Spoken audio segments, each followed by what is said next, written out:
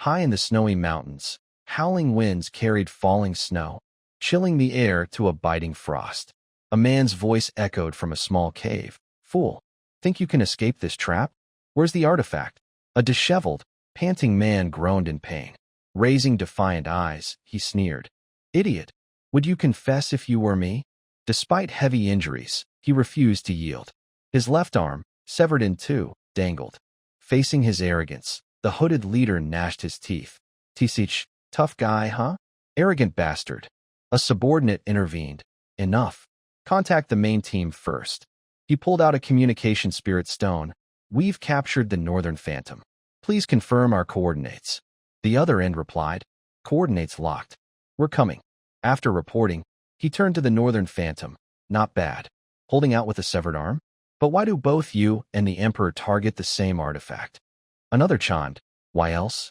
To mess with us. We've been restless chasing him. Before the main team arrives, let's make him feel our pain. Eh? The Northern Phantom's eyes sharpened, as if plotting. The captors grinned. Get ready, Phantom. We won't stop until you beg for death. Who goes first? We're short on time.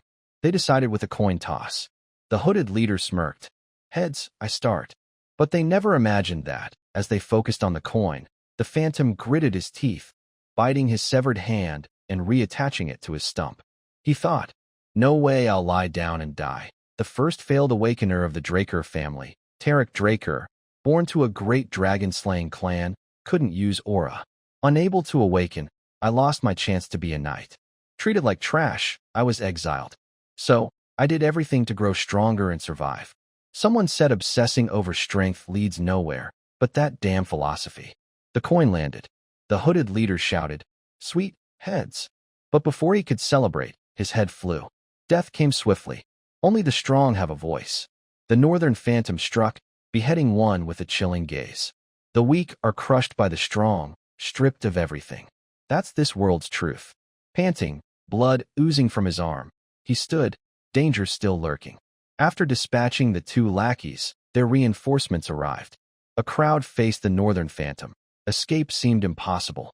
Murmurs arose. He reattached his severed arm? Freak. Gross. Just chop his head, he'll die. Unfazed, he glared, sneering. Let's see who dies. The mob attacked relentlessly, cornering the wounded Phantom. Time blurred as he felled countless foes. Exhausted and gravely injured, swords pierced his back, the air thick with blood stench. He cursed weakly. Damn it. Last stand, and I'm spitting blood. Looking at his bloodied hand, he mused. Guess I'm done. No revenge, but I stole the artifact the Emperor wanted. That's something. He pulled out a glowing statue. Sorry, Alicia. By chance, his desperate blood awakened the artifact, its light intensifying. A system voice rang. Your fierce will has awakened an ancient power. The ancient dragon's soul will bind to the resolute. Emergency protocol activated, Zeke Draker. Do you accept? Stunned, he thought. Hearing nonsense before I die, the voice persisted. Do you accept? Order received. Consent confirmed. An irreversible, promising power is activating. Countdown. 5, 4, 3, 2, 1. He awoke in a familiar place, in a small body, bewildered. Muttering, so that's it. I've regained consciousness like this. I'm back in the past. Unbelievable. I still feel that sword through my gut. No wonder this place looks familiar. This is the Cradle, the Draker family's training hub, home of the dragon-slaying Draker clan. The Draker family is one of the 3 supreme clans. Tarek Draker, the hero who saved the continent by slaying the evil dragon Bahamut 1,000 years ago. His descendants founded the current Draker family. As heirs of the dragon slayer Tarakan, all Draker bloodlines are gifted with aura mastery. All can awaken high-grade aura and become knights. All, except one me. As he savored being alive, the system chimed. Management system rebooting. Zeke jolted upright, panicked, muttering, Did I miss here? Awakener's soul confirmed. Soul binding 100%. Selected Awakener's soul receives the ancient dragon's will, fully integrated. You've been granted partial system authority. Nice to meet you, Zeke Draker. Activating status window. Screens appeared before him. He gasped. So many screens, like magic recordings. An artifact's effect? Open status window. Asterisk low-level admin status window. Name, Zeke Draker. Class, Rare Healer. Title, Blessed by the Ancient Dragon. Class skills, Healing, Serenity, Vitality Restoration, Keen Senses.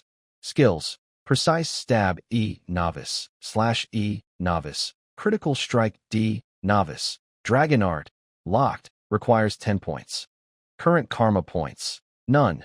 Asterisk Zeke, intrigued, touch the screen. How's it passing through? Like magic video, but interactive. A rare healer class, blessed by the ancient dragon title, skills like healing, serenity, vitality restoration, keen senses. No one uses dragon tongue now. My master said ancients classified themselves by abilities, each with unique techniques called skills. As a healer, my skill is healing. After awakening, my mentor drilled me half to death, saying healers can't die. Heal, get hurt, heal again. She treated me like an immortal punching bag. But per this status, I'm a healer. Let's test it. He cast a self-healing spell, a radiant aura flaring. I became a healer in my past life around 20, after unlocking the Ether Hall. At this age, I was a nameless, useless nobody. Closing his eyes, Zeke sensed the change. A second later, his eyes widened. Knew it. My Ether Hall's open. Now I get it. Though my old body's gone, I've returned with my old skills and memories. Compared to my past self, I'm leagues ahead. To maximize this, I need to know my assets.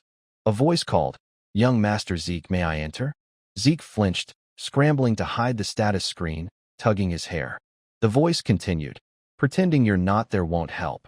As Zeke fumbled, cursing, "Damn it, I haven't read it all. This is nuts." The man entered. "I'm coming in."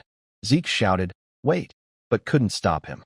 Zeke's attendant strode in, voice cold. "Unbelievable, you're still unprepared. What are you thinking?" Zeke gave a wry smile. "Prepared for what?" "Relieved." "Good." He can't see the screen. The attendant scoffed at Zeke's nonchalance. "Are you serious, young master?" Zeke trembled. Asterisk I remember now. I was terrified of him. Even with a 32-year-old soul, that deep-seated fear's unavoidable. Asterisk the system chimed, activating class skill Serenity. His anxiety vanished. Asterisk Serenity. User's mental state remains unshaken. Maintains calm. Asterisk reading the prompt. Zeke mused. This is a skill? Auto-activation's handy. The attendant snapped. I've said it's a crucial event. Are you listening? Of course, Zeke replied coolly. You mean the Pancratian evaluation, right? All Drakers must undergo the Cradle, a rigorous training system starting at age 7. For the first 5 years, they endure strict basic training. Each year, instructors evaluate students through swordsmanship and no-rules combat tournaments. In these contests, opponents are usually assigned, but students can choose if both agree. With no rules, matches often end in severe injuries or death. Yet, this tournament determines the classes students will join at the academy, leaving the children no choice but to fight with all they have. The scene shifts to a vast arena, encircled by towering walls, with packed stands. At the center, a man stands. He booms. As you all know, today is the Pancratian tournament. I trust you understand this is the final evaluation, correct? Yes, the students below shout in unison. The tall, lean man, with a handsome face and neatly combed brown hair, crosses his arms behind his back. Good. Your spirits are high. Let's begin. Be ready. He's Pan Mark, the head instructor. Below, students with determined eyes chant, yes. Among them, a boy notices Zeke, whispering to a distracted friend, that loser's back. After last year's humiliation, how's he here? If it were me, I'd have vanished. How's he direct bloodline? Pathetic. Zeke overhears, but remains unfazed. They'd never guessed the pathetic boy from last year has changed. Just wait, he thinks. Pan Mark's voice rings. Gotta, step up. 2 students enter the arena, taking stances. Pan Mark, at the center, raises a hand. Ready, begin. They clash swiftly. A punch, then a kick. The match ends instantly. One didn't guard properly. Over in under a minute, dull. Zeke, watching, yawns, bored. The instructor announces, gotta can't continue. Aaron wins. In the stands, Zeke yawns again, propping his chin, indifferent. As a kid, I was terrified of them, but these guys are nothing now. Yawning, He misses a student across the stands glaring at him maliciously. After a wait, Zeke's match arrives. His opponent, Leon, has been eyeing him intensely.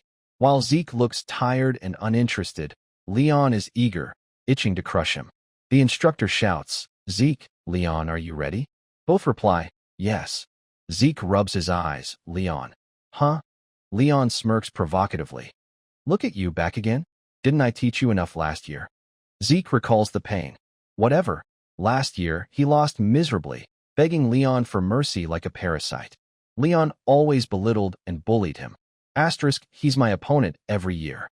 Probably spread nonsense behind my back, like only surviving dirty trials makes a true dragon slayer.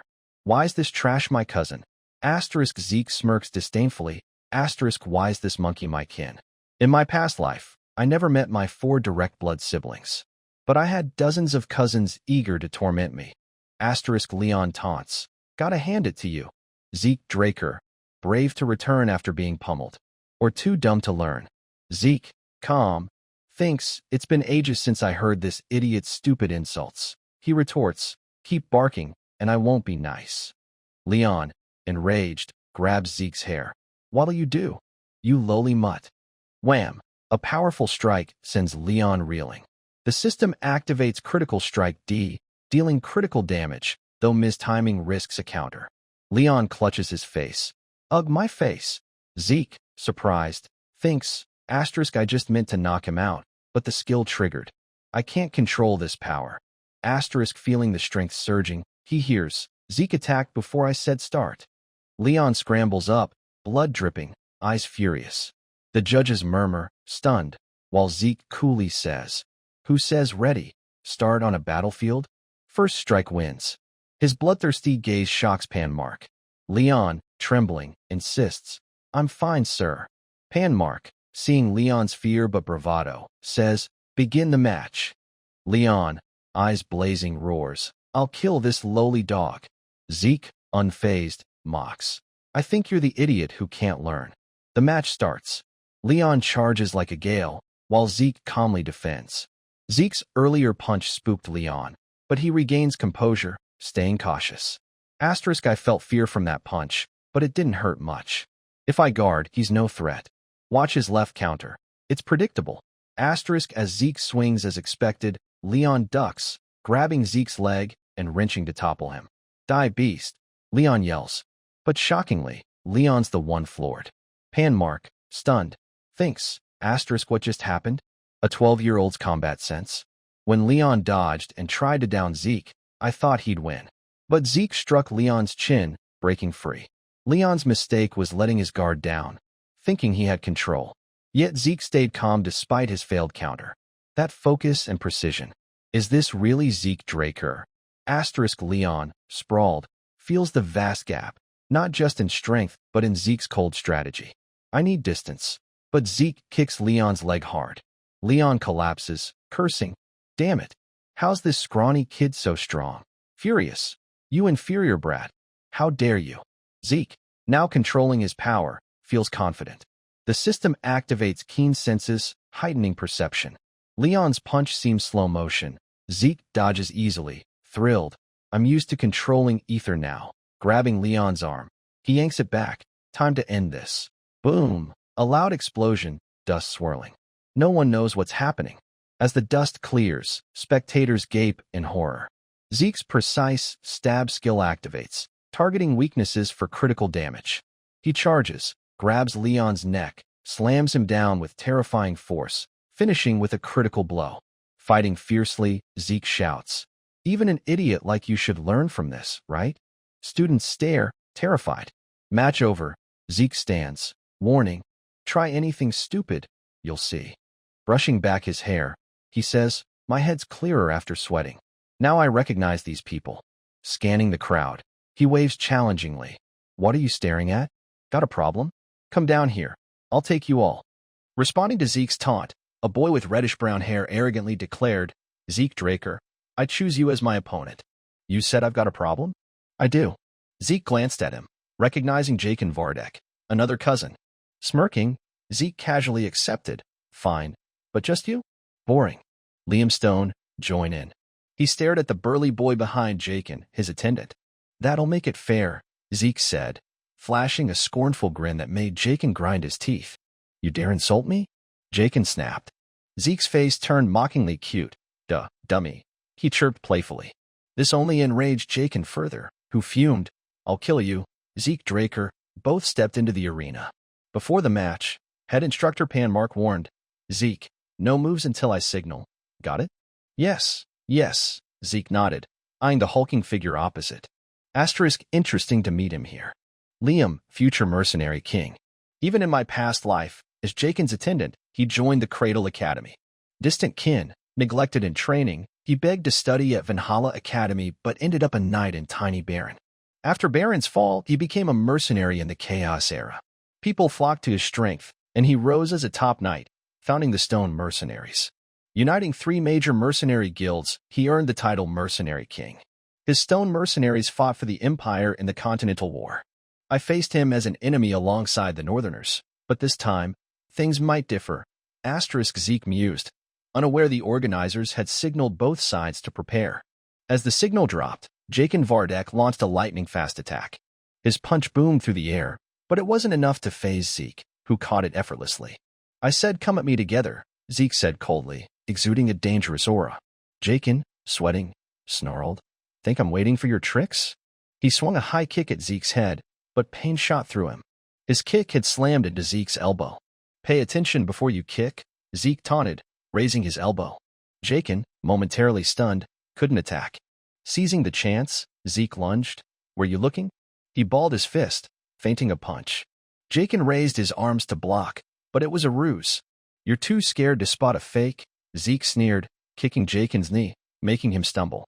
Spinning, Zeke landed a punch to Jakin's ribs, causing him to vomit blood. Mocking, haha, you alone? No chance.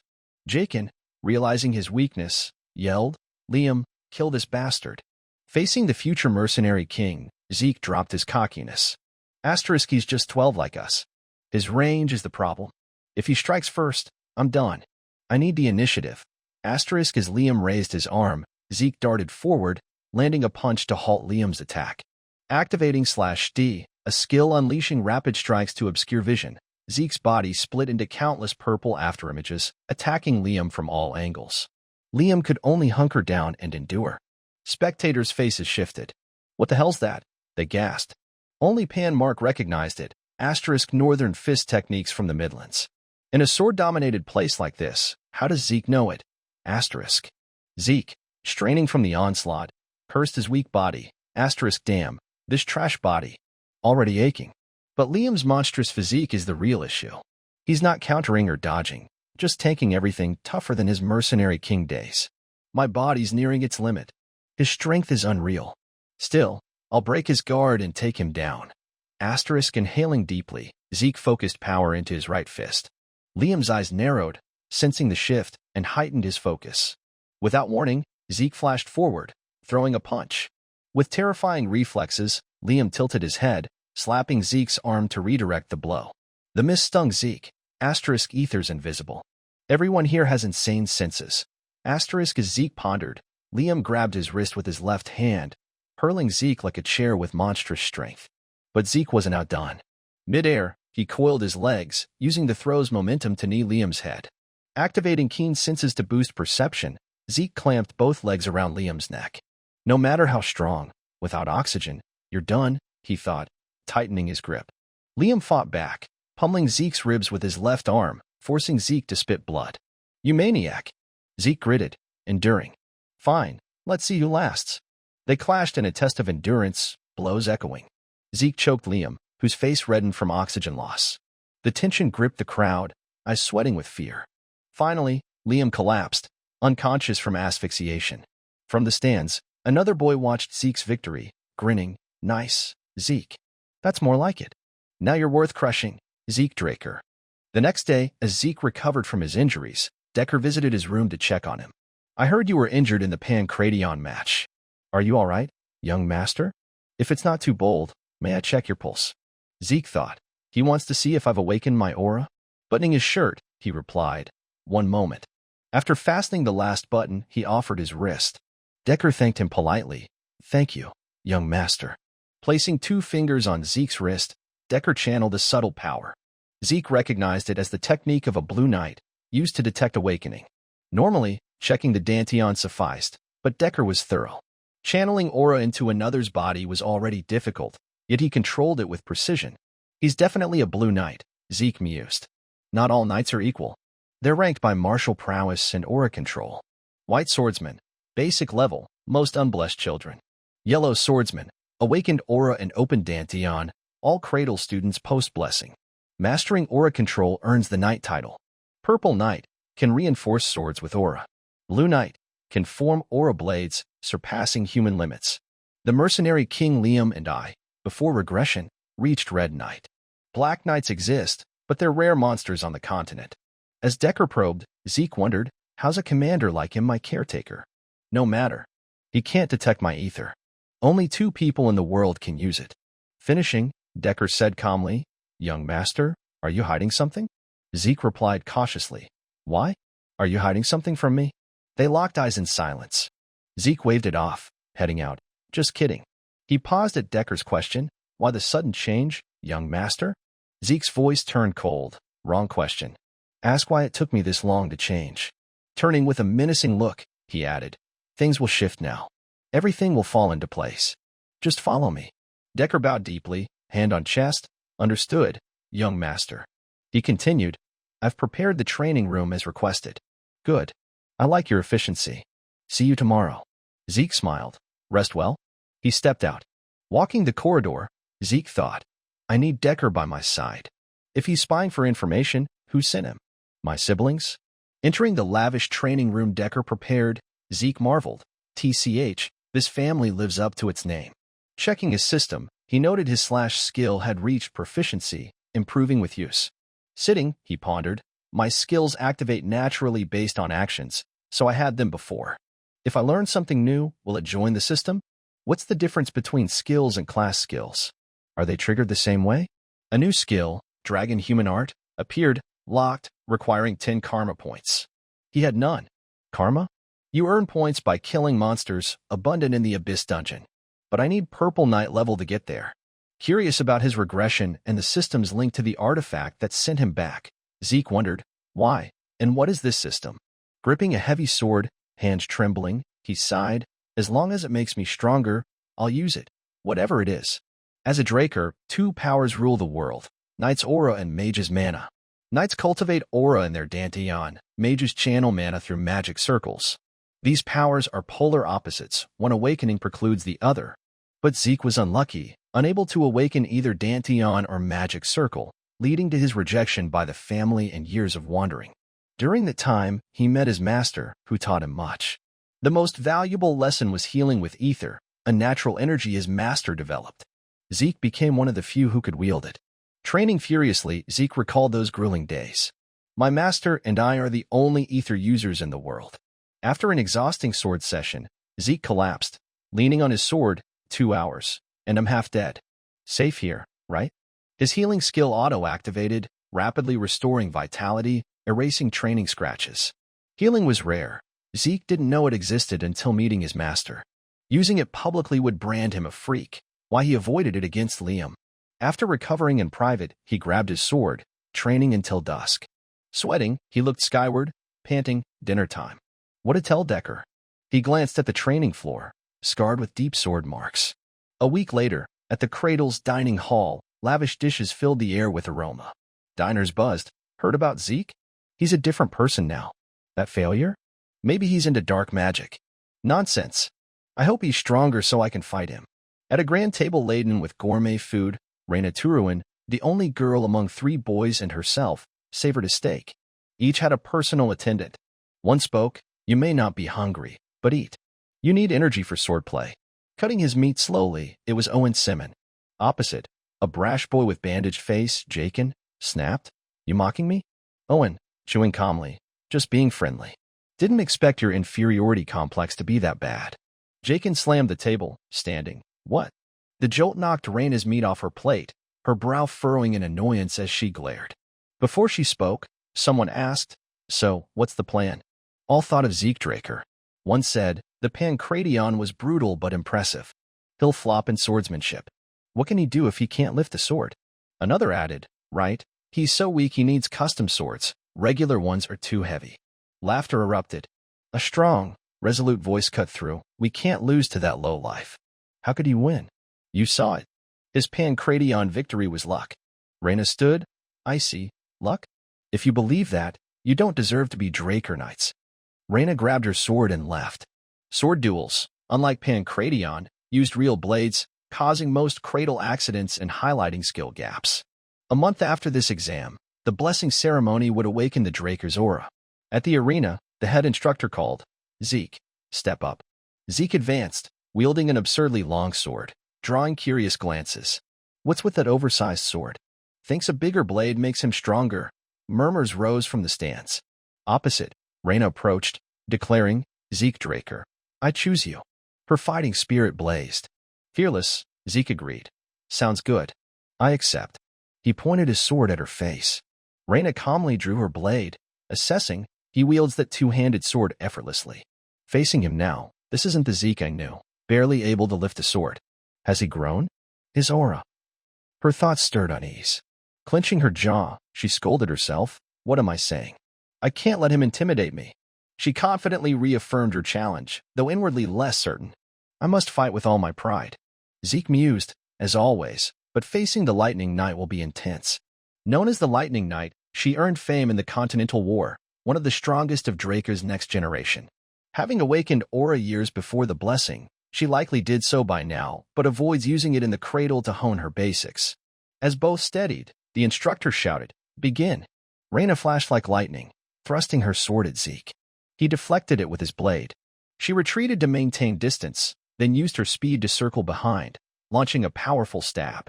Zeke raised his sword to block, but the force nearly flung him off the arena. She's better than I expected, he thought. Reina gave no pause, attacking relentlessly. From the stands, Leon shouted, Stop toying with him, Reina. Finish him. Reina pushed harder. Jakin, beside Leon, snapped, Idiot. Does it look like she's toying? From Reina's perspective, as she pinned Zeke with strikes, she sought a breach. There's a narrow gap. But she was stunned. No matter how fast she exploited it, Zeke's sword met hers, as if mocking her efforts. Another gap appeared. It's like a training duel meant to teach me. Doubting herself, after another clash, Reina was pushed back, and both paused. Sweat drenched her face from constant attacks, while Zeke, not even sweating, seemed bored. So this is how the Lightning Knight fights in the cradle. Her sword plays honest, as expected from someone obsessed with basics. But that's her limitation. Let's help her break through. Lowering his stance like a stalking panther, Zeke alarmed Reina. An ultra-low attack stance. He's closing the gap in one move. My speed's not ordinary. As Zeke charged, flashing before her, she thought, he's fast. But with distance, I can counter. She dodged his swing, but Zeke's next move surprised her. He slashed diagonally, scraping the floor, sending stone shards flying into her face, bloodying it.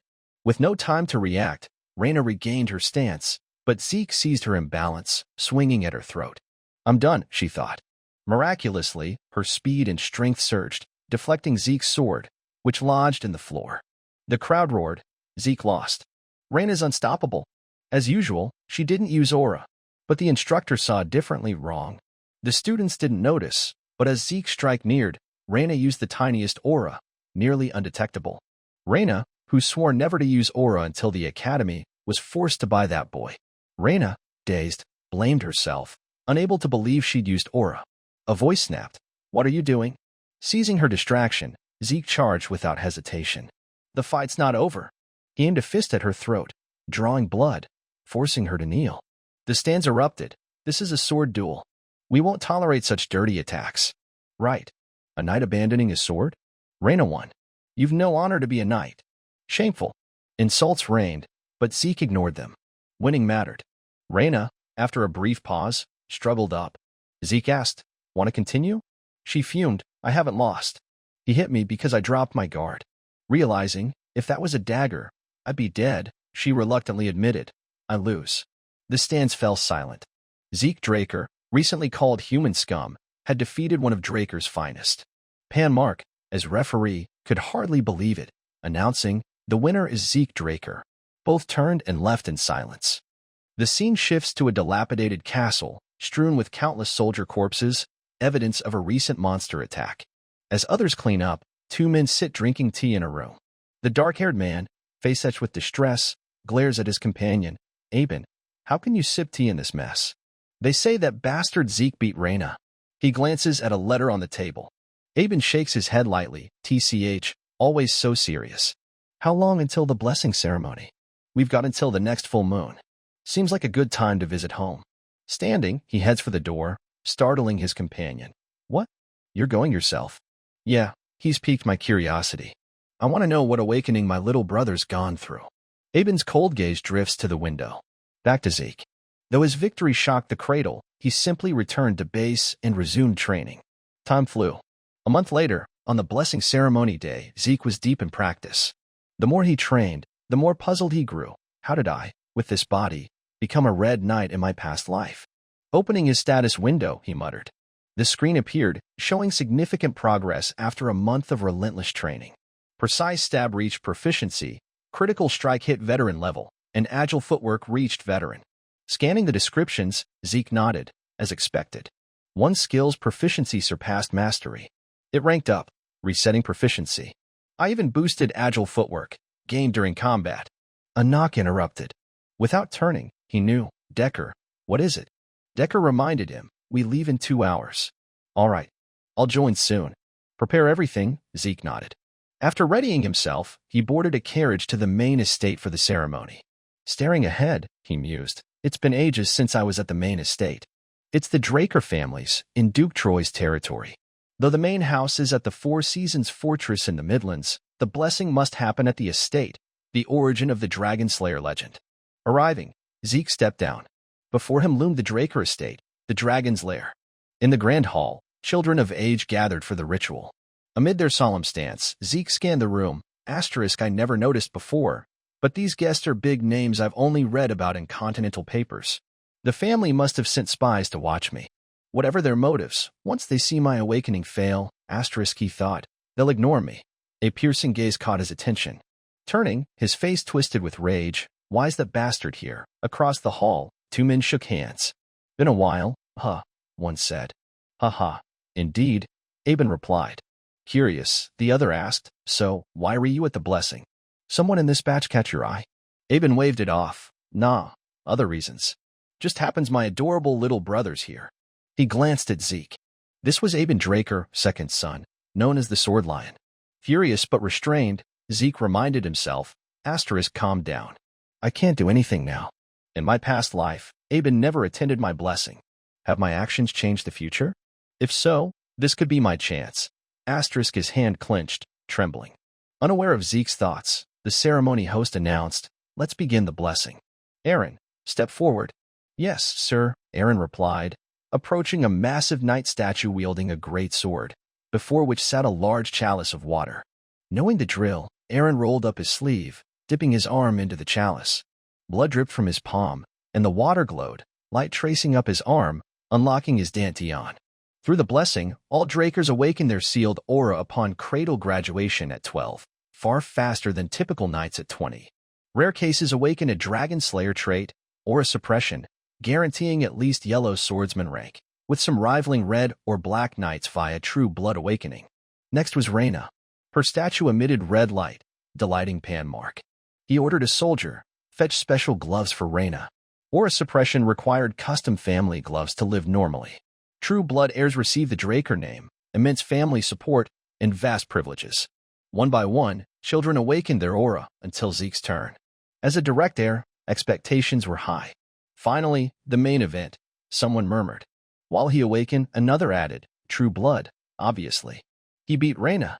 Zeke heard the chatter, smirking inwardly, asterisk never thought I'd face this damn statue again. Last time was awful. The blessing was my only drive through the cradle, but it branded me with shame. This time's different. I can heal, use ether, and I never gave up. I stood by my will. So, help me, you damn statue, asterisk he plunged his hand into the cold water. The statue trembled violently. Zeke grinned triumphantly. But seconds later, it stopped abruptly. Spectators gaped. It stopped? That's never happened. Aben stared at Zeke, bewildered. Though expecting this, Zeke's face burned with anger, asterisk knew it. Shouldn't have hoped for change. That bastard made me so confident. He withdrew his hand. Doubting glances followed. What? He failed? Is that possible? Why? A sneer rang. Guess the patriarch's blood can't overcome the cursed line. Another snapped. Quiet. How'd he beat Reina then? Must have used tricks. A disgrace. Zeke, used to such scorn, thought, these people never change. No matter. There are other ways to grow strong. Suddenly, the system flooded with notifications, apologies, Zeke Draker. An error hit a message. Zeke stared, confused, as it continued, critical data missing from identifier. Class data inputted via system admin rights. Class input complete. User talent identified as healing sorcerer. Class unlocked. Rare class. Stunned, Zeke thought, missing data? Impossible. He glanced at the statue, now glowing red, like Reina's awakening. Spectators gasped. Red. True blood awakening. He started with red. Ignoring them, the system added, connection established. Ancient Dragon's blessing, sealed in user's soul, activated. Aben's eyes widened at the anomaly, warrior bloodline talent awakened. Your awakened talents combined, creating a unique class, immortal. The statue's red glow shifted to golden light, bewildering the onlookers. Golden light. What the hell? Is it true blood or not? It was red before, right? Someone stammered. Zeke, hearing the murmurs, wasn't shocked. Their doubts natural, but speaking up now would ruin me. The crowd buzzed. No mana signs. Is the sword statue faulty? Without aura suppression, it can't be true blood. Abruptly, Aben, feigning kindness, clapped to draw attention. Why so serious? 2 true blood awakenings in one batch. Isn't that worth celebrating? The hall exchanged glances, catching his drift. A Draker failing to awaken aura would shame the family. In this ambiguous moment, to save face, they'd treat Zeke's awakening as a true blood success. The guests clapped, right? 2 true bloods. A blessing, they cheered. Aben nodded, satisfied, turning to the head instructor. What are you waiting for? Get gloves for our newest member. Yes, sir. Panmark bowed, signaling for a pair of gloves to be tossed to Zeke. Examining them, Zeke muttered, bit heavy. He stepped aside for others to awaken, but Aben's help only fueled his irritation. His intentions are obvious. Accepting his aid feels like stepping in filth. I can't stand him. Time passed swiftly. After all the children completed the ritual, Panmark announced, the blessing ceremony concludes. A celebratory feast awaits. It's for everyone, so enjoy. The kids, thrilled at the prospect of a break from the cradle's hardships, cheered. Only Zeke, indifferent, left the hall. A stupid feast? There's got to be a training room somewhere. Before he could take a few steps, Aben's voice rang. Hey. Zeke hadn't expected him to approach. The feast's just starting. Where are you off to? Aben asked with a disarmingly gentle smile, but Zeke felt like a venomous snake was eyeing him. He's initiating contact? Aben, playing the ideal brother, extended a hand. Congrats on awakening true blood. Zeke forced a smile, shaking hands to avoid showing hostility. But as their hands neared, Zeke froze, a painful past memory surfacing, chilling the air. Aben noticed Zeke retract his hand, leaving his own hanging. He laughed awkwardly. Haha, this is awkward, Zeke. Zeke gritted his teeth. Even for appearances, I can't shake this scum's hand. Aben, seemingly oblivious to Zeke's anger, waved. Oh well, I'm just glad to see you. Catch you later, Zeke. He patted Zeke's shoulder and left. Zeke waited, then furiously wiped his shoulder, as if Aben's touch dirted it. Fine, see you, he thought, seething. At the feast, chatter about Zeke persisted. 2 true bloods. Yeah, Zeke's golden light was a shock. First time, right? I thought he failed at first. Where is he? Meanwhile, Zeke, in his room, shed his formal attire. Phew, I thought I'd suffocate in there. Dismissing it, he wondered, why am I fine? True bloods have aura suppression, proving they're dragon foes, the source of mana. Since most machines run on mana, true bloods need family gloves. If I were true blood, removing these should have caused issues. Checking his status window, he saw stark changes. His class shifted from healing sorcerer to immortal. New skills appeared. Mana reversal, Rookie A, Master's Domain, Rookie A, and 100 karma points. Curious, Zeke mused. Asterisk, this is different. Not aura suppression, but mana reversal. Need to read more. Asterisk, focusing on mana reversal, the system explained, mana reversal creates a distortion field to neutralize nearby mana. Zeke's eyes lit up. Asterisk, so it's a special skill, not passive, so mana's unaffected. Before the ceremony, I was a rare healing sorcerer, now a unique immortal. Wait, all graduates awaken standard blue aura. Only Reina got red true blood. Mine started red, then turned golden. The system said the identifier lost critical data. The identifier's that statue? When the system input data, the statue stalled and glowed red. Damn, that's it. The statue doesn't just confirm awakening. It identifies user traits and classes. Red means rare class. Golden means unique. It's an ancient artifact, predating Turkan, Draker's founder. Back then, classes weren't defined, so it only verified awakening. They mistook red, rare class, as true blood. No patriarch noticed. I got karma points then. Let's try. Curious, Zeke confirmed using points for dragon art. His karma dropped from 100 to 90, and notifications flooded. Dragon art unlocked. Accessing dragon art. Level 1. Dragon Eye, detailed info on observed targets. Locked, 20 points. Dragon Aura, subdues enemies with aura. Locked, 30 points. Dragon Devour, consume and digest vast amounts. Locked, 50 points. Zeke muttered. Let's see. I can unlock Dragon Eye and Aura, but consume and digest vast amounts needs 50? Better pick the safer ones. He unlocked Dragon Eye and Dragon Aura, leaving Dragon Devour for later. Let's test Dragon Eye. Activating it. One eye turned golden, like a dragon's. Ugh, expected more. It says detailed info, but nothing's changed, Zeke grumbled, stepping onto the balcony. The view stunned him. Haha, this is insane. The garden statue looks like it's right here. This could be useful. The system prompted, view detailed info on detected object? Curious, Zeke agreed. Data flooded. Oliver Wood tables, an MC Empire-crafted drawer. Before he could explore, the glow in his eye faded, and dizziness hit. What? My body. Are all dragon arts like this? Can't use them much. Exhausted, he slumped into a chair, but his healing and vitality restoration auto-activated, easing his fatigue. Zeke's eyes widened. What? I didn't trigger healing. Wait. All class skills turned passive, and their ranks rose. The system read, class skill, auto-healing, body self-repairs, passive. Grinning, Zeke exclaimed, this is nuts. Healing's strong but limited and can't be spammed. Auto-healing's infinite. Gotta test it. Grabbing a nearby dagger, Zeke slashed his arm decisively. Blood poured. Auto-healing kicked in, wounds vanishing without a scar. Stunned, Zeke laughed. No way. 5 years to graduate the academy? Nah, I'll do it in 2. Heh.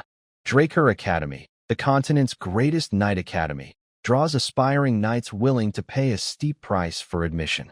The Duchy of Troy, its home, buzzes with life each spring as new semesters begin. Zeke's group, having awakened their aura, enrolled here. Strolling, Zeke observed his peers.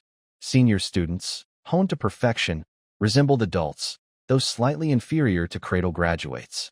Still, they hailed from prominent families. Glancing at cliques forming, Zeke shook his head. They've already staked their territories. This family's rotten to the core. Among the many branch families supporting the supreme Draker clan, 3 held the most sway, dubbed the 3 great families. Turuan for strength, Jim for wisdom, Vardek for wealth. Even their kids mirrored this division. Zeke shrugged, whatever, none of my business, and headed to his dormitory.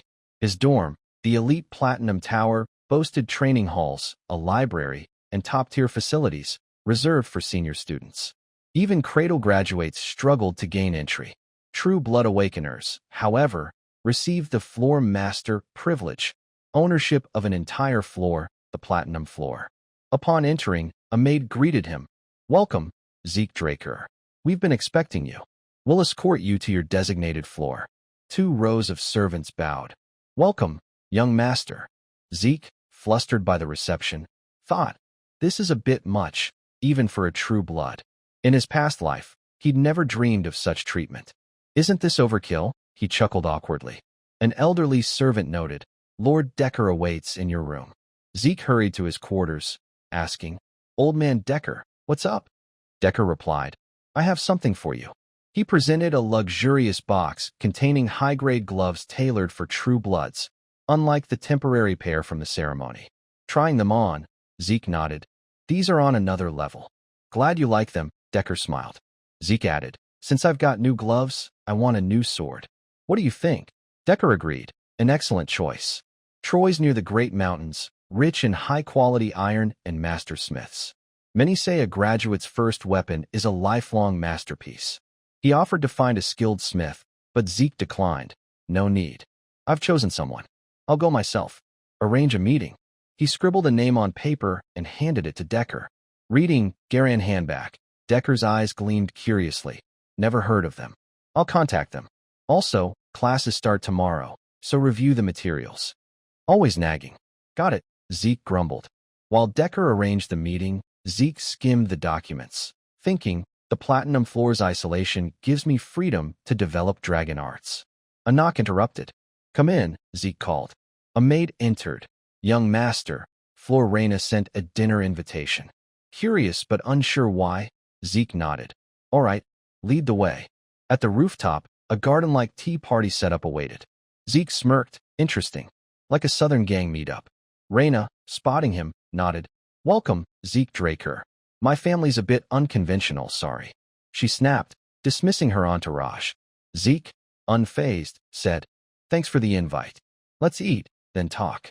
As Reyna ordered, Zeke studied her, Lightning Knight. She's optimizing her Danteon for aura control, aiming for Purple Knight. So why's her swordplay stalled? Such wasted potential. They dined calmly. Noticing Reyna's stack of plates triple his, Zeke marveled. "I eat a lot, but her appetite's unreal." Reyna, unbothered by his stare, wiped her mouth and cut to the chase. "Zeke, accept the Turin family's support." Zeke's expression hardened. "Seems you forgot, we're both true bloods." Reyna nearly laughed at his naivety. "You misunderstand true blood status. Sure, we get perks. This platinum floor proves it, but we get no developmental aid. Centuries of academic and practical knowledge, personal instructors for efficient growth. Without these, no matter your wealth, you'll lag. That's why family support matters." Pausing, she cited, "Even Aben Draker, a true blood like us, youngest white knight and now black knight, relied on his mother's gym family. Though my Truan patriarch didn't say why, he said you won't get support from your mother's side." She pressed, "I'll say it again, accept Turuan's support, Draker." Despite her compelling case, Zeke waved it off. No, Reyna's face froze. Curious, she asked, "Why?"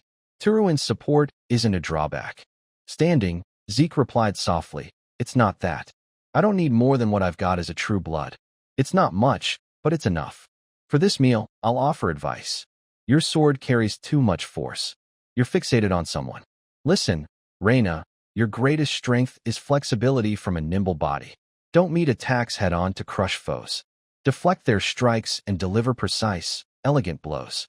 Do that, and you'll grow far beyond now." As he spoke, Zeke flicked his hand, swirling nearby leaves around him like a whirlwind.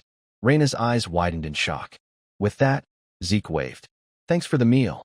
Reyna, reflecting on his words, clenched her fist.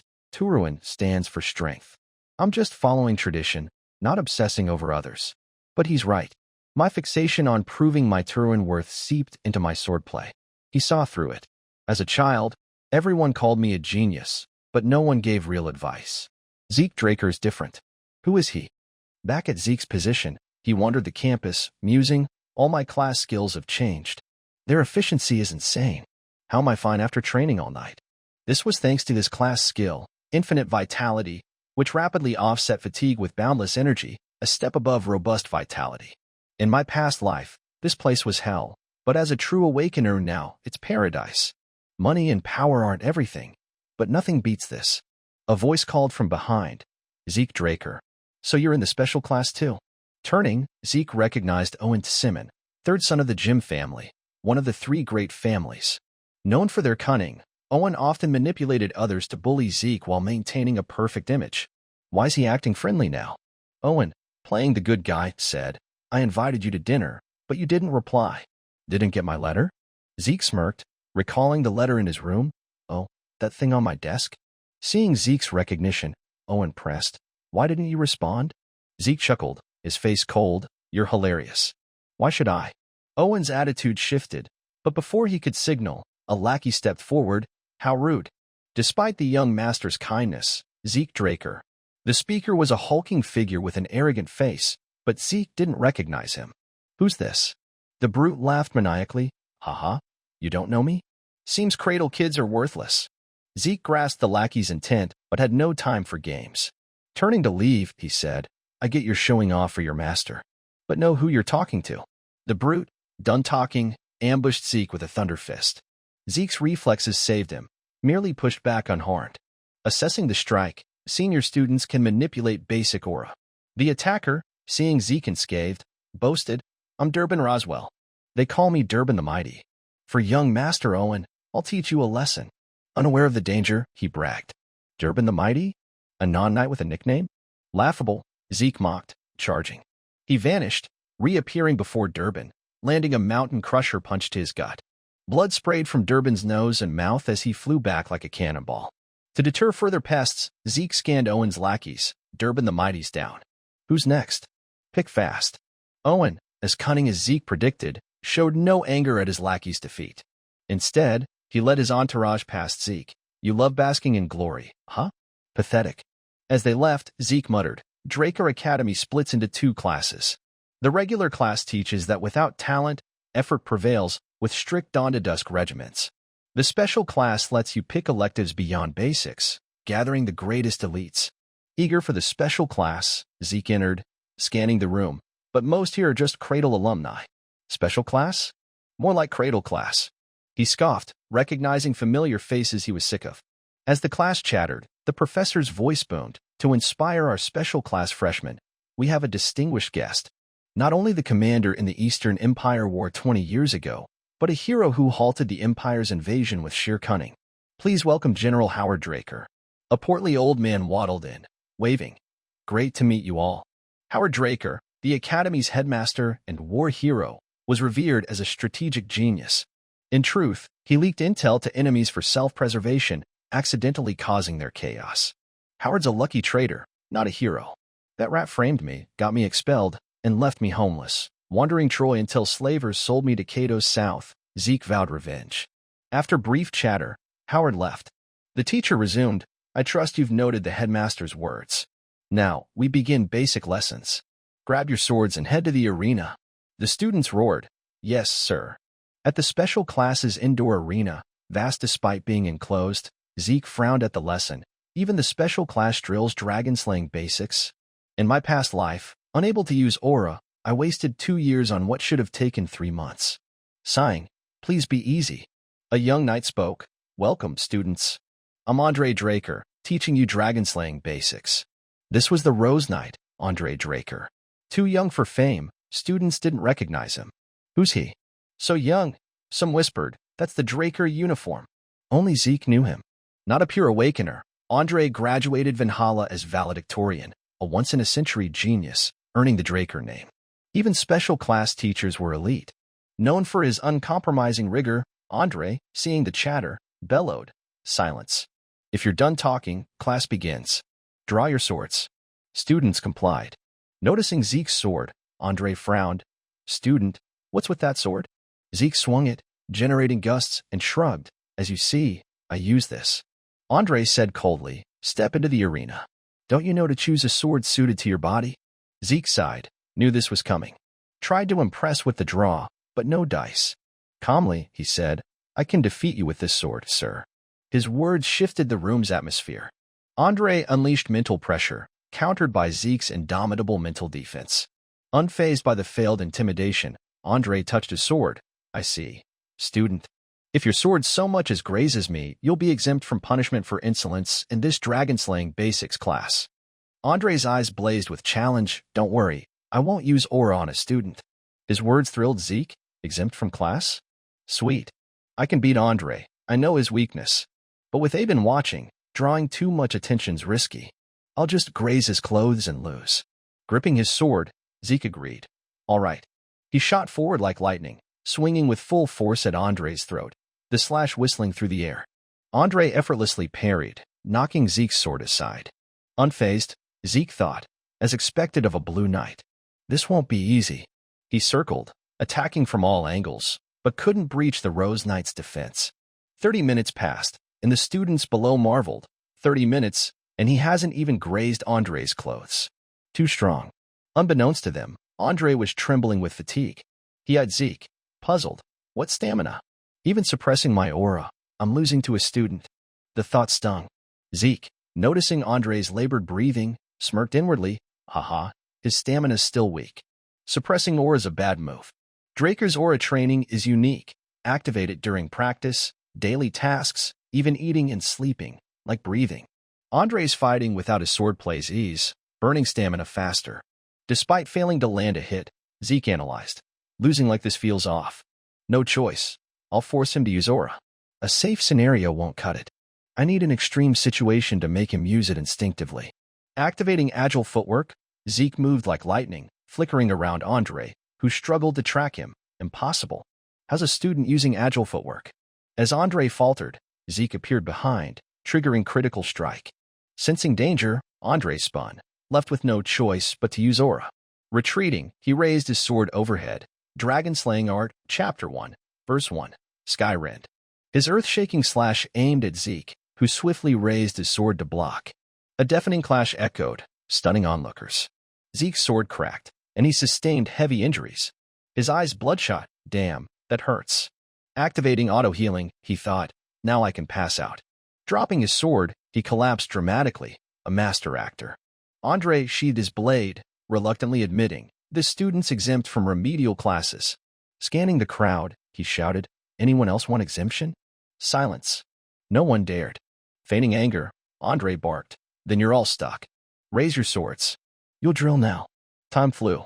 At the infirmary, Zeke lounged while others trained, exhausted. Though he didn't graze Andre, forcing him to use aura against his word proved Zeke's prowess. We both won, Zeke mused. Andre's final strike, the basic Sky Rend, lacked impact from a blue knight, but Zeke's stamina and infinite healing could have clinched victory.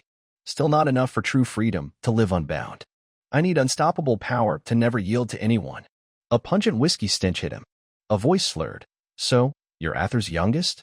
Startled, Zeke's eyes widened. Who the hell? He eyed the drunken man warily. Amused, the man chuckled. You've got the same eyes as that drunk bastard Ather. Zeke thought. I didn't sense him despite that reek. And calling the Draker patriarch a drunk bastard?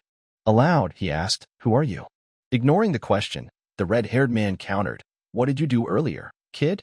Gulping whiskey, he baffled Zeke. He's reckless. Zeke pressed. What do you mean? The man set his bottle aside, his gaze sharp. Playing dumb? You were injured, but how'd you heal so fast? Panic surged. He noticed my healing? I can't be exposed. No one here knows. Clenching his fist, Zeke feigned ignorance. No idea what you're talking about. Unsurprised, the man mused. So that's how it'll go? Without warning, he slashed at Zeke's neck. Zeke, vigilant, dodged, or he'd be cleaved like the pillow behind him. Grabbing a blanket, he threw it at the man's face to obscure his view. Instinct screamed, kill him, or he'll kill me. Unleashing skills, agile footwork activated. Precise stab activated. Critical strike activated. Zeke's sword gleamed with lethal intent. He lunged, but the man, sensing the killing aura, effortlessly caught the blade. Zeke froze. The man sneered, your adaptability's impressive. Like a mercenary. The protagonist, Zeke, seethed with confusion and frustration, thinking, who the hell is this guy? Seeing his sword caught, Zeke released it and stepped back to maintain a safe distance. His wary eyes locked onto the opponent, questioning inwardly, who is he? A mercenary? Does he know about my past life? Meanwhile, the red-haired man, Dexter, toyed with Zeke's sword, chuckling. A Draker abandoning his sword and retreating? You'd make a better mercenary than a knight. He flicked the sword back to Zeke, who caught it deftly but kept his guard up. What's he getting at? I haven't felt this powerless since meeting Master. After that clash, it's clear the gap between us is massive. He could kill me effortlessly if he wanted. He's at least a Crimson Knight. No, maybe even stronger. Realizing this, Zeke slightly lowered his defenses, knowing he had no chance against such power. Ahead, unaware of Zeke's thoughts, Dexter asked, That two-handed sword. It's a basic cradle weapon, right? You've got talent, so why use something so mediocre? Before Zeke could respond, the door swung open, and a figure entered, saying, "So you're here." It was Rose Knight Andre. Recognizing the red-haired man, Andre declared, "Gardner Dexter." Zeke, stunned, thought, "Did I hear that right? Gardner? With that strength, he's just a gardener?" Dexter, annoyed, scratched his ear. "You persistent leech, how'd you know I was here, Andre?" Andre replied coolly, "You were at the training hall earlier. You're annoyingly sharp." Dexter sighed boredly. As Andre passed Zeke, he shot him a cold glance. "You can scram. If you're healed, go back, student." Though Andre's tone grated, Zeke had no desire to linger with the monstrous redhead. "Yes, sir," he replied, ready to bolt. But before he could leave, Dexter called out, "Hey kid, if you've got time, visit the West Greenhouse. I'll teach you some useful stuff." Zeke paused, mulling it over, then shook his head. "Nah, I'll pass." He strode out without hesitation, leaving Dexter shouting, "Look at that attitude. Just like that damn Ather." Closing the door, Zeke thought, "Gardner Dexter? Fooling who? If he's strong enough to casually name house head Ather Draker, his power's terrifying. And he likely only took one disciple, Andre, in his lifetime. Dexter Draker, the Whirlwind Knight, a legendary black knight with strength to face a kingdom alone. He was a hot topic when he vanished. Who'd guess he's hiding in this academy? Is that why Andre's here? Dexter was known for his resolute, fearsome demeanor. Rumors even claimed he earned Black Knight for liking black. Zeke dismissed it, probably just nonsense. Dexter's keen interest in him was clear, but training based on mere whim wasn't appealing. If I'm to learn, I'll master his supreme techniques.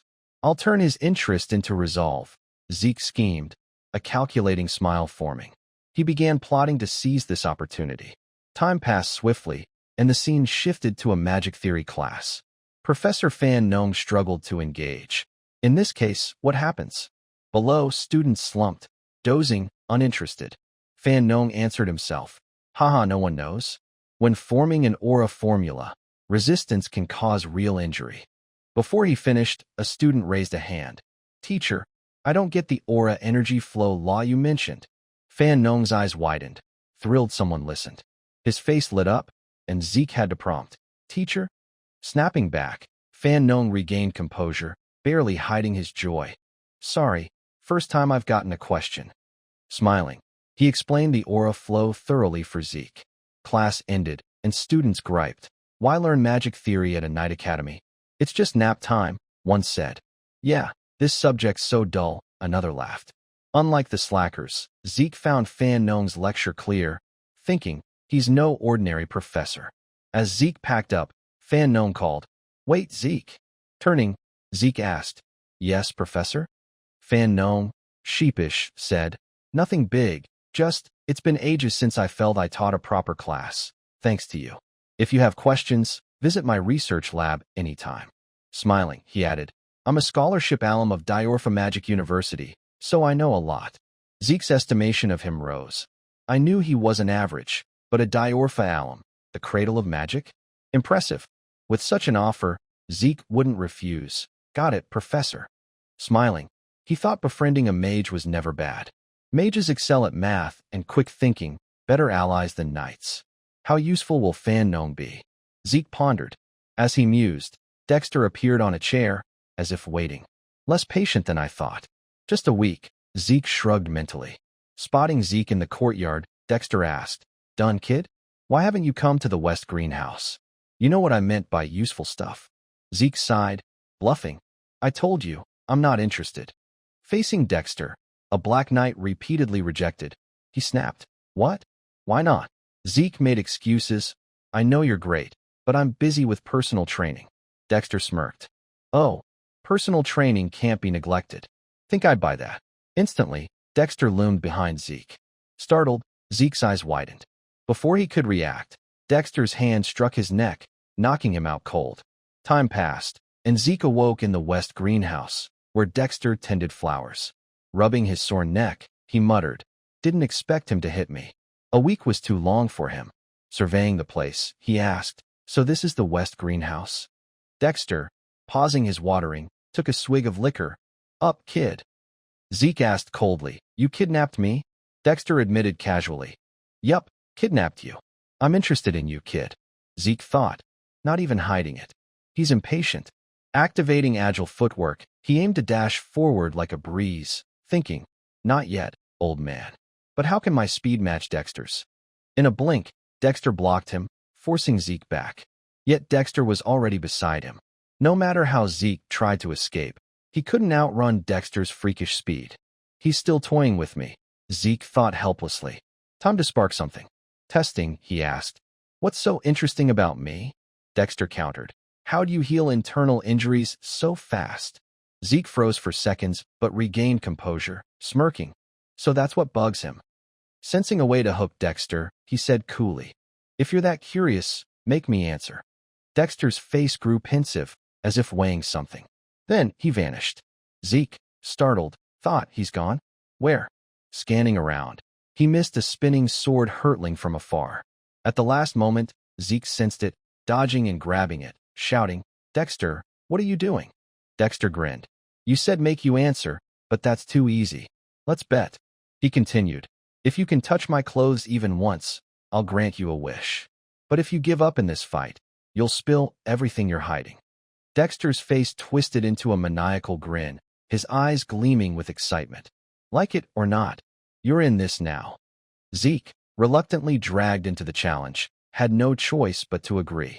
The duel began, and time flew until late afternoon. The greenhouse was a dust-choked mess from their clash. Dexter thought, what's this kid made of? 3 hours, and not only does he have insane stamina and endurance, but his wounds heal without limit. Meanwhile, Zeke climbed from the rubble, struggling to stand.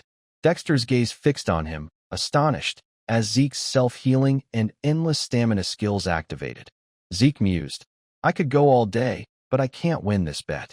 Dragon Might, it's risky, I've never used it. But against a Black Knight, it's no issue. Zeke's aura surged, his eyes turning cold, reminiscent of his past life. Let's keep going. Dexter, delighted, nodded. That look, perfect. Zeke readied himself, exuding a powerful presence. Agile footwork activated. He attacked, slashing relentlessly. Dexter dodged, thinking, he's repeating attacks. He's fast, but compared to that leech or the Turuan girl, he's nothing. Yet his malice outshines his persistence. I love it. Time for some light aura. Dexter slipped a hand into his pocket. Then, Zeke activated Dragon Might. His eyes blazed. Dexter blocked a strike barehanded, shattering Zeke's sword into fragments. Dexter analyzed. Did he just obscure my vision? Still, he'll struggle to track me. Dust clouded their sight, obscuring directions. Zeke emerged behind Dexter, eyes glowing, dragon sight activated. Zeke swung horizontally at Dexter, but something fell off. Tracks remained on the ground, but Dexter was gone. Zeke realized, that's his signature move, a simple high-speed dash creating a gust. No wonder he's the Whirlwind Knight. Suddenly, Dexter appeared behind him. Caught off guard, Zeke heard, call it a draw, kid. A powerful punch sent Zeke spitting blood, followed by a mirror blade strike that hurled him like an explosion. A system warning blared. Your exhaustion exceeds safe limits. For your safety, consciousness will be forcibly shut down. Zeke thought. Like teacher, like student. Damn it. His vision faded, and he passed out. Hours later, Zeke awoke, scanning his surroundings. My room? Dexter brought me back. Sighing, he reflected. Almost had him. Worthy of a Black Knight. I did everything possible, and it was useless. I lulled Dexter with repetitive attacks 100 times. At the critical moment, I used Dragon Might to create an opening, paired with Dragon Sight to strike, and it still wasn't enough. That final move was surely his secret technique. Absurdly fast movement, honed to physical perfection. It's what let Andre, with weaker stamina, reach Crimson Knight. Shame I missed learning it, but it was worth it. Dragon Might's pressure even made a Black Knight hesitate. Most small fries would collapse instantly. A system prompt appeared. You have one unread message. Notifications flooded. D-rank skill agile footwork upgraded to C-rank high-speed movement. Your soul has grown due to your strong willpower. Soul growth has unlocked new system functions. Unlock further functions with causality points. Zeke read, stunned. Available functions. Minimap. Displays terrain via map interface. Locked. 20 points. Storage. Stores items within capacity. Locked. 20 points. Beginner quest book. Includes guides and tasks for low-level admin growth. Locked. 45 points. Current causality points. 40. Scanning. He muttered. So much at once. Besides storage, let's check that first. System. Select desired items to store in storage. Retrieve by using them normally. Item name, appearance, and storage space depend on size and weight. Expand storage with causality points. Zeke considered, grabbing his shattered sword. I activate skills by thinking. Storing should work the same. Focusing. Store, store, store. The sword vanished. The system showed. Two-handed sword stored, occupying 28 storage slots. So that's what it means by space depending on size and weight. To retrieve, think of its name or shape. Visualizing the sword, it reappeared in his hand. Grinning, he said, I thought of subspace storage. This is better than expected. Recalling his past life, such treasures were pricey and rare, tough to find containers for.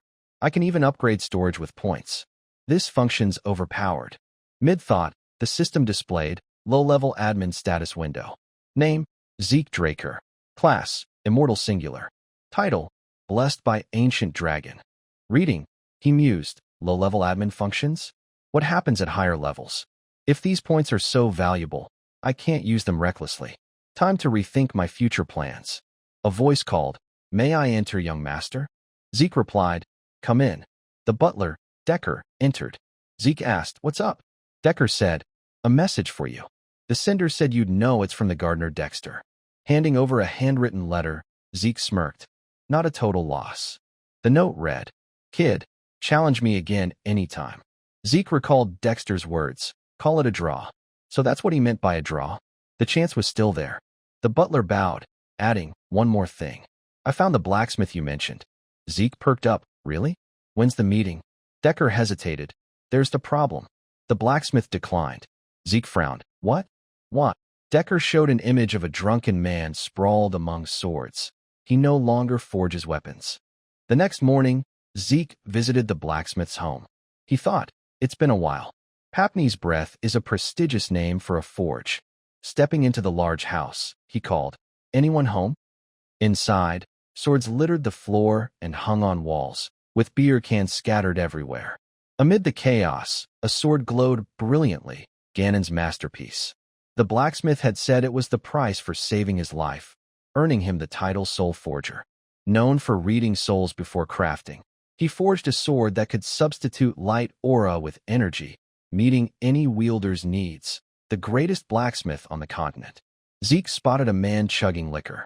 Thinking, What's with his state? The man finally noticed Zeke, grumbling, Hey kid, what's this? This ain't a place for brats. Scram. Before Zeke stood Ganon Ham, the Soul Forger. Though emotional, he wasn't usually this extreme. What happened to him before we met? Zeke grabbed a bucket of water and, without hesitation, doused Ganon, stunning him. Tossing the bucket aside, Zeke approached with a friendly smile. Awake now? I want to know why you rejected my request. Ganon glared but froze upon seeing the emblem on Zeke's glove. Stammering, Draker, he bowed frantically. I apologize for my disrespect. A useless man like me can't craft what others want when I can't even make what I need. Zeke, puzzled, watched Ganon tremble, thinking, even Ganon went through this phase. Back then, he was already the continent's greatest blacksmith. He never shared his past. Maybe he wanted to hide this. Zeke couldn't wait a decade for Ganon to recover. Ganon clutched his head, muttering, Why am I so useless? Can I even craft weapons anymore? What's a blacksmith who can't forge? Zeke shouted, Ganon Ham. Ganon apologized. Please forgive my rudeness, sir. Zeke shook his head. Don't worry. I want to see your failed works. Ganon perked up. Let me show you the back. Zeke thought. No choice. I'll guide him back myself. In the backyard, Ganon scratched his head. Sorry, sir, for the mess. Zeke waved it off. It's fine. Before them, swords were stabbed into the ground. Zeke marveled. They're captivating. Ganon, shy, said, Thank you. As Zeke stepped forward, Ganon warned. Sir, be careful. Even failures, they're sharp. Zeke examined them. These and this one. They're not failures. Their quality rivals those from his peak as the continent's greatest. Activating Dragon's Sight, Zeke confirmed. As I thought. He asked, your furnace has issues, right? Ganon, shocked, how'd you know?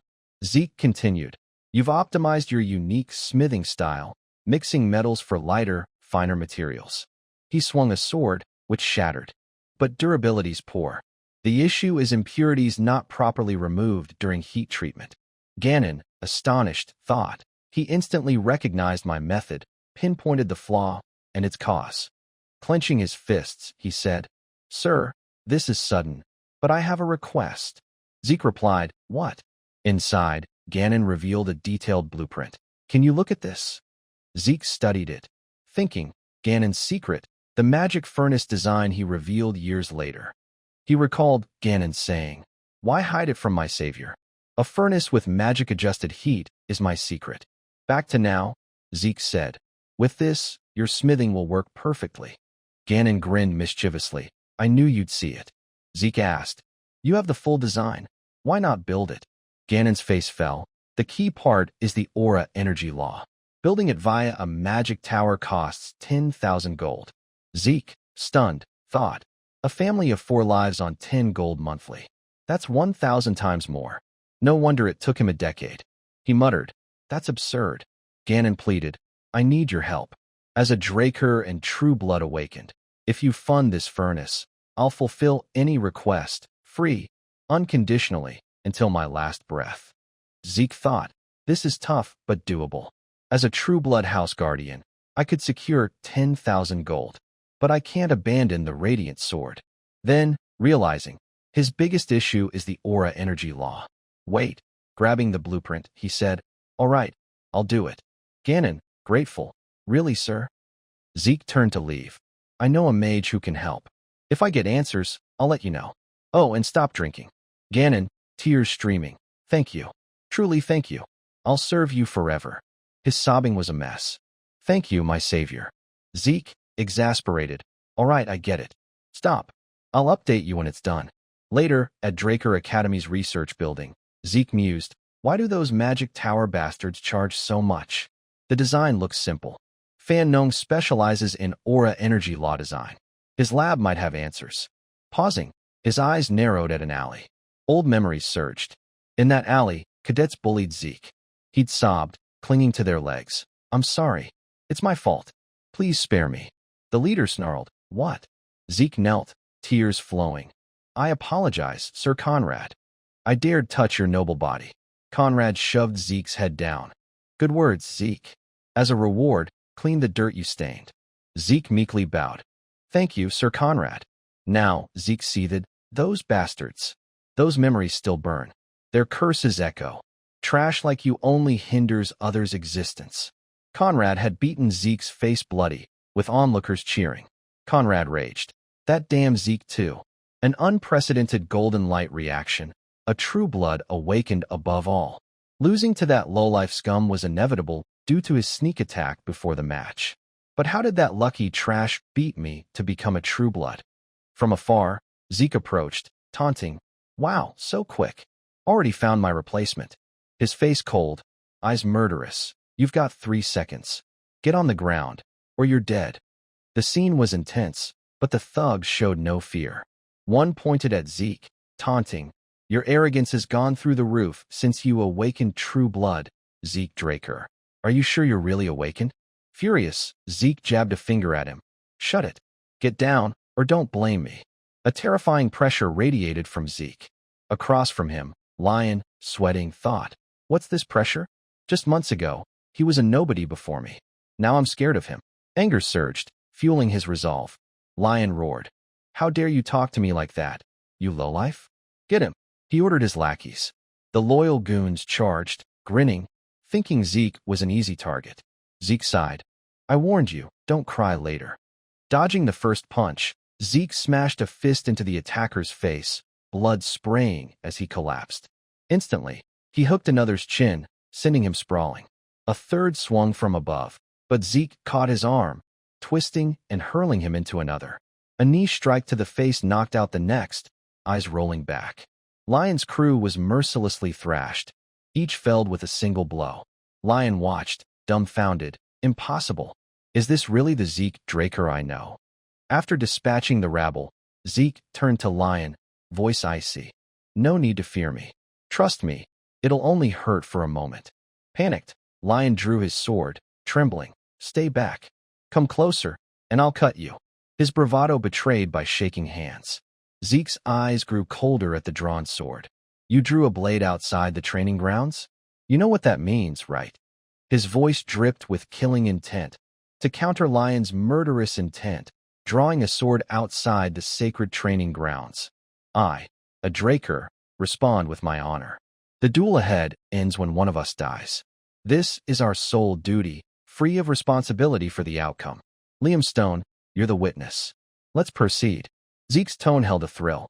The foolish Lion had handed him a chance to end this for good. But before Zeke could act, Lion, terrified, wet himself. Dropping his sword, he begged. I'm sorry, Lord Zeke Draker. Please let me live. Spare me. Seeing Lion's pathetic state, memories of Zeke's own past humiliation flooded back, beaten, begging for mercy, cursing inwardly. Damn this idiot. Zeke had no interest in killing him. With a swift slash, he sliced off Lion's left ear. Lion screamed, clutching the wound. Sheathing his sword, Zeke grabbed Lion's hair, warning, I'll take your ear as payment. Lion sobbed, my ear. Zeke pressed his hand on Lion's head. If your ear's reattached by our next meeting, I'll take your head instead. He slammed Lion's face into the dirt, forcing him to taste the humiliation Zeke once endured. Done, Zeke exhaled, shrugging as if nothing happened, and walked off. Turning to Liam Stone, who struggled to stand, he asked, Why'd you help me? Zeke smiled faintly, Don't overthink it. I wasn't helping you, just myself.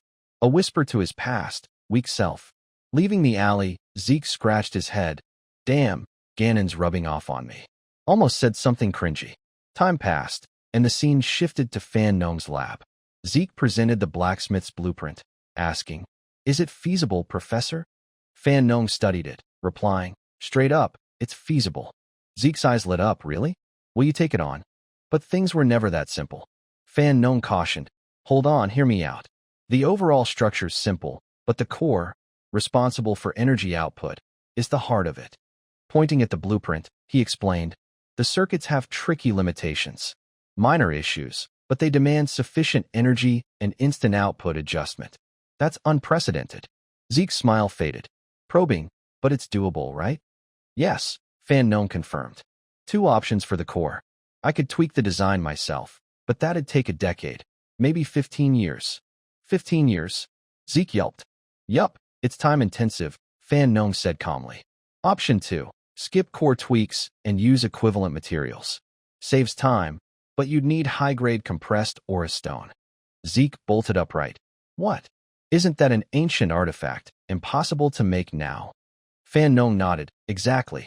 Ancient artifacts are rare, and finding one in ruins is harder. A suitable aura stone could cost over 3,000 gold. Summing up, want it fast? Money. Zeke's energy drained. He muttered, I'd be expelled if anyone found out I can't use light aura. 15 years is too long, and 3,000 gold is insane. Damn, I can't give up Ganon's radiant sword. Most thought Zeke used light aura due to his blessing ceremony, but it was just his healing skill and energy mimicking it. I still can't use light aura, he admitted. Zeke's power is hard for humans to control. Besides Master's spirit sense skill, I can't use sword techniques with light aura. It only enhances my body, far inferior to versatile, easy-to-use light aura. That's why I need Ganon's radiant sword. How do I find a high-grade compressed aura stone? The future looked bleak. Despite Zeke's distress, Fan Nong, engrossed in the blueprint, didn't notice, praising. By the way, the designer's extraordinary. Even with a complex core, it's a superior design, tough to craft even in the Golden Era. Zeke's body jolted, eyes blazing. Golden Era artifacts. Why didn't I think of that? Grinning confidently, he stood. Professor, please hold on to this until I return. Fan Nong eyed him like a fool. What?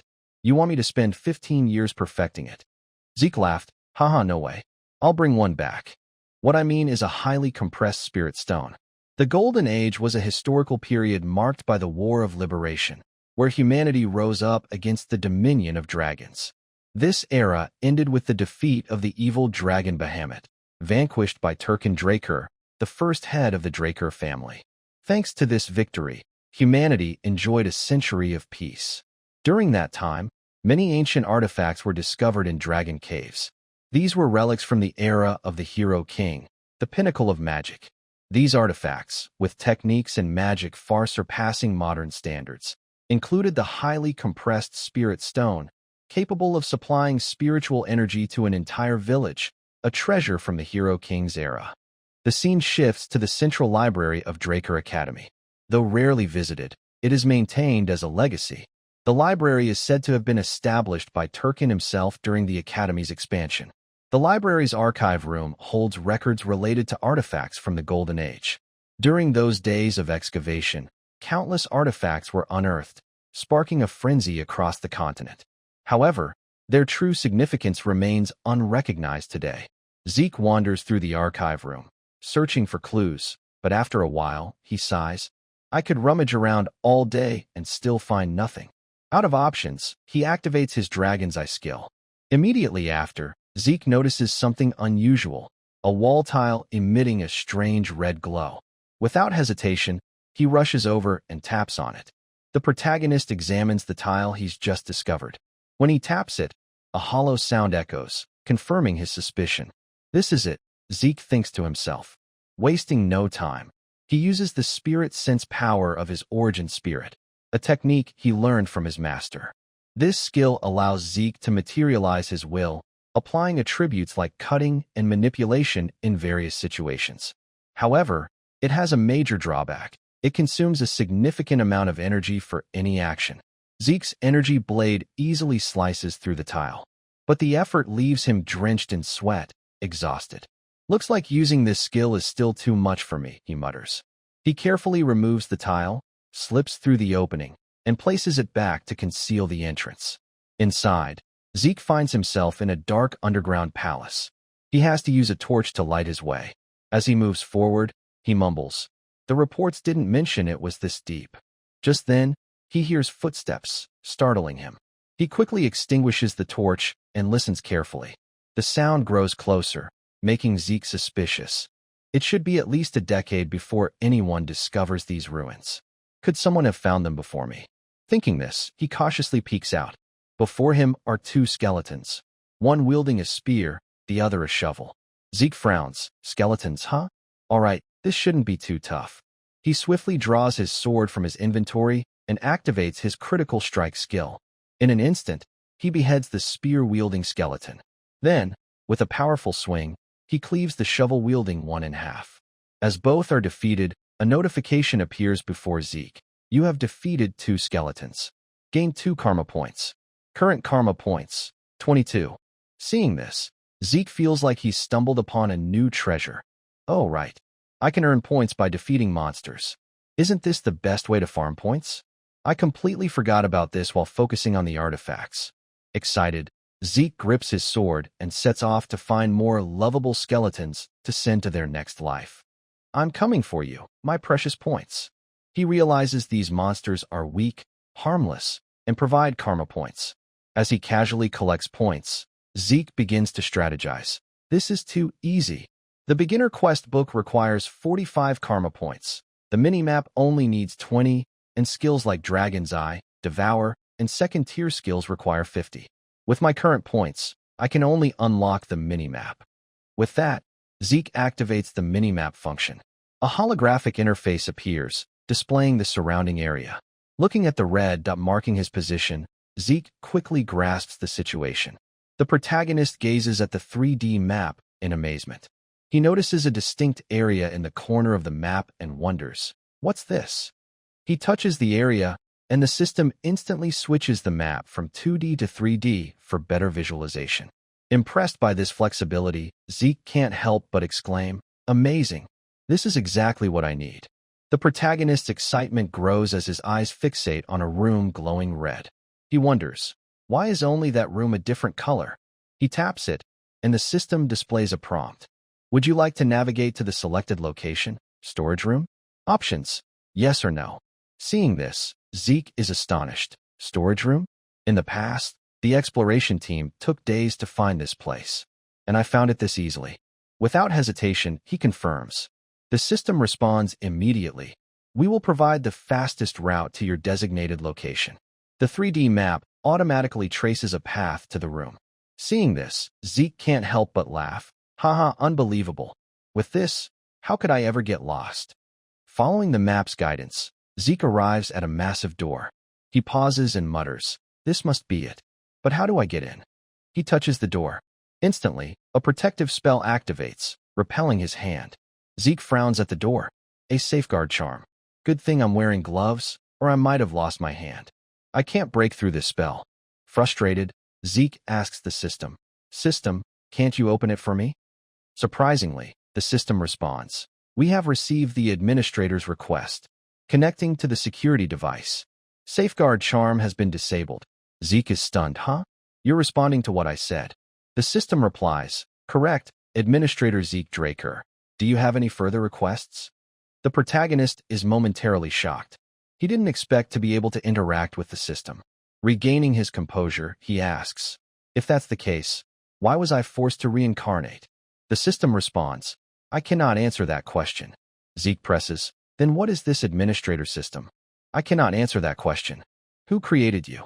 "I cannot answer that question." "Do you have any further requests, Administrator Zeke Draker?" Zeke sighs in frustration. "Damn it, I didn't get any answers." He commands, "Open the door." The system confirms, "Administrator's request confirmed. Tomb of the Dragon Slayer, storage room has been unlocked." The massive door rumbles and slowly opens. Behind the door lies a vast room filled with neatly arranged wooden chests. Zeke's eyes light up. Treasure chests? As the name suggests, they're filled with valuable artifacts and treasures. Finding even one would be a miracle. He approaches and opens the nearest chest. Inside are dazzling jewels and gems radiating brilliant light. Zeke is nearly blinded by the glow. "Ha! There are hundreds of chests like this?" Thrilled, Zeke begins opening all the chests to reveal their precious contents. Finally, he finds 4 supreme spirit stones. Zeke is overjoyed. Even better, for highly compressed spirit stones. I'll use points to expand my inventory, but it still won't be enough space. Looks like I'll have to keep coming back until I graduate. After stowing the artifacts, Zeke prepares to leave. But suddenly, he senses an unusual aura. He turns back, a chilling sensation washing over him. What's this aura? Why does it feel so eerie? Zeke touches the wall to investigate. Suddenly, a complex magic circle appears beneath his feet and activates instantly. Stunned by the strange formation enveloping him, Zeke is teleported away in an instant. Next, waiting until he reappeared once more, Zeke found himself inside some sort of warehouse. Realizing he had been abruptly teleported, Zeke became highly alert, scanning his surroundings and asking the system, "System, where is this?" In response, the system promptly answered, "The administrator is currently inside the sanctuary of the Dragon Slayers." Returning to Zeke, as the room seemed to pose no immediate danger, he lowered his guard slightly. Zeke began to recall knowledge from his previous life. The sanctuary of the Dragon Slayers? Huh? In my past life, the news never mentioned a room filled with chests. With that, he opened his mini-map to check his location and silently calculated. As expected, it's not too far from my previous position, but there's no path leading to the sanctuary of the Dragon Slayers. If that's the case, this must be an undiscovered location from my past life. I can't let this opportunity slip. Zeke thought excitedly. Next, he pushed aside the lid of a stone coffin in the room, revealing a full suit of armor inside. At the same time, the system issued a notification. Exclusive Dragon Slayer equipment has been discovered. Looking at the notification, Zeke curiously lifted the armor and inspected it from all angles to see what made it special. Exclusive Dragon Slayer equipment? It definitely doesn't look like the armors from the Golden Age that I know, he muttered, before noticing a slot at the back of the armor's neck, seemingly designed to hold something. Then, a spark of realization flashed in Zeke's mind. He took out a high-grade compressed spirit stone from his inventory. Wait a minute, could it be? But I can't just leave it like this, can I? Zeke speculated aloud and tried inserting the stone into the slot.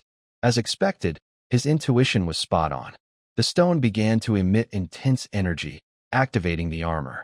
Spirit energy has been installed into the exclusive Dragon Slayer equipment. Activating equipment. Following the notification, the armor's eyes suddenly lit up. The protagonist grinned with excitement. Just a second later, the armor's body sprang to life, much to Zeke's astonishment. To stay safe, he stepped back a few paces. Then, out of nowhere, the armor suddenly exploded. Equipment malfunction due to overload. Activation failed. A small explosion is expected shortly. Please evacuate immediately. The system frantically warned. However, before the notification could even finish, the armor had already blown up. Zeke, bruised and battered, grumbled, "Damn it, it already exploded." The system sheepishly responded, "Apologies." Putting the incident aside, Zeke couldn't help but marvel at the armor, exclaiming, "So, a high-grade compressed spirit stone was just the power source for this armor? What kind of functions does it have that require such a tremendous amount of energy? I'll have to ask Fan later." Zeke wondered, but decided to explore the place first. With that, Zeke began moving around, inspecting the warehouse. However, he found nothing. The other rooms were completely empty. "This is the last room," Zeke muttered. His gaze fell upon a spacious room with a glass case placed at its center. He thought to himself, the entire room has just this one glass case. Compared to that treasure vault earlier, this room is practically fit for a beggar. That was what Zeke thought until the system issued another notification. "You have discovered the legacy of Tarek Draker, the cursed heart of the evil dragon Bahamut." Looking at the notification, with no other signs of danger, sweat began to pour down Zeke's face from tension. Tarek Draker, that man was truly insane. Leaving behind the heart of the dragon he defeated as a legacy. Zeke sighed, then thought, so that eerie feeling I sensed in the storage earlier was this. But now, it feels entirely different. Zeke let out a groan, unaware that the strange aura he was sensing was growing increasingly potent. It began to affect him. The cursed heart of the evil dragon Bahamut has reacted to the administrator. Returning to Zeke, the aura of the black dragon started to warp his thoughts. "All right, I hear you. Looks like there's no other choice. Fine, I'll slaughter them all." A strange thought began to creep into Zeke's mind. But at that moment, the system activated the unyielding mental defense skill for him. Zeke's eyes snapped back to clarity, and he immediately noticed a malevolent black aura enveloping him. "What the hell is this? What's going on?" he shouted, still unsure of what was happening before him. For the first time, the system assigned him a task, sudden quest. Tarek Draker's trial. Overcome the powerful curse inscribed on the heart of Bahamut. Quest reward. Ownership of Tarakin's legacy. The protagonist, still stunned, read the notification. But at that moment, one of his eyes had already been tainted black by the influence of the evil dragon. Even though the system tried to activate the unyielding mental defense skill again, it failed. Now, Zeke had to battle the influence of the aura alone. His mind was filled with countless bizarre voices, urging him to destroy and ravage everything around him. The voices caused his head to throb as if it were splitting in two. To stop this, Zeke slammed his head hard against the glass case in front of him. The action caused the case to shatter into pieces. Endless nonsense, so annoying. Talking about freedom? Freedom is something you seize, you fool. The protagonist sneered, his face covered in blood. This action stopped the strange aura from bothering him further. The system announced, "You have overcome the curse of the cursed heart of the evil dragon Bahamut. Sudden quest completed. Quest reward. Ownership of Tarakin's legacy has been obtained." The glass case crumbled into pieces. Before Zeke stood a heart engulfed in flames. With no time to focus on it, Zeke collapsed to the ground, gasping for breath. "Damn it. I was this close to being done for. I can't believe my skill failed to activate. What was that just now?" Zeke wondered to himself. While he was lost in thought, the system automatically performed several actions. Self-healing class skill activated. Endless stamina class skill activated. Beginning absorption of the cursed heart of the evil dragon Bahamut. The protagonist, exhausted with wounds on his body and a blood-streaked face, stood before the heart of the evil dragon, which suddenly pulsed and emitted a beam of light. The light shot straight into Zeke's chest, causing him to endure pain as if his body were being torn apart. What is this?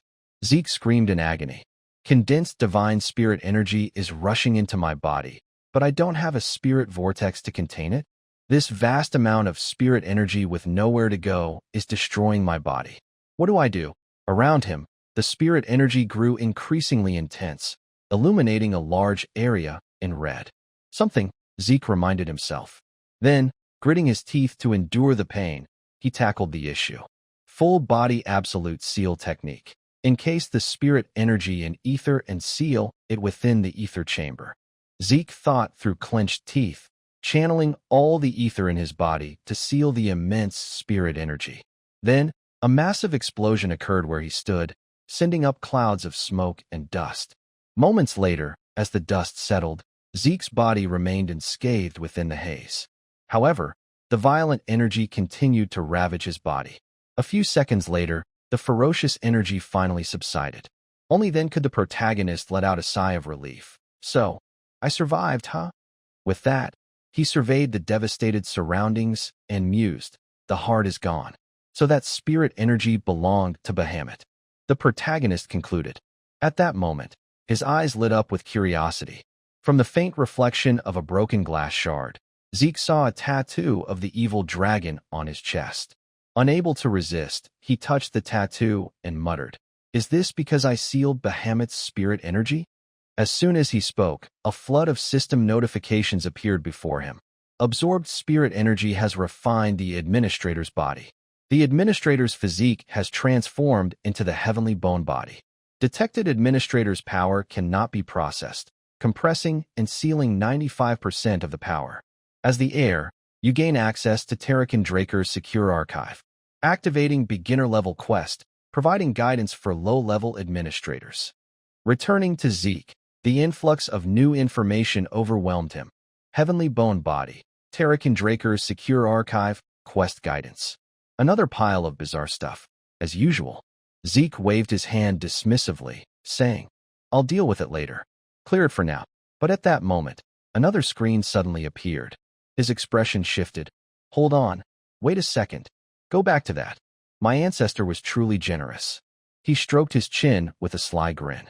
The screen displayed a notification. "Would you like to unlock another legacy of Terrakin Draker?" After Zeke confirmed his agreement, the system immediately announced, "The administrator's request has been confirmed. Unlocking the second legacy of Terrakin Draker." Instantly, the second legacy appeared before Zeke's eyes. Though its nature was not yet revealed, Zeke's eyes lit up with surprise. Time passed quickly, and the scene shifted to Zeke's private room in the Platinum Tower. After carefully storing some valuable jewelry in his personal cabinet, Zeke finally had some free time to review his own status. "Looks like the cleanup is almost done. Let's take a closer look," he said cheerfully, swiftly opening his status window. He noticed that his personal information had undergone some changes. Under his title, a new description had been added: Heir of Terrakin Draker, Sovereign Authority over Dragonkind. Physique, Heavenly Bone Body. Techniques, Dragonkin Technique, Word Spirit. Infusing power into words, locked, will unlock upon meeting conditions. Looking at these status lines, Zeke nodded and remarked, "Quite a few expansions here. Let's see what else there is." With that, he began clicking on each new description to check them. The system promptly provided an explanation. Sovereign Authority over Dragonkind. Allows summoning and commanding subdued Dragonkind. Heavenly Bone Body. Optimizes physical capabilities, accelerates martial arts learning, and enhances energy conduction. Reading these descriptions, Zeke's eyes narrowed slightly. Just descriptions don't tell me much. And earlier, I caught a glimpse that it's not just the second legacy of Terrakin, but also a system window related to Terrakin. "System, show me all notifications related to Terrakin," he said softly. In response, the system immediately issued a notification. To access Terrakin's secure archive, data synchronization is required. Please move to a synchronization point. Would you like the synchronization coordinates displayed on the mini-map? Terrakin's secure archive? What's that? So I have to go to a designated location to access it. Zeke grumbled. "Show me the location." Instantly, the mini-map appeared before him. The designated location left Zeke unable to hide his astonishment. This is Valhalla, the premier knight training academy. No one except authorized individuals can even approach, let alone enter. Even for me, sneaking into Valhalla is impossible. Entering Valhalla wasn't part of my plan, but if something like Tarakan's legacy is there, it's worth revising my plans. Looks like I'll have to stay with this cursed family longer than expected. With that thought, he clicked on another description to check. This time, it was about the beginner-level quest. Beginner-level quest. Initiate guidance for low-level administrators. After the guidance, quests will become available to support the administrator's development. Completing quests will grant additional rewards. Reading the system's explanation, Zeke nodded. Even a complete idiot could understand this. So I'll take on quests and get rewards upon completion, like an adventurer's guild or mercenary missions. But what does this guidance mean? He wondered to himself. As if to answer him, the system automatically activated the guidance, initiating guidance for low-level administrators. As soon as the notification appeared, the space around Zeke suddenly changed, transforming into a simulated environment like those in video games. The sudden change piqued Zeke's curiosity, and he looked around. What's this? Where am I? Was I teleported again like last time? No, this feels different, like the entire space has shifted. Zeke speculated nervously. Then, from behind him, the ferocious growls of some kind of monster echoed. Hearing the sound, Zeke quickly turned to look and saw a group of large, ferocious orcs slowly being generated by the system. Accompanying this, a guidance notification appeared. Guidance quest. Defeat the monsters that appear within the time limit. Use at least 2 skills. Reward, system shop access points. Time limit, 60 minutes.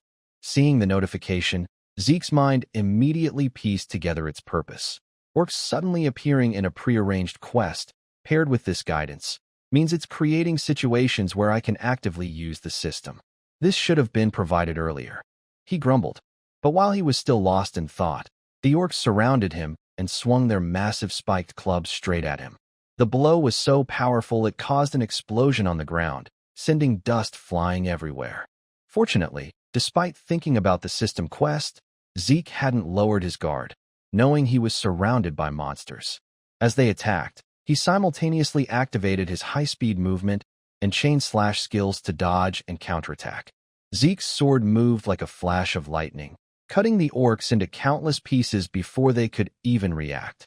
His ability to do this so effortlessly was partly due to the heavenly bone body, which optimized his physical capabilities, accelerated martial arts learning, and enhanced energy conduction.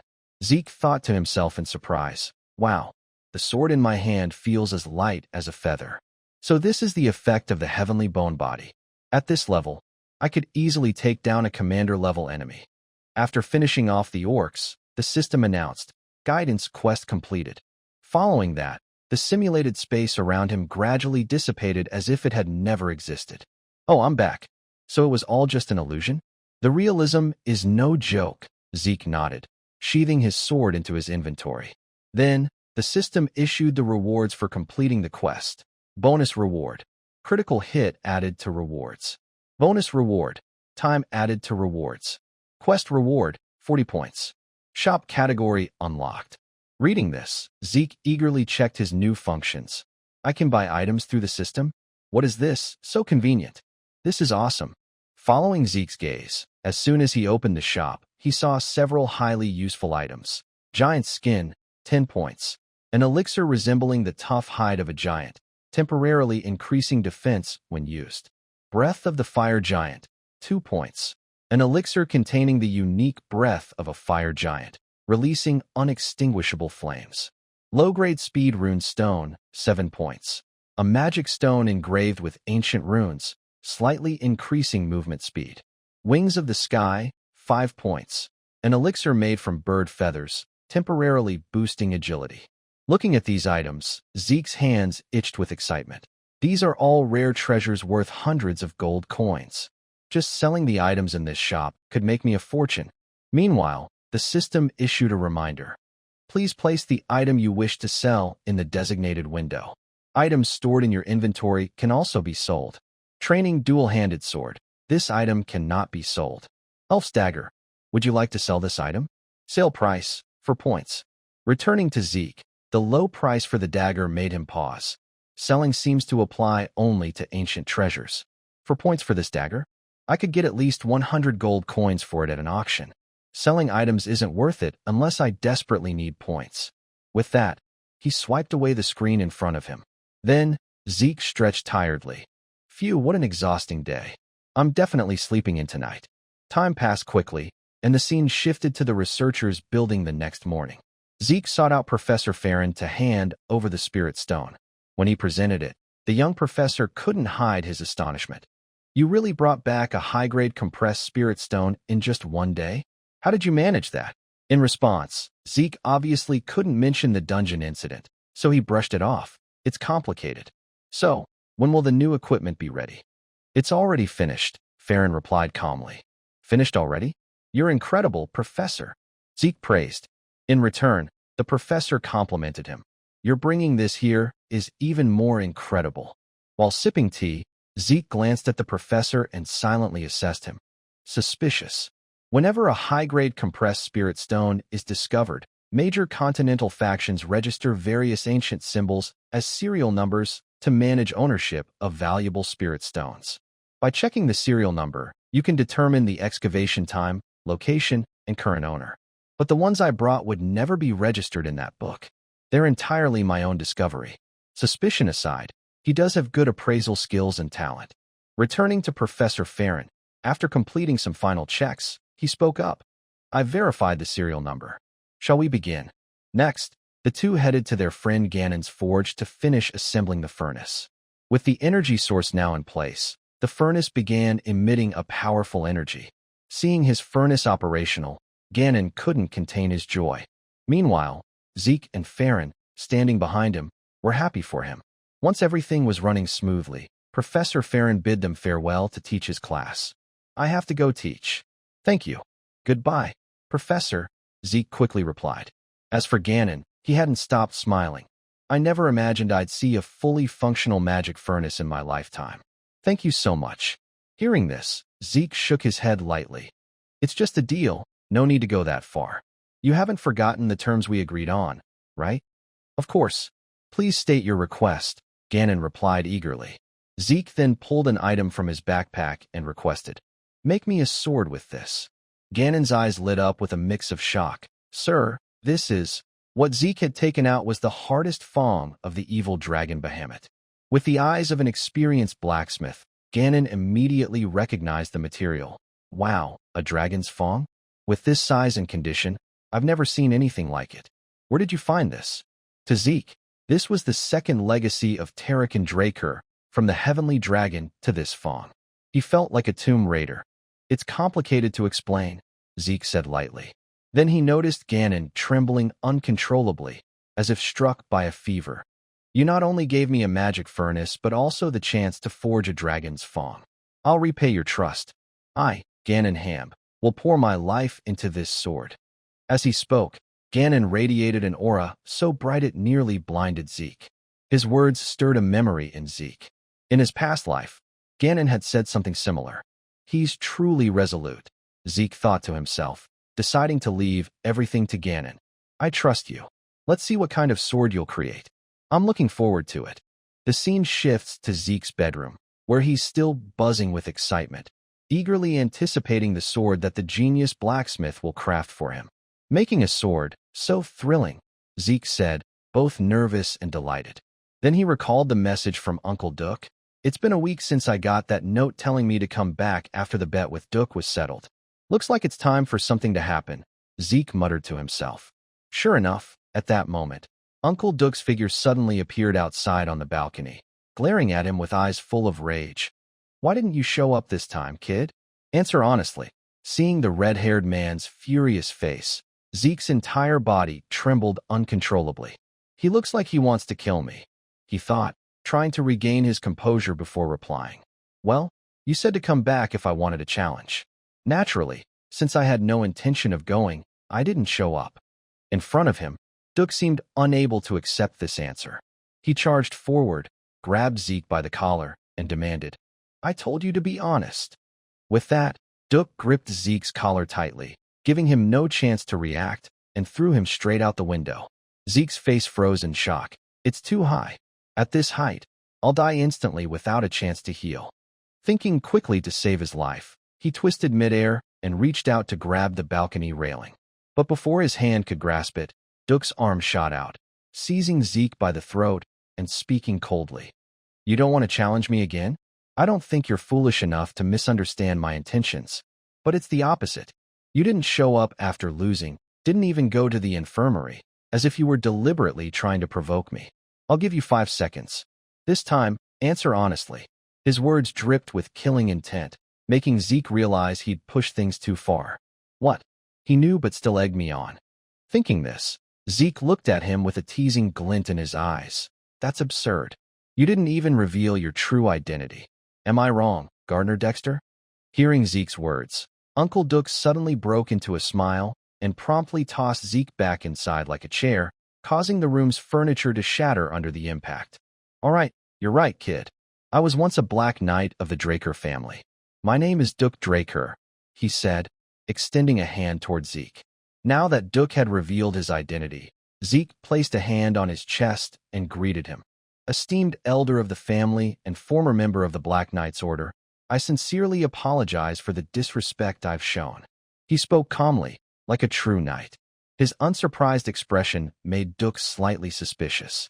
Is that the face of someone who already knew? Hearing this, Zeke quickly shifted to a goofy expression. Nothing like that. He let out an awkward laugh before turning curious about Duck's earlier statement. But Duck, what did you mean when you said you were once a Black Knight? In response, Duck shrugged. Simple. I used to be a Black Knight, but now I'm a Red Knight. Behind him, Zeke's mind reeled in confusion. How does that even happen? A knight's rank can go up, but I've never heard of it dropping. Returning to Duck, as if unwilling to dwell on the topic, he quickly cut the conversation short. Kid, let's not talk about that. As he spoke, his hands trembled uncontrollably, as if he were suppressing something. Seeing this, Zeke realized this might be a taboo subject for Duck and wisely chose not to press further. All right, since you've been honest with me, Duck, I'll be honest in return. Zeke then explained his purpose in deliberately avoiding Duck. After hearing him out, Duck's eyes grew even more intrigued. So, from the start, you guessed my identity and provoked me on purpose to become my official disciple? You've got some guts, kid. Fine, I'll take you as my disciple, Duck said, slapping his thigh with a loud smack, leaving Zeke wide-eyed. Huh? That's it. I need to act before he changes his mind, Zeke thought. He immediately dropped to one knee before Duck and rattled off like a machine gun. I, Zeke Draker, offer the oath of discipleship to the great Duck Draker, Knight among Knights. I swear to follow my master's teachings with dedication, cultivating virtues, learning, and striving to uphold and elevate my master's honor. His rapid speech left Duck slightly exasperated by his quick change of face. You even know the oath of discipleship? That's rarely used these days, Duck said, astonished. Zeke calmly replied, cultural knowledge is a knight's virtue, isn't it? You sly little colt. I'll take that as a compliment, Zeke said smugly, then recalled something and turned to ask.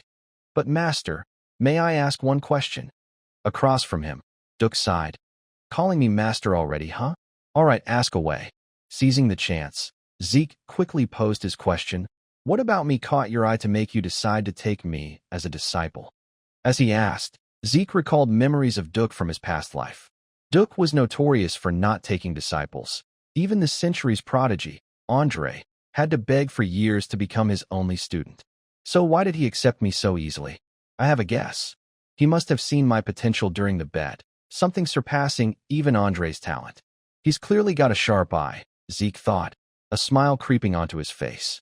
Meanwhile, Duck didn't answer immediately but countered. Why do you think? Guess, disciple. In response, Zeke spoke frankly. Obviously because I'm an unparalleled prodigy, right? Hearing this, Duck burst into laughter, his whole body shaking. Your confidence is truly admirable. Haha, if that were the reason, I'd have taken Jenna as a disciple already. It's because you have determination. Not every so-called prodigy can reach the level of a red or black knight. Those who grow up without obstacles often crumble at the smallest challenge. Hearing this, Zeke fully agreed with his master's words. He's right. Many prodigies expected to reach at least Red Knight level end up stuck at purple or blue. Returning to Duke, after explaining to his disciple, he grew eager to start training him. Enough chit-chat. Follow me. Your first lesson begins now. Yes, master. Zeke's eyes lit up, enthusiastically replying. He seemed eager for Duke to pass down his secret techniques. The two quickly headed to the training grounds in the western greenhouse. Looking at the spacious training area, Zeke was slightly surprised. Who'd have thought there'd be a place like this under the greenhouse? What's he going to make me do? He told me to run, so I ran. But it's been 3 hours, Zeke thought, frowning. At that moment, Duke's face turned pensive, and he suddenly told Zeke to stop. Hearing this, Zeke jogged in place and asked, "So I can stop running now?" "Yes, but I want to ask something," Duke nodded. "Yes, master, what do you want to know?" Zeke replied. "Nothing much," Duke said, his body suddenly appearing behind Zeke. Then, he reached out to grab Zeke's hand. As if by instinct, Zeke immediately swung his arm, knocking Duke's hand aside and stepping back to maintain distance. Looking at his slightly reddened palm, Duke sighed. "Checking your energy flow, not so easy, huh?" Zeke remained silent, saying nothing. "All right, something's been off from the start. At the infirmary, during the test, at the greenhouse during the bet, and just now, after 500 meters of laps around the training grounds, I couldn't sense any aura from you. When I tried to check your pulse, you dodged. Kid, don't tell me you can't use aura." Being called out, Zeke's heart seemed to skip a beat. Without waiting for Zeke to react or explain, Duke continued. "The bronze statue reacted, didn't it? An unprecedented golden light caused a stir and brought you here. So why are you stopping me from checking your pulse?" As he spoke, he looked at Zeke's face with keen interest. Meanwhile, Zeke hesitated, avoiding direct eye contact. After a few seconds, he calmed down slightly and glanced at his master's expression. It's curiosity, not suspicion. A Draker unable to use aura is a serious matter, but it seems his interest outweighs everything else. Luckily, I'm dealing with Duke. Once I have the sword, I won't be suspected of lacking aura anymore. Until then, I need to be cautious and careful. No need for a long, convoluted lie like in my past life, when I was the family's first failed awakener. With this thought, Zeke made his decision. He slowly removed his gloves, simultaneously activating his reverse spirit energy skill, causing red lightning to crackle in the surrounding space. This truth will tightly conceal my deception. A fitting reason for this situation, Zeke thought, beginning his explanation. As you said, Master, I even have the ability to influence spirit energy, a hallmark of true blood. But for some reason, I can't use aura. This truth will shield my deception. I'm sorry for panicking earlier. If it got out that a Draker couldn't use aura, I'd be exiled. As he spoke, his eyes welled up with tears. His pitiful expression could be considered a fitting rationale for the situation. However, Duke wasn't so easily convinced. He began channeling his own aura into Zeke's body to check his condition. Finding nothing, he withdrew his hand. Seeing this, Zeke quickly asked, "So what do you think, Master?" Instead of answering, Duke's brows furrowed tightly. "Humph, a kid with such determination at this age, but why can't I sense any aura, even after his awakening?" Duke stroked his chin, deep in thought. Meanwhile, Zeke's heart raced with anxiety. Even if he checks my pulse, he won't be certain. The blessing ceremony is paramount to the Draker family. Even if I truly couldn't awaken aura, he'd likely find a reason to explain it himself. Zeke speculated silently, and as expected, Duke concluded that Zeke was an anomaly. Hearing this, Zeke wasn't too surprised, thinking, "An anomaly, huh? Of course, that's where this is headed." If he doesn't understand the concept of karma, that conclusion makes perfect sense. To complete his act, Zeke asked, "What's an anomaly, Master?" In response, Duke began to enlighten him. An anomaly refers to those with unusual abilities, like someone who can use both aura and spirit energy, or someone who can see the future, things that defy the norm. Because of this, anomalies are often treated poorly. So don't go blabbing that you might be one. "Then why do you think I'm an anomaly, Master?" Zeke pressed. Duke explained, "Because of your abnormal stamina and recovery. No matter how minor, internal injuries take time to heal, but you recover instantly. Duk is certain a massive amount of energy was consumed. He then asked Zeke, "What do you think that energy is?" "Aura." Zeke probed cautiously. "Is it aura?" Duk nodded in agreement. "Exactly. My theory is that any aura you generate is immediately consumed by your stamina and recovery, leaving no trace for you to sense." Behind him, if Zeke didn't already know a bit about his own karma, he might have believed it. "Oh, I see. That's pretty convincing." He continued. "So does that mean I'll never be able to use aura, Master?" Duk burst into laughter. "Haha, no need to worry. The whirlwind technique doesn't require aura. It's a special technique. Special techniques are unique skills developed by high-level knights, often related to using or enhancing dragon-slaying techniques that require aura. But my whirlwind technique relies entirely on physical training. I'll demonstrate once, so watch closely." As he spoke, he tapped the tip of his foot on the ground. A deafening explosion followed, and Duk's figure instantly vanished from Zeke's sight. Then came a series of rapid, successive sounds. Zeke couldn't even track where Duk was. After a few seconds, Duk returned to his starting position and asked, "Did you see it?" Zeke countered, "I just need to follow your footsteps, right?" "TCH, if that's all you think, I don't need to explain further." "You've seen enough," Duk said. Zeke nodded confidently, prompting a look of anticipation from Duk. "Your confidence rivals a Black Knight's." "Excellent. Show me what you can do." Returning to Zeke, he crouched slightly, assuming a ready stance, his eyes sharp and determined. He channeled force into his feet and began mimicking Duk's earlier movements, stepping along the marks left on the tiles. The previously invisible paths now became clear. Each step was deliberate, whether for attacking, dodging, closing distance, or creating space. Not a single step was wasted. Zeke thought to himself. Meanwhile, Duk, watching from the side, rubbed his eyes in disbelief. Unbelievable. Just 1 week, and he has that talent? But this level, what happened in a single week? This is a true, perfect prodigy. Duk's face broke into a sweat as he thought. Seeing Duk's expression, Zeke flashed a smug grin. "I'm worthy of a Black Knight's confidence, aren't I?" He didn't forget to thank his heavenly bone body. Thanks to it, his martial arts learning ability had reached new heights, which was why Duk was so astonished. Returning to Duk, seeing Zeke's self-satisfied expression, veins popped on his forehead as he muttered to himself. If only this kid could ditch that insufferable attitude, he'd be perfect. With that thought, he lunged forward, putting Zeke in a headlock. "You little brat, crying 1 minute and acting cocky the next? I'm not raising you to show off." Zeke nervously replied. "That depends on my attitude, sharp disciple." Duk shot back, giving Zeke a headache. "What kind of former Black Knight is this indiscreet?" he grumbled inwardly. Time passed quickly, and the scene shifted to the Academy's dining hall. While eating, Zeke reflected on the past. "It's been a month since I started training under Duk. My food portions keep increasing." Before he could finish, Andre's voice suddenly interrupted. "Can you spare a moment?"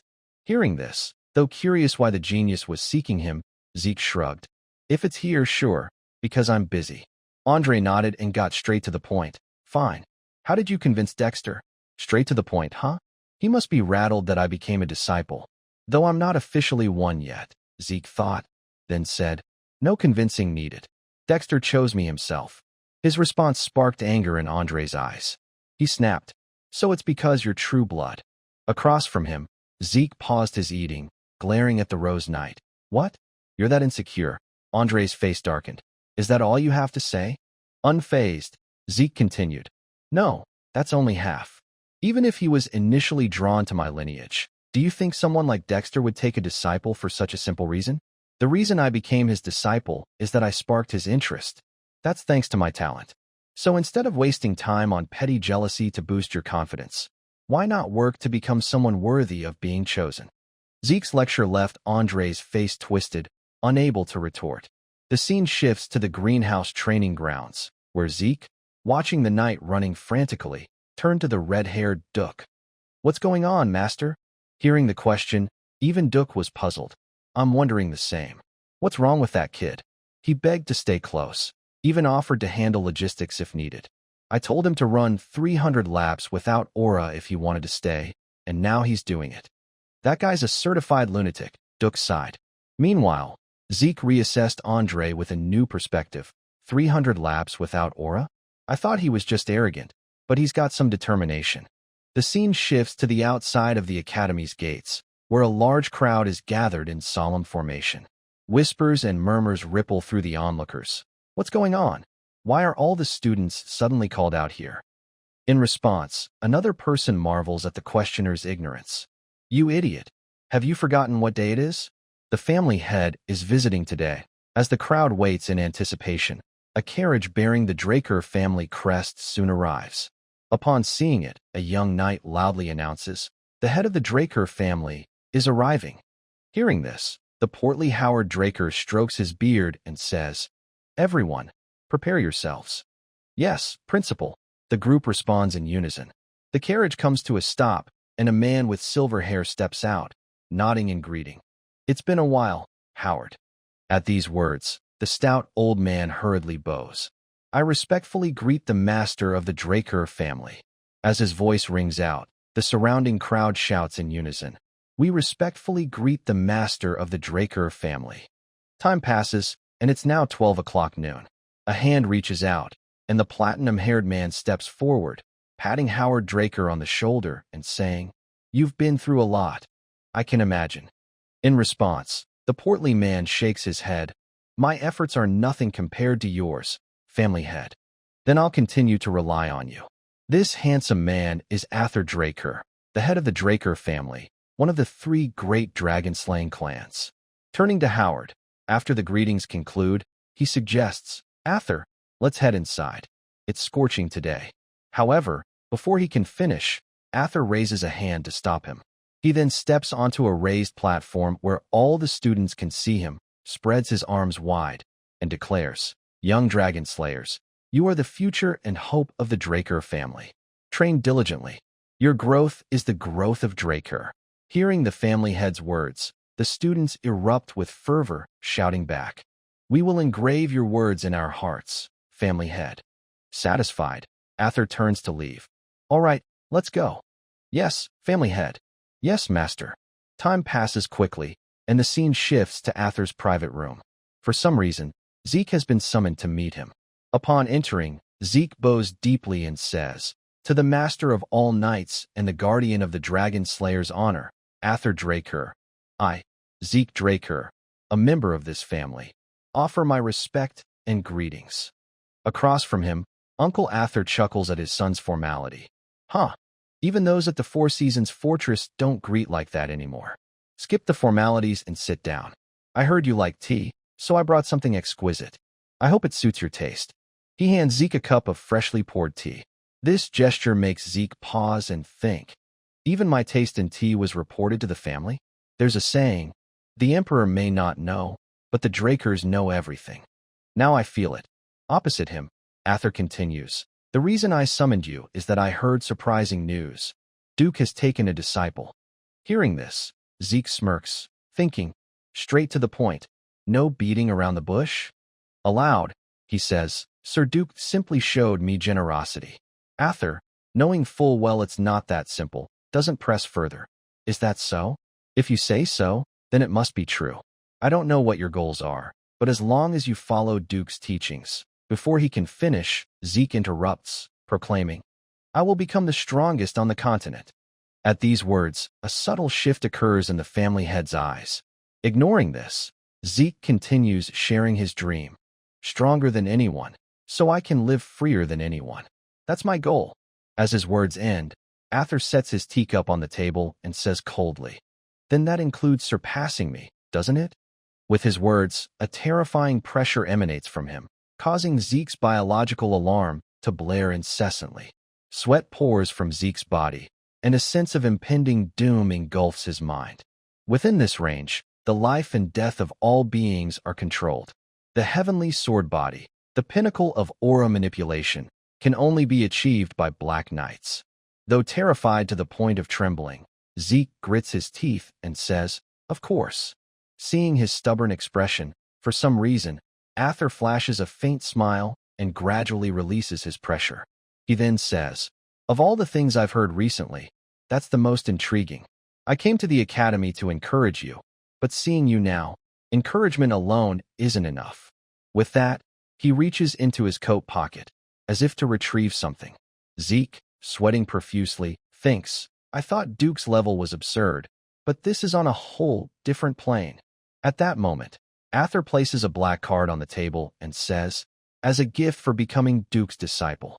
Zeke stares at the card, shocked, and blurts out, a black card? Holy, you're really giving this to me. Ather replies casually, judging by your reaction, you know what it is. Holding it, Zeke can hardly believe it, thinking, a card issued to only a select few. It's said to grant incredible benefits and unlimited spending. I never thought I'd see the legendary card in person. Ather adds cheerfully, I'll add you as a co-user. Use it freely. Zeke bows respectfully. Thank you, Father. I'll use it wisely.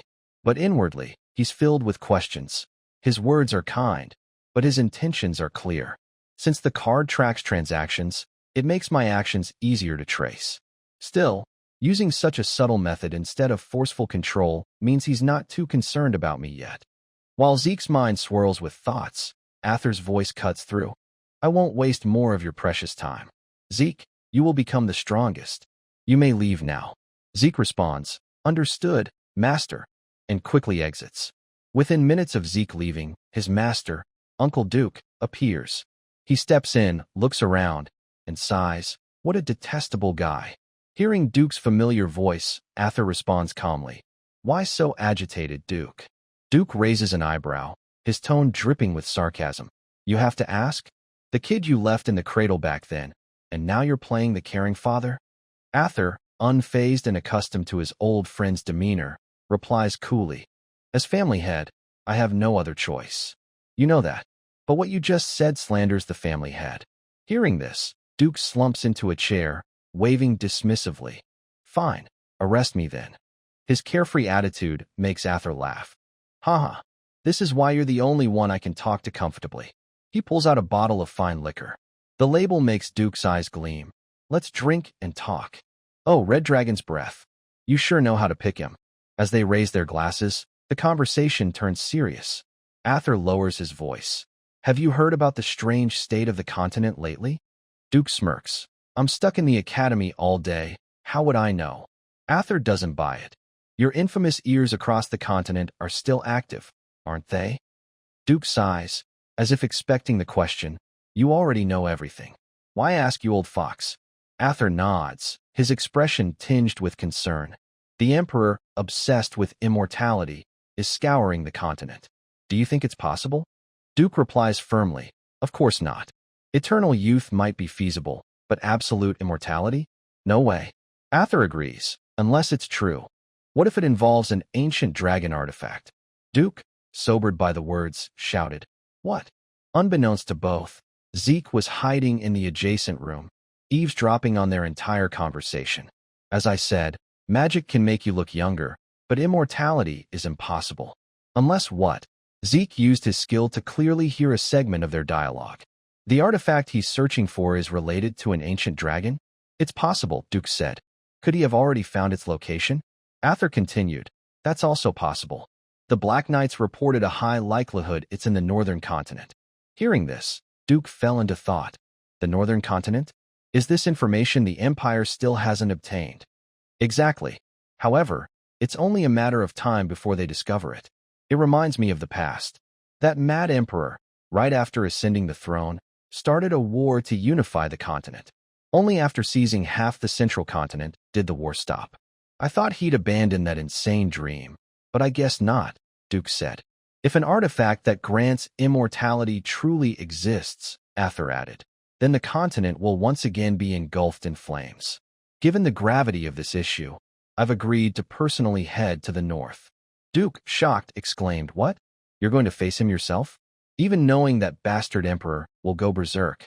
Ather smirked slyly, replying, That's why I asked you to meet me. You're as cunning as a fox. They clinked glasses, sharing a silent understanding. You're the best. You always pick the most annoying tasks for me, Duke said. Hearing this, Zeke collapsed from exhaustion, drenched in sweat, his face pale. He thought wearily, I've used the mysterious soul too long. Even after absorbing Bahamut's heart, I can't counteract its side effects. Zeke organized his thoughts. Ancient dragon. That's right. The statue I took before regressing must be an ancient dragon artifact. The voice I heard just before I died, and the system message I saw before regressing. It's all clear now. I stole the artifact the Emperor used to fulfill his dream. He even sent his hunting dogs after me. Back then, I didn't even care what it was. But I found a clue. The administrator system that sent me back in time is a function of the ancient dragon artifact. But who created it and why? Now I have more questions. Inside, Duke and Ather's conversation had ended. Duke left quickly, waving goodbye. I'll get moving. Ather, I'm counting on you. With that, they parted ways. But Ather suddenly sensed something off. He paused before a nearby room, his gaze drawn to it, suspicion stirring in his mind. Inside, Zeke was still deep in thought. If this is the artifact the Emperor is after, how does rebirth relate to eternal life? Suddenly, Zeke felt danger approaching. At that moment, Ather flung open the door, scanning the room with a probing gaze. But he found nothing unusual, just an empty room with no one inside. He muttered, "Was I mistaken?" Thanks to his quick instincts, Zeke had escaped through the window, avoiding detection. Back in his room, Zeke vented his emotions through training. Suddenly, a knock came from the door.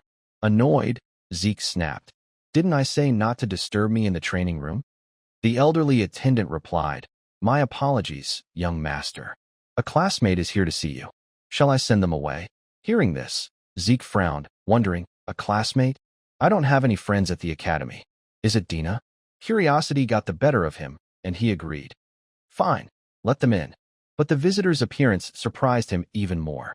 Rubbing his head, Zeke said, puzzled, "Of all people, Liam Stone?" "Yeah, why would I be your friend?" Seeing Zeke's silence, Liam bowed sincerely and pleaded, "Please, accept me." Zeke sighed helplessly. "I should have left back then to avoid this hassle." He asked, "Accept you? What do you mean?" "Like a subordinate." Liam replied, "Yes, master.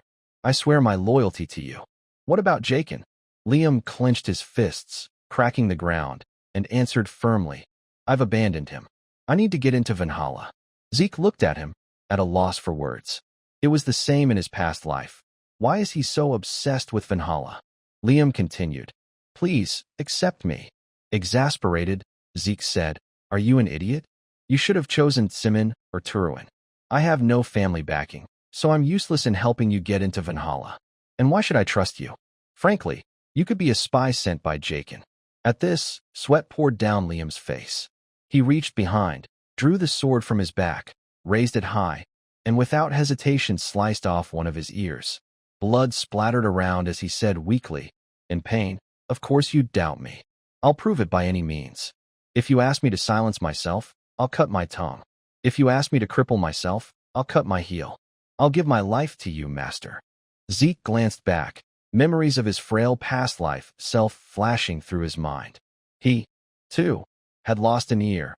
"Your worthless life has no value, but I'll take your ear instead." Liam's voice echoed, "Please, accept me."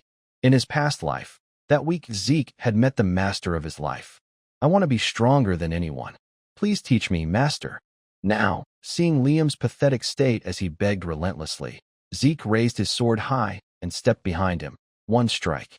If you can withstand one strike from me, I'll accept you." Liam gave a strained smile. "Thank you.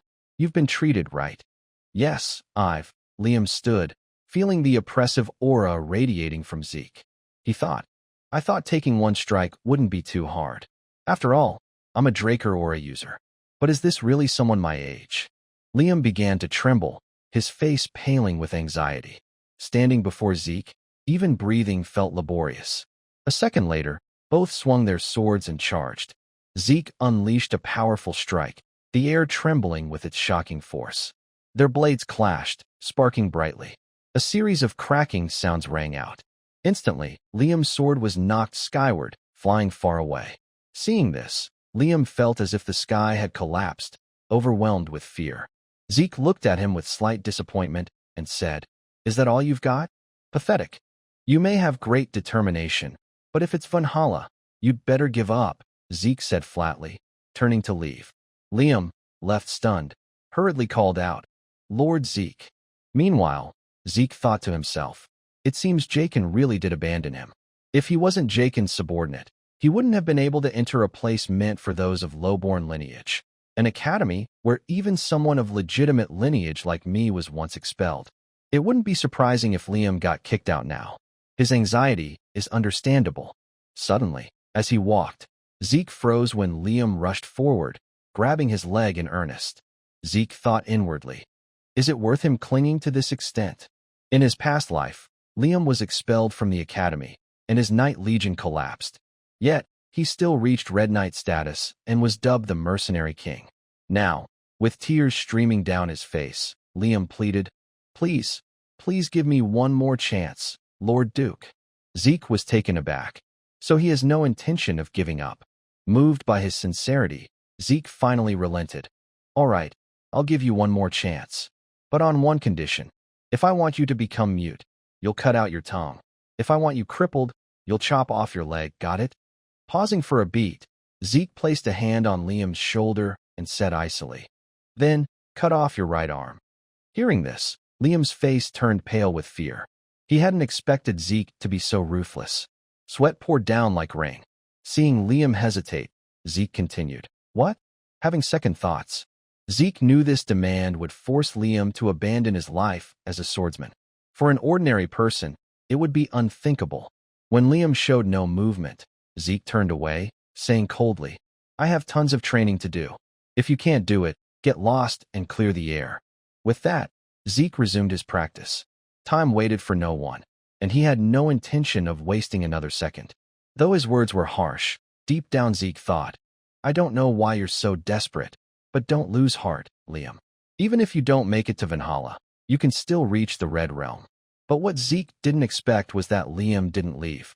Instead, he stepped forward, gripped his sword tightly, and without hesitation raised it to sever his right arm. Zeke barely had time to curse inwardly, this lunatic, before darting forward to stop him. With a single slash, Zeke knocked the sword from Liam's hand before he could carry out his insane act. The blade flew far away, leaving Liam bewildered, unable to process what had just happened. He stared at his intact hand, scarcely believing his eyes. At that moment, Zeke stormed over, grabbed Liam by the collar, and growled through gritted teeth. Hey, you maniac. What if I changed my mind? You just swing your sword like that. Liam, dazed and teary-eyed, stammered, that, because there's something more precious than my arm that I can't lose. Exasperated, Zeke said, if you pull stupid stunts like that again, no matter how loyal you are, I'll kick you out. Remember that. Hearing this, Liam's eyes lit up. Lord Zeke, does that mean cutting him off? Zeke snapped. Hurry up, Liam. If my subordinate only has one ear, what will people think of me? Overjoyed, Liam replied. Yes, I understand, my lord. Later, in the main hall of the Platinum Tower, Zeke and Liam sat at a table, talking. Liam still couldn't believe the reality. He touched his newly healed ear, stunned. Can I really use such high-quality medicine? Zeke replied casually. This is an investment in your value, so don't worry. Sipping his steaming tea, Zeke set the cup down and leaned forward. Curious, he asked, so what is it? The thing more important than your right arm? No, more important than your life. Choking up, Liam answered, my mother. A few days after Jakin abandoned me, I got word that she collapsed from a high fever. Fortunately, the fever subsided quickly, but her body was covered in red spots like roses, and her health is deteriorating. The village healers don't even know the name of the disease. Hearing this, Zeke asked, so that's why you want to go to Valhalla? Yes, because the medical benefits for students and their families at Valhalla are the best on the continent. At this, Zeke picked up a quill, scribbled something on paper, and muttered, red spots like roses, periodic high fevers, and rose-shaped red marks on the body. These are symptoms of a disease that will sweep Middle-earth in 5 years.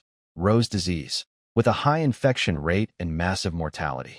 It claimed countless lives, but a timely cure was developed and stopped it. Finishing, Zeke folded the paper and handed it to Liam, saying, this is the recipe for the medicine to cure your mother's illness. It's not too complex, so the village healers can make it easily. Though skeptical, Liam took it and said, thank you, my lord. How do you know the cure for a disease even the healers can't name? Zeke replied nonchalantly. The genius alchemist brothers, and Jeff, invented the cure to save a decaying Middle-earth. But the greedy alchemist guild exploited desperate lives for profit. When the brothers learned the truth, they publicized the recipe to the world, so even mercenaries like me knew it, and it spread across the continent. Just say you know an alchemist.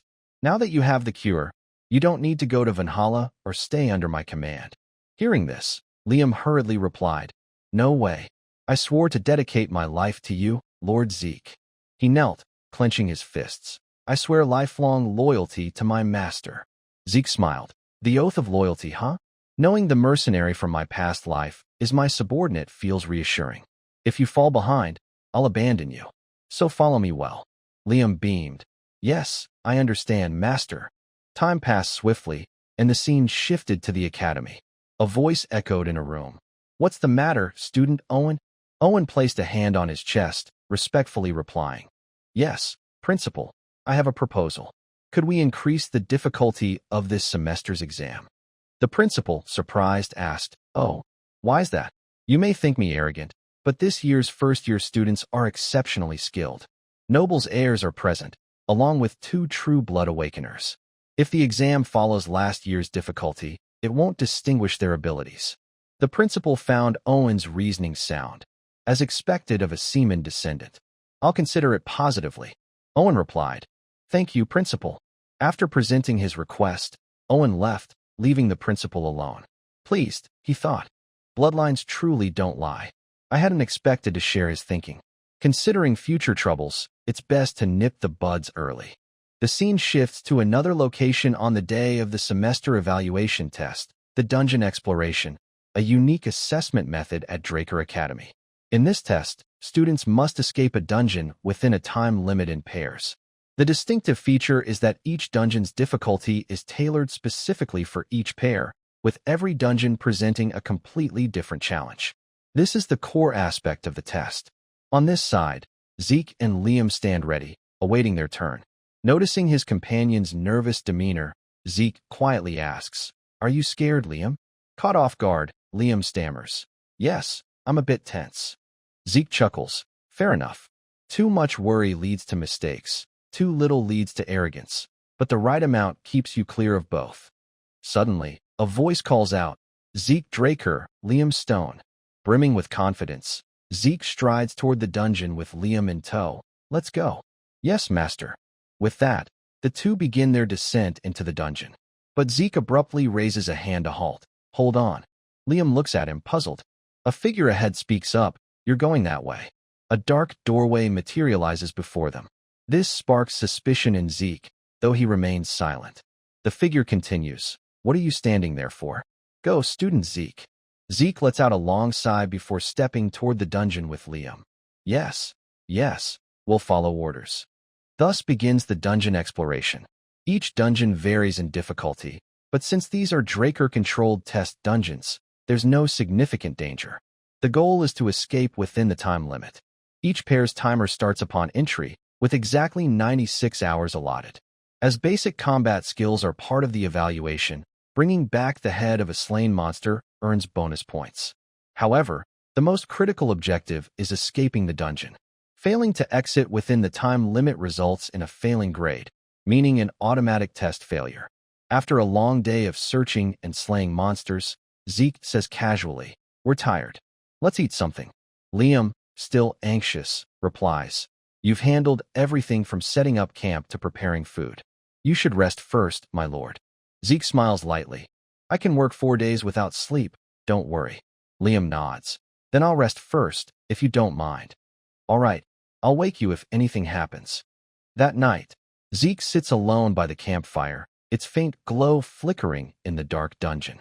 He glances at the watch in his hand, thinking, It's been 16 hours since the test began. I stayed up 3 nights preparing for this. Including now, I've been awake for about 90 hours. Endless stamina only recovers physical fatigue, not mental exhaustion. In a dungeon, anything can happen. Minimizing risks is always the best approach. Once Liam wakes, I'll switch shifts with him. With that thought, Zeke drifts into an exhausted sleep. In his dream, Zeke sees a bell ringing amidst a blizzard. He shuts his eyes tightly. The wind chimes sound echoes endlessly in the blinding snow. Atop a city wall, a red flag embroidered with a golden lion flutters in the icy snow. A figure appears, bloodstains pooling across the ground. Perhaps she's ascended to heaven to meet her ancestors. Zeke jolts awake, haunted by the images. Looking around, he's alone with the fire. Rubbing his eyes wearily, he mutters, "Damn it, that dream again. Wait, what's that sound?" A faint ringing reaches his ears. He instantly recognizes it as the bells he set as traps at the entrance. Zeke douses the fire and urgently shouts, "Wake up, Liam. We've got company. I'll scout ahead. Do not light the fire." Liam scrambles out of the tent, swiftly obeying his master's command. Zeke cautiously moves to investigate, pressing himself against a wall. Observing, he thinks, using dragon eyes in a 4-day exam is too risky. Instead, I'll let my eyes adjust to the dark. Suddenly, he catches a whiff of something. That's sulfur. Could it be? No way. Creatures with a sulfur smell that hunt in packs. Are these hellhounds, third-tier dangerous monsters? In my past life, Jenna hunted an orc during the test, but I didn't expect hellhounds to show up here. Outside, a loud thud echoes. Zeke senses something off. Even the alpha of a hellhound pack wouldn't weigh hundreds of kilos. He tightens his grip on his sword, slowly drawing it. The blade reflects faint light from outside. Peering at the reflection, he thinks, on the other side of the wall, with that kind of noise, it must weigh dozens of tons. A mutant. Before he can react, a deafening boom erupts as a massive strike comes from behind. Zeke instinctively leaps aside, and the ground cracks in a long fissure. Liam rushes over, panicked. "Are you all right, Master?" Zeke looks ahead, finally seeing what they're up against. He curses inwardly. What are those Simon bastards plotting behind my back now? A wolf's head drops to the ground, its eyes still blazing, but a colossal hand appears, gripping it. Blood drips from the severed head. A gigantic monster with sharp, bared teeth roars. Liam quickly identifies it, exclaiming, "It's not an orc. It's a chow chow, a first-tier dangerous monster. It can easily devour hellhounds, even orcs. Plus, chow blood is the main ingredient for recovery elixirs, so their regeneration is absurdly unbelievable." Suddenly, a figure darts forward, Liam. He positions himself in front of Zeke, raising his sword, and declares, "Master, I'll act as bait. Please escape while you can." Zeke merely smiles, placing a hand lightly on Liam's shoulder. "Don't say such defeatist things. What kind of master abandons their subordinate? Don't worry about me. I believe in your efforts, Liam. You're not weak." Liam freezes. Zeke continues confidently, "I'll provide support. Do what you want." Encouraged, Liam grins, regaining his composure, and replies, "Thank you, Master." Without hesitation, the two charge at the chow like twin arrows. The battle truly begins. Slashes appear across the monster's body. Zeke marvels inwardly. Not bad. Inflicting wounds on the chow's thick hide is already commendable, but targeting the joints is even more impressive. Did he study monsters in his spare time? But then, boom, boom.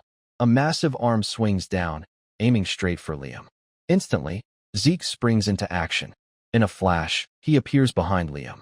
With a swift slash, he severs the chow's arm, disarming it. Liam, still trembling, says, I'm sorry, Master." Zeke shakes his head, reassuring him, "It's fine. For your first battle, that was decent. Targeting the joints was a good choice, but you underestimated the chow's recovery. Minor scratches heal instantly. Direct attacks can't keep up with its regeneration." Suddenly, the chow raises both arms skyward, seemingly preparing its ultimate move. Seeing this, Zeke resolves, "I have to end this now." Zeke didn't hesitate any longer, thrusting a powerful sword strike into the monster's body. Red blood sprayed out, instantly finishing off the dangerous mutant troll in a single moment. The battle was over. The system's voice chimed, "You have slain a mutant troll. You have received 30 karma points." Ignoring the notification, Zeke patted the monster's corpse and said, "This should earn us quite a few bonus points. Liam, hurry and collect the loot." "Yes, Master." Liam began gathering the spoils. Meanwhile, Zeke opened the notification panel to check. Sudden quest. 2 birds, 1 stone. Hunt 100 monsters, including at least 10 different species. Time limit, 7 days. Reward, double karma points and a random reward. Zeke smirked with excitement. Hot damn, double karma points? Time remaining, 71 hours, 59 minutes, 52 seconds. The test ends in 79 hours. Hunting 100 monsters isn't an issue, but getting 10 different species is tough. No matter how big the dungeon is, a normal test would only have 3 or 4 types at most. But if this is a trap set by Jaken's crew, searching thoroughly might yield 10 types.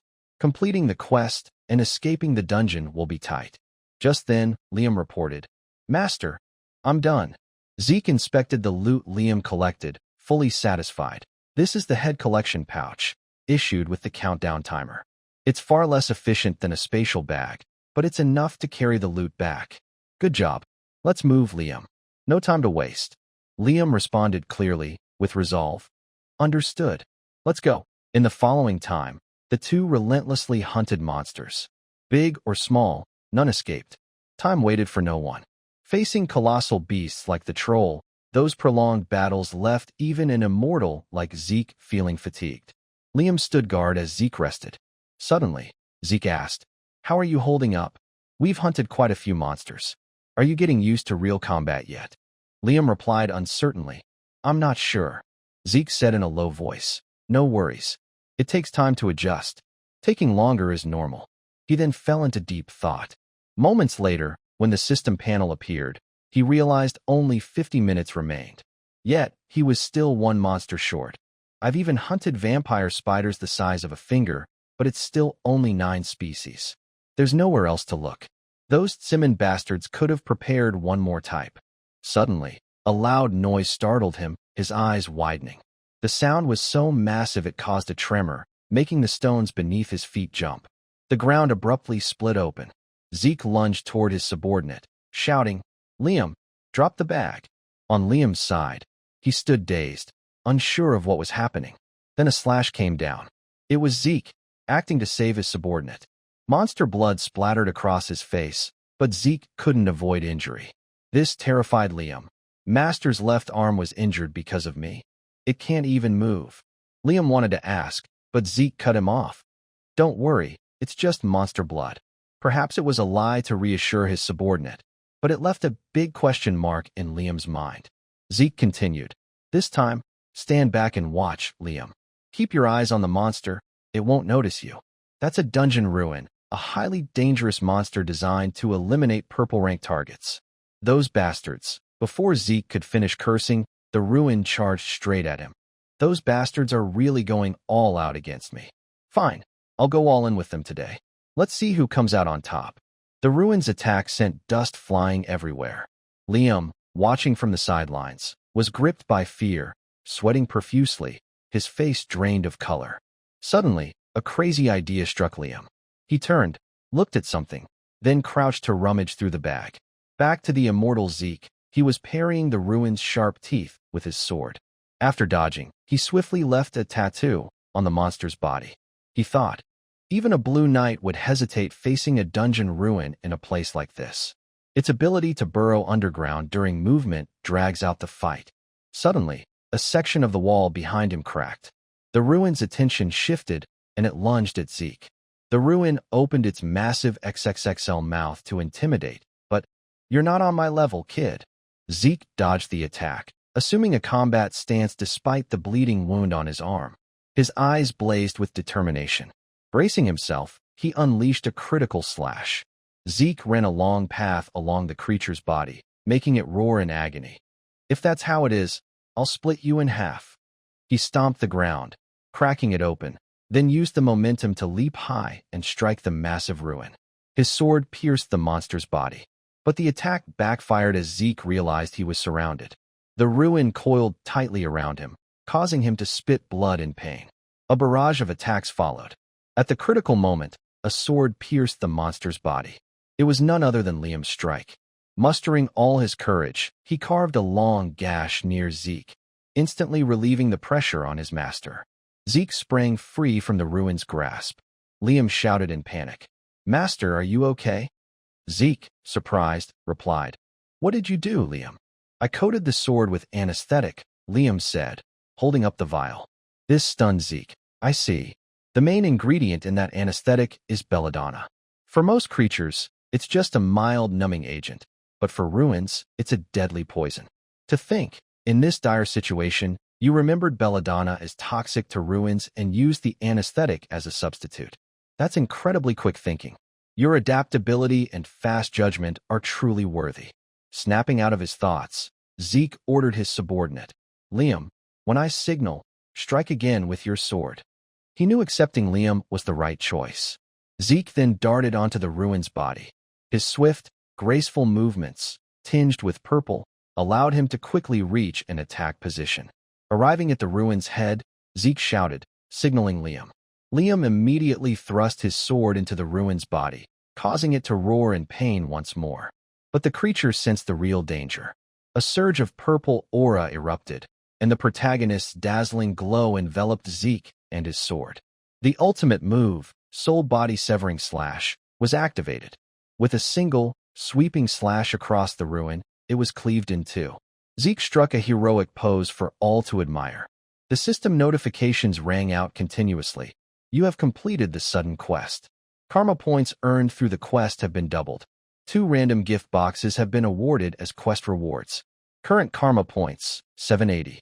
The scene shifts to outside the dungeon, where a large crowd of students who have completed the test have gathered to receive their scores. A voice rings out. Students who have escaped, come here to receive your scores. Those who have finished may leave. We'll now begin grading. 2 members of Reina's team respond clearly. Yes. Examining the pile of monster heads they brought back, the examiner analyzes. Base completion score, 30 points. Goblins, 20. High goblins, 2. Orc, 1. Total score, 180. At this, whispers and chatter erupt around them. Wow, that's insane. So close to the record high of 200 points set by Sir Aben. True Bloods really are on another level. As expected of Turuin, exceeding the standard by 130 points. Reina replies politely, you're too kind. All right, I'll start grading the next group. Total score, 120, exceeding the standard by 70 points. Excellent. Owen, seething, thinks to himself. Reina Turuin, you can't always be so smug. Whatever, if something happens, I'll just deal with it like I did with Zeke. At that moment, a very familiar voice calls out. Man, how long has it been since I've seen sunlight? Owen startles, turning to look behind him. The voice is unmistakably familiar. Following his gaze, he sees Zeke and Liam striding confidently out of the dungeon, carrying the massive head of a monster. Owen fumes inwardly. Damn it! How did that guy survive and come back? Screw this. The surrounding students buzz with chatter. No way. Is that a dungeon ruin? Wasn't an orc the highest scoring monster? What's that thing? Did those 2 really hunt a dungeon ruin? Meanwhile, Liam tosses the trophy head onto the ground with a loud thud. Zeke smirks at Owen, taunting. You look pretty shocked, Owen. Happy to see me like this. Owen, though burning with rage, can do nothing but curse inwardly. Damn it, that sharp-tongued bastard. The protagonist, ever the master, leans in to provoke further. Where's that cold, stoic face you always have? Heh, this look suits you better. Frustrated and disappointed, Owen storms off. Zeke eggs him on. Leaving so soon, piggy? Owen's anger blazes like a fire, scorching every nerve. His breathing grows heavy, as if it could tear his chest apart. His teeth grind so hard they might crack. Veins bulge across his forehead, and his temples throb, as if his blood is boiling beneath his skin. He curses silently. Damn those true bloods. You'll all pay for looking down on me. As Owen and his crew leave without a word, Zeke watches, shouting, Bit tense, huh? Suddenly, a gust of wind pulls Zeke back to the evaluation. The competition's over, right, student Zeke? Zeke replies casually, Oh yeah, long time no see, Professor Andre. But Andre barely pays attention, eyes on his notebook, scribbling as he says, I'll start grading now. Zeke adds, This is all we've got. Need to grade it separately. Andre quips, slipping on gloves. I'm the examiner, so don't expect me to let you off easy. Noticing fragments of the head collection pouch stuck in the monster's teeth, Andre asks, Didn't the head collection pouch get swallowed? Zeke answers nonchalantly, yep. Andre then focuses, analyzing and inspecting. Zeke smiles inwardly. Lucky me. The damn dungeon ruins attack destroyed all the heads I collected over 3 days. I couldn't afford to fail, so I grabbed the ruin's head instead. But who else besides Andre would be meticulous enough to check the flesh stuck between its teeth? After a thorough inspection, the professor removes his blood-stained gloves and announces, confirmed monsters include gremlin, goblin, high goblin, hill goblin, orc, and finally, troll. At this, the surrounding students gasp, faces turning ashen. Whispers erupt. Troll? They got a troll too. Unbelievable. Meanwhile, the professor continues. Based on the blood volume, it seems there were dozens of monsters, but crediting them all would be unfair to others. So, I'll count one of each type. Additionally, while trolls and dungeon ruins aren't on the scoring list, their strength is equivalent to a group of 3 orcs and 6 orcs, respectively, so they'll be scored at 90 points and 180 points. Total score, 368. Holy, even the other professors are stunned, murmuring to each other. Back when we were students, what were our scores? Another replies, our era didn't even include heavyweights. 368 points? Impossible. An unconvinced student shouts angrily, cheating. There's only the ruin's corpse here. Another frowns, retorting, hey, the dungeon ruin alone is worth 180 points. But what does that matter? Think about it. Whether it's a ruin or a troll, could any of you face them and come back alive? Is Zeke Draker really that strong? Zeke, basking in the thrill, thinks, so noisy. This feels totally different from the days they mocked me, doesn't it? Not bad, but I've gone and done something flashy again. Seaman deliberately rigged the test dungeon to eliminate me. Was this really just Owen's unilateral move? No, even he wouldn't dare meddle with the Academy's exam. The issue likely lies with Seaman itself. I'm being watched more closely than I thought. Hiding my strength too blatantly would backfire. For now, I'll keep it moderate and observe the situation. With that, he saunters off. Suddenly, someone calls out, Zeke Draker. Turning, Zeke sees it's Jenna. She glares, annoyed, and says, you won this time. Without waiting for a reply, Jenna and her entourage leave immediately. Zeke chuckles awkwardly. I won? What the heck? A moment later, Zeke returns home and dives into his training room, exclaiming joyfully, all right, time to get started. The system displays a notification, Dragon Skill Level 1, Gluttony. Eat a lot and digest quickly. Requires 50 points to unlock. Current karma points, 780.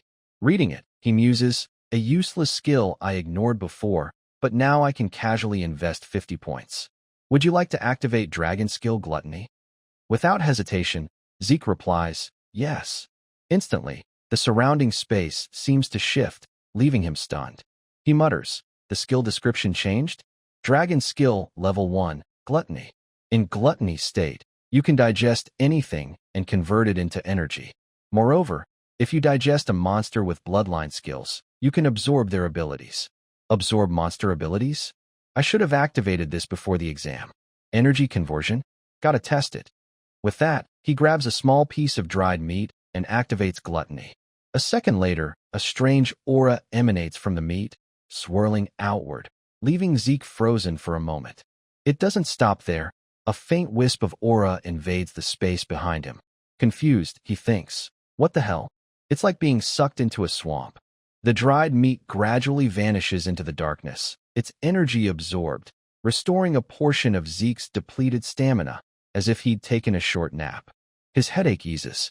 Though slight, the mental fatigue in his brain diminishes. Not only that, his entire body feels revitalized. Mental exhaustion and even endurance recover. Though only a little, recovery is certain. Spending 50 points on Gluttony was worth it. I can mitigate the risks of my current skills. Mental fatigue can be handled with Gluttony, while endless stamina covers physical exhaustion. I can go 24 hours without eating or sleeping and still focus on training. Let's start now. But as he buzzes with excitement, a knock interrupts. Annoyed, Zeke snaps, for crying out loud. I told you not to disturb me in the training room unless it's absolutely necessary. The flustered butler replies, my apologies, young master. But there's urgent news that must be reported immediately. Zeke, surprised, exclaims, urgent news? Without keeping him waiting, the butler continues.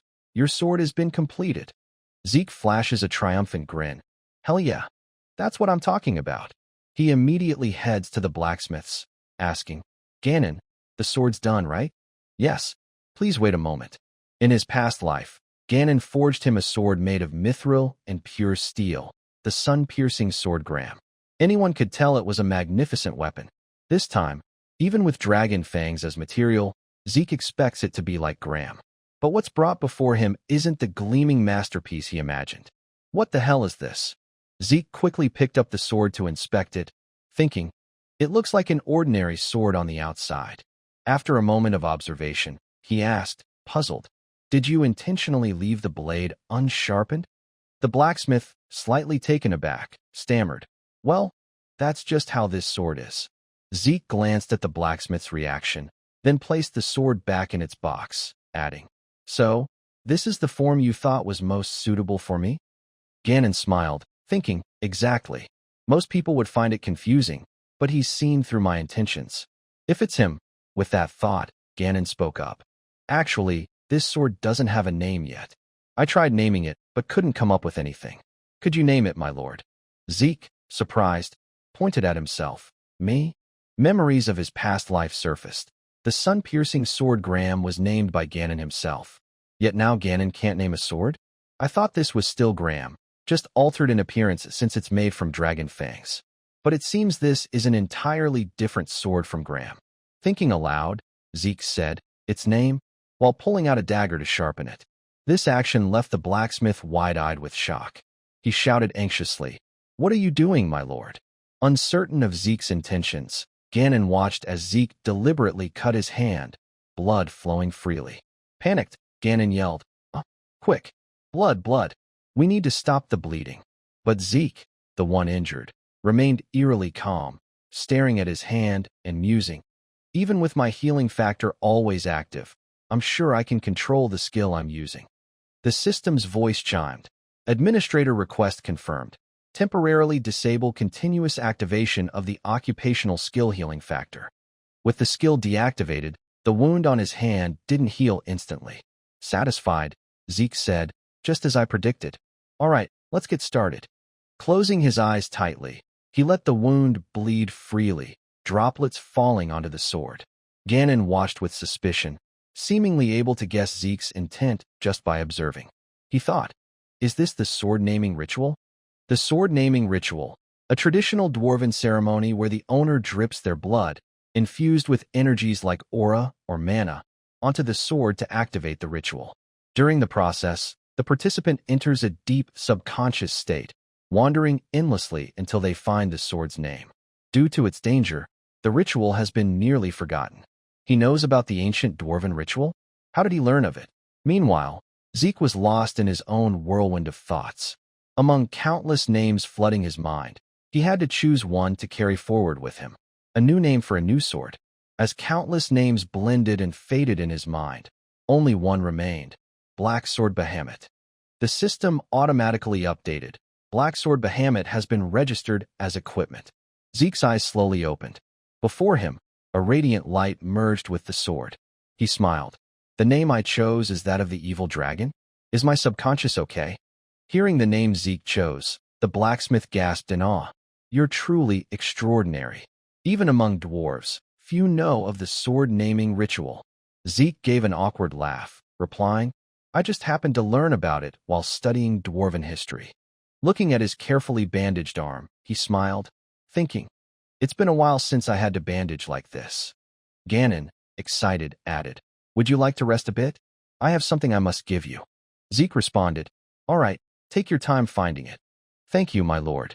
After Ganon left to search for the item, Zeke sat alone in the room. He glanced at his bandaged arm, reflecting on recent events. Administrator request confirmed.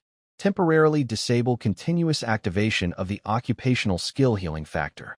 He thought, being able to control it even when it's always active is huge. Like with Duke, I could hide my abilities without revealing everything. Sorry, Ganon, but I'll remove the bandage once I'm back. For now, more importantly, his gaze shifted to the sword. It's time to check this out. The system displayed the information panel. Black Sword Behemoth. Forged by a master blacksmith with heavenly eyes using blue flame mana. Crafted from the hardest fang of the cursed light dragon behemoth. Unique skills. Indestructible. Aura conversion. Note. Currently sealed. Will be unsealed based on the user's growth. Unsealed based on the user's growth? Never heard of a sword like this. Plus, the indestructible trait. Even made from dragon fangs. This is absurd. But most crucially, aura conversion. I worked to understand power to create a mana battery for Ganon and had him forge this sword partly due to his exceptional talent and the core function of Gram. Aura conversion. This special ability allows the conversion of mana, stamina, or any energy into aura. It's what enabled me, someone innately unable to use aura, to reach the Red Knight realm. After searching, Ganon returned, scratching his head sheepishly. Finally found it. Sorry, my lord. I kept you waiting, didn't I? But he froze, eyes widening in shock. The sword he forged was enveloped in a powerful surge of aura radiating outward. Stunned for a moment, Ganon thought joyfully. A sharp aura surrounding the sword. Has he already surpassed the Purple Knight boundary? Zeke, thrilled, exclaimed, truly an extraordinary sword. You worked hard, Ganon. The blacksmith replied. Compared to the forge, this is nothing. But, my lord, could you take a look at this? Seeing the gift Ganon presented, Zeke recognized it as a scabbard. Ganon continued. This scabbard was crafted by my master. Zeke, skeptical, thought. I never heard about Ganon's master in my past life. But upon seeing the name engraved on the scabbard, he jolted. What the? Golden Robert? The Golden Robert, hailed as the greatest blacksmith? Golden Robert, an exceptional dwarven blacksmith, known as the greatest on the continent. His works are flawless, with unique properties. To collectors, they're worth tens of thousands of gold. Unable to hide his shock, Zeke blurted, I can't believe you're Golden's disciple. Ganon, even more surprised, said, as expected, you can even read dwarven script. If it's golden, this can't be an ordinary scabbard. Of course not. If you turn the dial near the scabbard's mouth, it transforms into a shield like this. Made from mithril and wyvern frost, it's impervious to any attack. Turn the dial on the shield's handle downward, and it reverts to a scabbard. Compared to the favor you've shown me, this gift is still lacking. But please accept it. Zeke, still reeling, took the gift. If you sold this, you could build a forge. Ganon laughed. I can't just sell my master's work to anyone. Zeke gave an awkward smile. It's worth tens of thousands of gold, Ganon. Ganon jumped, incredulous. What? Are you serious? Well, I'll take it then. Thanks. Holding it, Zeke analyzed. The scabbard seems a bit small compared to the sword. But if it's Golden Robert's work, it's bound to be extraordinary. As expected, though the scabbard appeared smaller, it perfectly melded with the sword when inserted. Admiring the craftsmanship, Zeke grinned triumphantly. It's beyond my wildest imagination.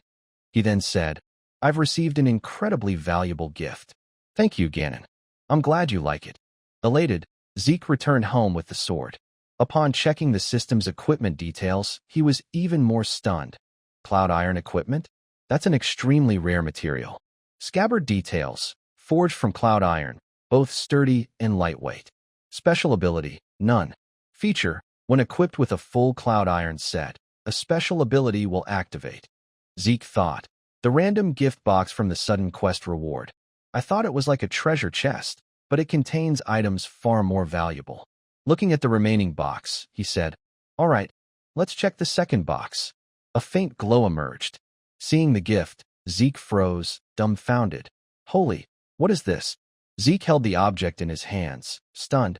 A map. Suddenly, the system's voice chimed. You have found a map containing traces of the great sword Saint Kaiser. Zeke, bewildered, thought. If it's Kaiser, it can't be that hero King Kaiser, right? The Hero King and the Knights of the Clock Tower? That's the most famous book on the continent, chronicling Kaiser and his knights' journey since founding the Kronos Kingdom, a once glorious civilization. But because its content is so fantastical and lacks any verifiable evidence, it's considered mere fiction. His hands trembled, unable to believe his eyes. Did the hero King Kaiser actually exist? As if answering his question, the system continued, restoring and decoding the damaged portion of the item. Decoding complete. The identified location has been marked on the minimap. A holographic screen instantly appeared before Zeke. He gasped, "Whoa, this is the giant mountain range, territory of the barbarian tribes. This might be easier than I thought. The guidance will end based on the user's level." Suddenly, another notification popped up. "You have found an item linkable to a quest. Achievement quest, Kaiser's Vision. Seek Kaiser's Vision at the ruins bearing his traces. Time limit, none. Quest reward, System Administrator Privilege upgrade from Junior Administrator to Intermediate Administrator." Reading this, Zeke pieced it together. I see. The guidance is just a system to elevate me to a certain level. It starts with guidance for low-level administrators, and once completed, administrator-specific quests begin. He grinned, satisfied. This is just the beginning, meaning the real game starts now. The rewards are on a completely different level from the guidance phase. Nice, so that's how it is.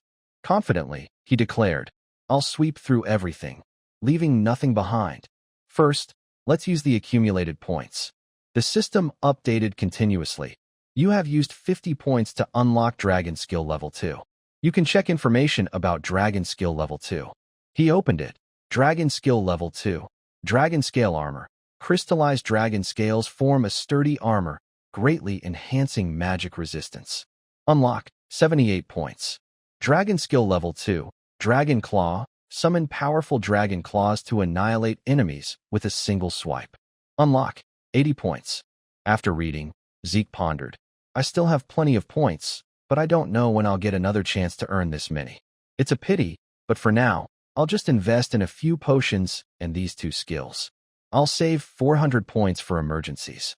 With that, he raised his hand. Activate. You have activated the first dragon skill. Using Dragon Claw, his hand blazed with power.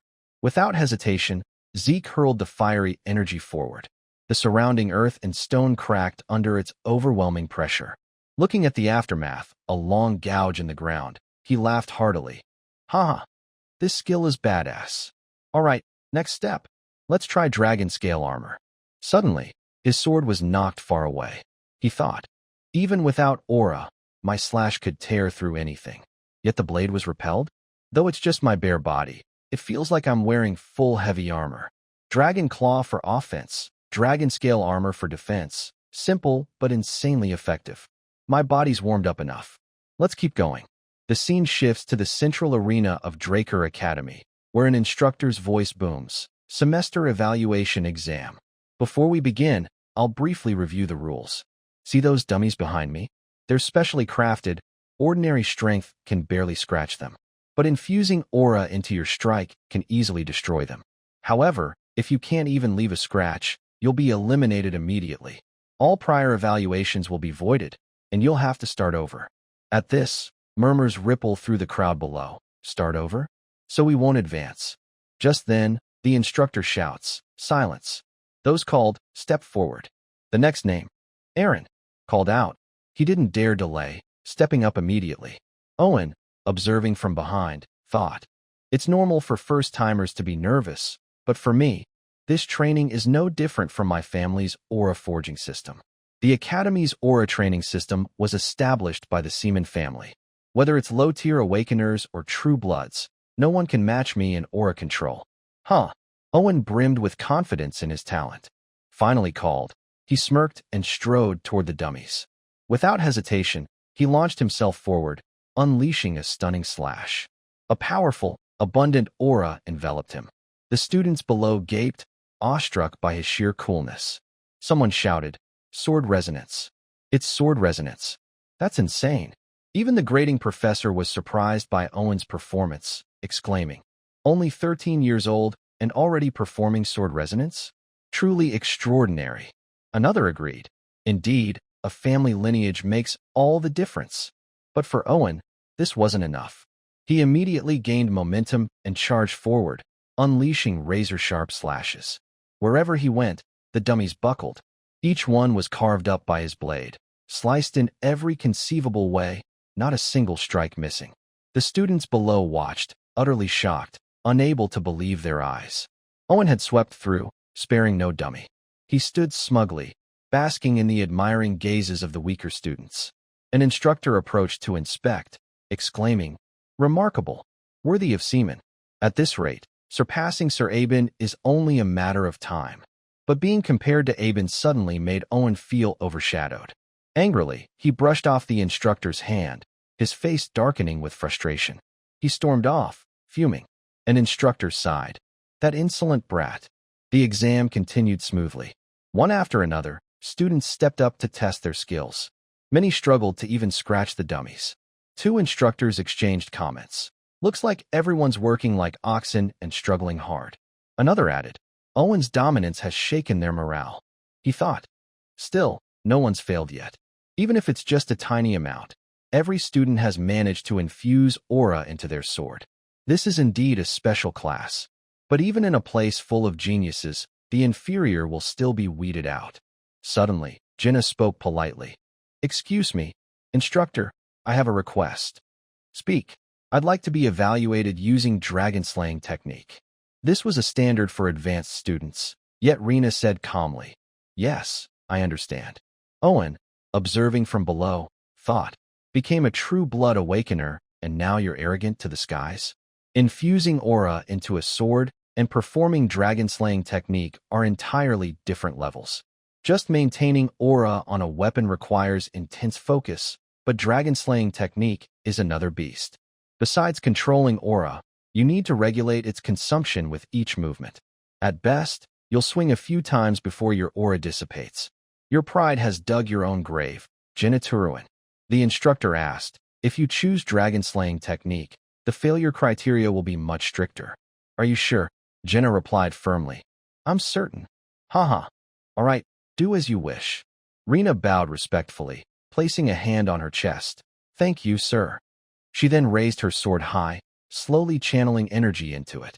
Below, countless tense eyes followed her performance, eagerly anticipating a stellar display from a true blood awakener. Unfazed by her surroundings, Rena focused solely on controlling her sword.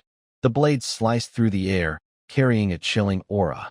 In a flash, it swung with lightning speed, leaving a brilliant silver streak. The steel met the dummies without resistance. Everything shattered as the blade passed through. Fragments spun in the air, as if torn apart by a storm. Her slashes were precise. The sword stopped in a perfect stance, while the dummies were history, reduced to debris from her relentless strikes. The arena fell into a terrifying silence, the ground littered with dummy fragments, a silent battlefield, echoing the power that had just erupted. The students below watched, utterly floored. Whispers erupted. Whoa, there's no competing with that. I thought Owen's control was unmatched. Turns out, it's not even close. So freaking cool. The protagonist, being compared, seethed with rage, his heart nearly bursting. Fury blazed in his chest, incinerating every thought. The helplessness amid his anger formed a choking sensation in his throat, maddening enough to make him want to scream. Each praise from the crowd stabbed his pride like a dagger. The more Rena shone, the more he felt swallowed by darkness. He gritted his teeth, cursing, damn it. Though panting from her performance, Rena still raised her sword forward. Owen flinched, thinking it was aimed at him, muttering, what the hell? Is she mocking me? But a second later, he realized her gaze wasn't for him. Sensing this, he turned. No, she didn't even care about me from the start. It was none other than a challenge directed at Zeke. The protagonist could only flash a bright smile, accepting it. The protagonist stepped forward, scratching his head awkwardly, thinking, this is tough. With everyone staring like this, I can't just brush it off. Guess I'll meet their expectations a bit. With that, Zeke raised his hand and said, Instructor, I'd also like to be evaluated using the dragon-slaying technique. Someone gasped, their face contorting in shock. The instructor, incredulous, approached Zeke and said, You're Zeke, right? Seeing student Jinnah perform the dragon-slaying technique so easily, you think it's trivial? Student Jinnah is a true blood awakener. But before he could finish, another instructor waved him off, interjecting, Same conditions as student Jinnah, no problem with that, right? Zeke flashed a confident, angelic smile. Of course. He then strode to the center to prepare his dazzling performance. despite the relentless whispers around him. Why did you agree, instructor? Even though his name's on the roster, I've never seen him attend a single class. The instructor replied calmly. That's the result of a bet between him and instructor Andre. TSK, you're new, so it's understandable you wouldn't know. A golden true blood awakener with no precedent. A freshman who broke Sir Aben's record in the dungeon exploration exam. That's Zeke Draker. Meanwhile, Zeke closed his eyes, focusing on the powerful aura emanating from his body. The system's voice rang out. Black Sword Bahamut has sensed it. Activating unique ability. Aura conversion of Black Sword Bahamut. Conversion detected, transformed into aura. Instantly, the aura enveloped the sword. Even Zeke was stunned by the sword in his hand. TCH, holding back power is harder than unleashing it all. All right, this should be enough, right? He raised the sword high, gripping it tightly. Rina, watching the scene, couldn't believe her eyes, her jaw dropping.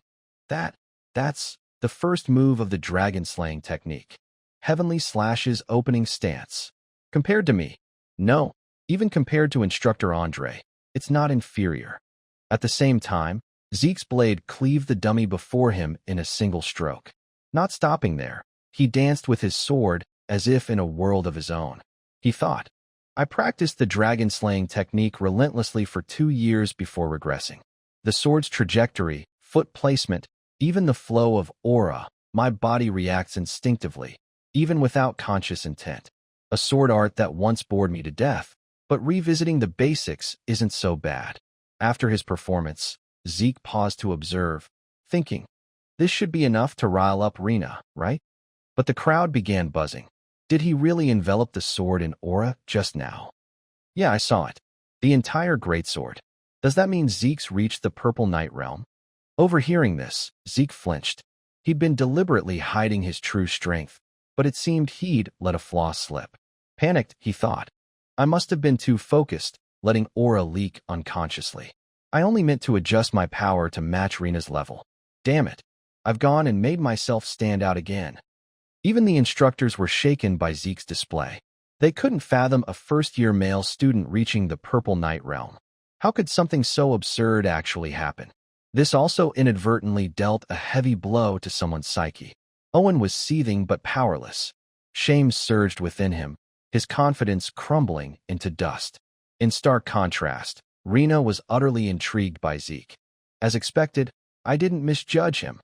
The scene shifts to later, in the principal's office. He reached for his teacup and said, I heard about your performance in the semester evaluation. Truly astonishing results. Zeke, present, replied casually, just luck, sir. The principal continued, reaching the Purple Night realm at 13 and calling it luck? So, Zeke, what do you think about participating in the grade skipping exam? Zeke, surprised, asked, grade skipping exam? You mean jumping a year ahead? The principal explained, correct, or possibly more. This is a system for exceptional students like you. Zeke stayed silent, thinking, faster than I expected, huh? Well, makes sense. I've done too much to stand out. Smiling confidently, he declared, I'll participate. He then promptly left, gently closing the door behind him. Zeke mused, seems like he's plotting something. With a sly grin, he thought, fine, I'm game. Inside, the principal sat, still dazed. He reached into his pocket, searching for something, muttering, Rina Draker and Zeke Draker. Both true blood awakeners will join the exam. A voice responded, understood, sir. I'll proceed as instructed. This is getting more interesting. The scene shifts to the Aura training room for advanced students at Draker Academy. Rina and Zeke were both present, the atmosphere inexplicably tense and stifling. Rina, blushing furiously, thought, at least pretend to glance at me. Suddenly, the door slowly opened, and a voice rang out. So, you've been waiting here, huh? The figure entered, continuing, this is today's overseer for the grade skipping exam. High Knight of the family, Sir Reeser. He was a strikingly handsome young man with an irresistible cold charm. Seeing him, Zeke couldn't believe his eyes, his heart trembling. Is that the nameless sword? Memories of the past flooded back. It was a gloomy day, heavy as the hearts of men. He cradled someone who seemed long dead, his steps heavy with sorrow. Zeke was there too. Seeing the scene, he exclaimed in shock. Draker, that damned imperial dog is here. But as Zeke looked closer at the face of the deceased, he was taken aback. The man said nothing, silently digging the earth. Sensing something, Zeke stood quietly without a word. Numerous gravestones surrounded them. Suddenly, Zeke grabbed a shovel, startling the man. He said, "Need a hand?" Without waiting for a reply, Zeke began digging, adding, "Even if you refuse, I'll help anyway." Zeke Merida of the Northern Alliance. You're a Draker, right? The man replied numbly. No, I've abandoned the Draker name. Zeke felt a kinship. Oh, so we're alike, huh? What should I call you then? Hesitating, the man said, just call me Nameless Sword. Back in the present, hearing the somewhat unfamiliar name, Zeke was stunned. Mock? A name that perfectly suits the cold vibe of Nameless Sword? Hold on, a high knight overseeing a first-year grade skipping exam. Both quickly bowed respectfully, saying in unison, Greetings, Sir Ulriser Draker, High Knight. The true pillar upholding the Draker family, a title reserved for those with exceptional strength, prestige, and experience. It was a noble rank. The instructor spoke up. The sword combat format is familiar to anyone from the cradle. As long as you're not unconscious or surrender, you can continue challenging. Give it everything you've got. Rena stepped forward confidently. Then I'll start first. But he replied arrogantly, No need to split up. Come at me together. Pretty cool, but playing like this is just asking for an early grave, huh? Faced with the challenge, Rena was ready to charge forward, but Zeke quickly raised his hand to stop her. Don't be so hasty. You know the gap in skill, don't you? Besides, the test started long ago. If you'd let your emotions take over and rushed in earlier, we'd probably have lost points already. Hearing this, Rena glanced at the overseer behind them. He was scribbling something, then let out a long sigh. Though reluctant to admit it, Rena finally lowered herself and asked, So what should I do? Zeke Draker. The protagonist turned with a smile, thinking, as expected of Rena, hailed as a genius. Her judgment is sharp. He replied, I have the perfect plan for this situation. Come on, let's give him a real critical hit. After agreeing on the strategy, the match officially began. Observing the High Knight's sword, Zeke analyzed silently. A strange sword with a blade on only one side, an Eastern Empire's crescent blade. He's always used it. Rena seems to see this as a matter of honor. But what's honor or pride to the weak? Forget personal grudges. Focus on the plan. A second later, both swung their swords in unison, charging forward. The clash of metal rang out sharply. Their blades formed two crisscrossing arcs from opposite directions, but the High Knight merely tilted his body slightly. His blade slipped through their gap, counterattacking like lightning. In an instant, he swung downward. Rena stepped back just in time, narrowly dodging a slash that grazed her by inches. Zeke, still exhilarated, pressed forward. They continued their assault, but it didn't faze High Knight Ulriser. The clanging of swords echoed, filling the space. Moments later, the High Knight forced both Rena and Zeke back. Rena glanced at Zeke, thinking, is this the power of a High Knight? Even following Zeke's instructions and targeting his blind spots, forget landing a hit. We can't even leave a scratch. Next, Rena unleashed dragon-slaying technique. Chapter 3, First Form. She told herself, I must fight with the intent to kill. With that, she swung her sword fiercely at him. Thinking it would deal damage, she was stunned when, at the critical moment, the High Knight casually dodged with a slight lean. Caught in her momentum, Rena surged forward. But it didn't end there. The High Knight struck her with a powerful blow. She was sent flying like a kite with a broken string, spinning through the air before crashing into a stone wall. Horrifyingly, the wall shattered into a large crater from the impact. A nearby assistant rushed over, asking, Are you okay, Rena Draker? Coughing violently, Rena groaned in pain, blood trickling from her lips. Her legs trembled as she tried to stand, her arms numb and unresponsive, stammering, I'm fine. It's dangerous, get back. Inwardly, she thought. In a split second, my focus was shattered, leaving an opening. With my strength, I don't stand a chance. Can you really pull this off, Zeke Draker? She recalled the moment before the match. Zeke had laid out his strategy. Rena objected vehemently. I can't agree to such a biliar tactic. Are you trying to tarnish an honorable duel, Draker? But Zeke countered, does honor fill your stomach? He explained, this isn't a knight's duel, it's a test. It evaluates your ability to kill the opponent. After some thought, Reina reluctantly agreed. Fine. I asked for your advice first. But do you really think this tactic will work? We're up against a high knight. While Reina remained skeptical, Zeke was brimming with confidence. We just need to create a situation where it can work. He added, when we fought at the cradle, why couldn't you dodge that rock? Flustered, Reina replied. Because I didn't expect you to use such tricks. Zeke said calmly, it's no different with a high knight. Wait for my signal, it'll definitely work. Just a tiny opening is enough. Back in the present, the match raged on. Zeke stood, employing a variation of the dragon-slaying technique. His body split into multiple afterimages, surrounding the high knight from all angles. The sight alone was dizzying, making it impossible to distinguish real from illusion. Then, a never-before-used technique debuted. Gale step, shadowless footwork. The high knight, deeply knowledgeable, quickly recognized it, exclaiming, that's Duke's technique. He scanned side to side.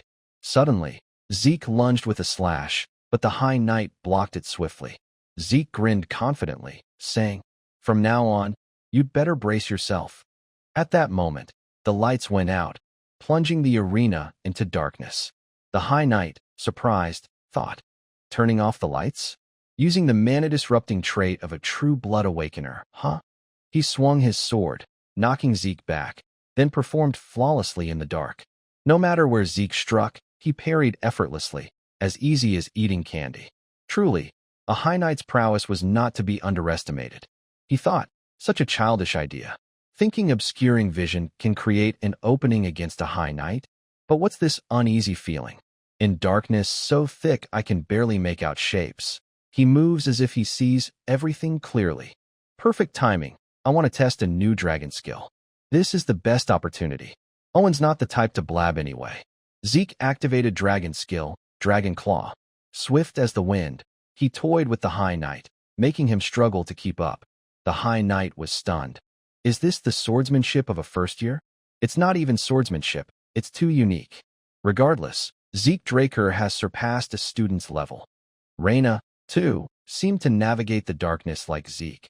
Did he eliminate unnecessary energy sources and place a limiter on me? That tactic only works against opponents of similar strength. As he thought, the high knight chased Zeke, attacking relentlessly in the dark.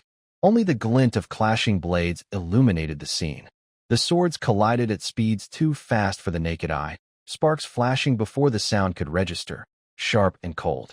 Sparks burst like fireworks in the night, then faded, leaving the acrid smell of burning metal. Observing the high knight's reactions, Zeke smiled, thinking, his movements are almost identical to before the lights went out. He adapted to the darkness that quickly. Suddenly, the high knight sensed something off. Instinctively, he swung a powerful slash forward, but it missed. Frowning, he thought irritably, gone? I can only vaguely see shapes. It's like fighting a shadow. He swung blindly into the void, but every strike missed. Zeke seemed to have vanished from his senses.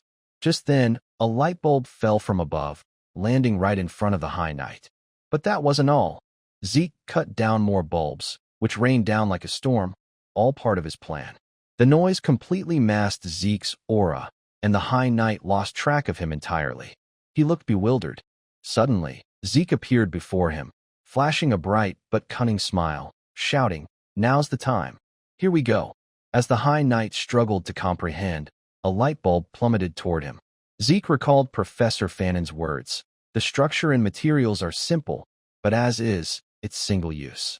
What kind of magic are you putting in it? Explosive magic. Zeke had smiled casually, replying, no, just flash and bang magic will do. As planned, a massive explosion erupted. This was the perfect moment. Reina. Zeke stood calmly, covering his ears, awaiting the miracle. The high knight flinched at the blast. The deafening explosion tore through the air, shaking everything around. Reflexively, his body recoiled, crouching, his mind gripped by pressure. Only now did he realize he'd been tricked. He reconsidered. I was wrong to think that was excess energy. Seizing the chance, Reina and Zeke charged together. Dragon Slaying Technique. Chapter 4, First Form. Full Moon Slash. Two powerful slashes overwhelmed their opponent. Boom, boom, boom. A shockwave exploded, kicking up dust and sending a fierce gust into the faces of those present. The dust cloud gradually cleared. Yet, the High Knight stood there, his face twisted in irritation. He clearly hadn't anticipated Zeke's move. TCH, there's no fool like a bold fool. Afterward, the medical team swiftly arrived at the scene to carry Zeke and Rena away for treatment. The High Knight stood there, utterly unfazed. An instructor approached Ulriser and said, "Thank you for your efforts, sir." Suddenly, an angry voice rang out. "You bastard Ulriser, you've left my disciple in such a mess." Following the voice, Ulriser turned and recognized Duke. He bowed respectfully. "Greetings, Knight of Merit." Duke stepped closer, waving dismissively. "Still as stiff as ever, huh? All right, how's my disciple doing?"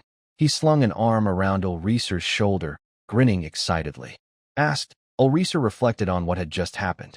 The moment Zeke Draker's sword connected, he had deliberately dropped his blade and held a defensive stance. Why didn't he counter when he had the chance? Was his goal not victory but advancement? Only revealing the minimum strength needed.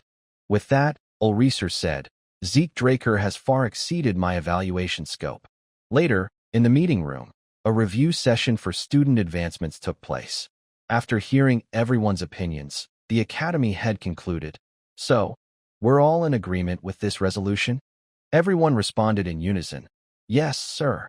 With no objections, Zeke and Jenna were promoted to Year 5 and 5A, respectively.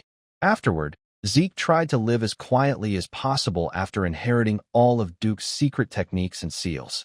Andre took over Zeke's position, while Zeke maintained a good relationship with Professor Fannin. But their connection gradually faded when Zeke was selected for the Royal Magic Research Institute, passing through and leaving the academy. From then on, Zeke no longer entangled himself with the scions of powerful families. Interestingly, Ulriser visited Zeke every quarter to request sparring sessions. Eventually, as if enlightened, he took a leave of absence and joined a martial dojo for training. Time passed. 2 years later, Zeke graduated from the academy. From within the dormitory, a joyful voice echoed. "Congratulations, young master." The youngest student admitted to Valhalla. Surely the family head will be very proud. By now, Zeke was no longer the 13-year-old boy, but a taller, more handsome 15-year-old Zeke Draker. The academy head had personally written a recommendation letter for his admission, an uncommon and prestigious honor. Zeke thought glumly. But this youngest student title, my 2 years of laying low have gone to waste. He spoke up. "There's about 3 months until the enrollment ceremony, right?" Decker, head to Atlas first. Though surprised, Decker reluctantly agreed to Zeke's request. "Yes, sir. But what about you, young master?" Cutting him off, Zeke said, "I'll take a quiet retreat alone. I don't want anyone disturbing me, got it?" Decker didn't dare disobey. "Yes, young master." Zeke then gazed at the map before him, lost in thought. The ruins of Kaiser are in the giant mountain range. Using the excuse of a retreat, I'll go through the Argos Kingdom Adventurers Guild for the expedition. No need to reveal my destination to suspicious folks. Suddenly, a knock came from outside. Zeke quickly said, "Come in."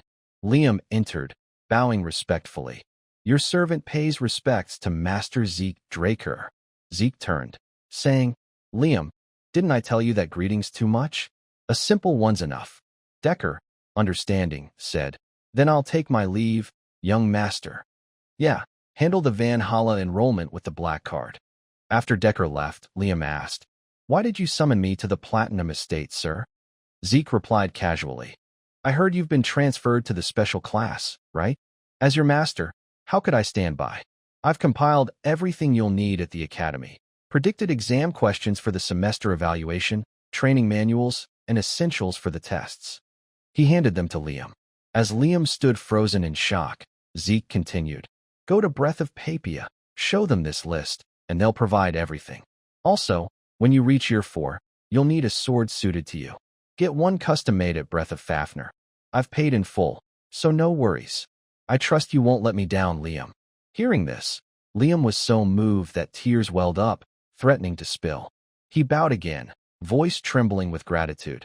I will never betray your expectations, master. Zeke sighed. I literally just told you a minute ago not to overdo it.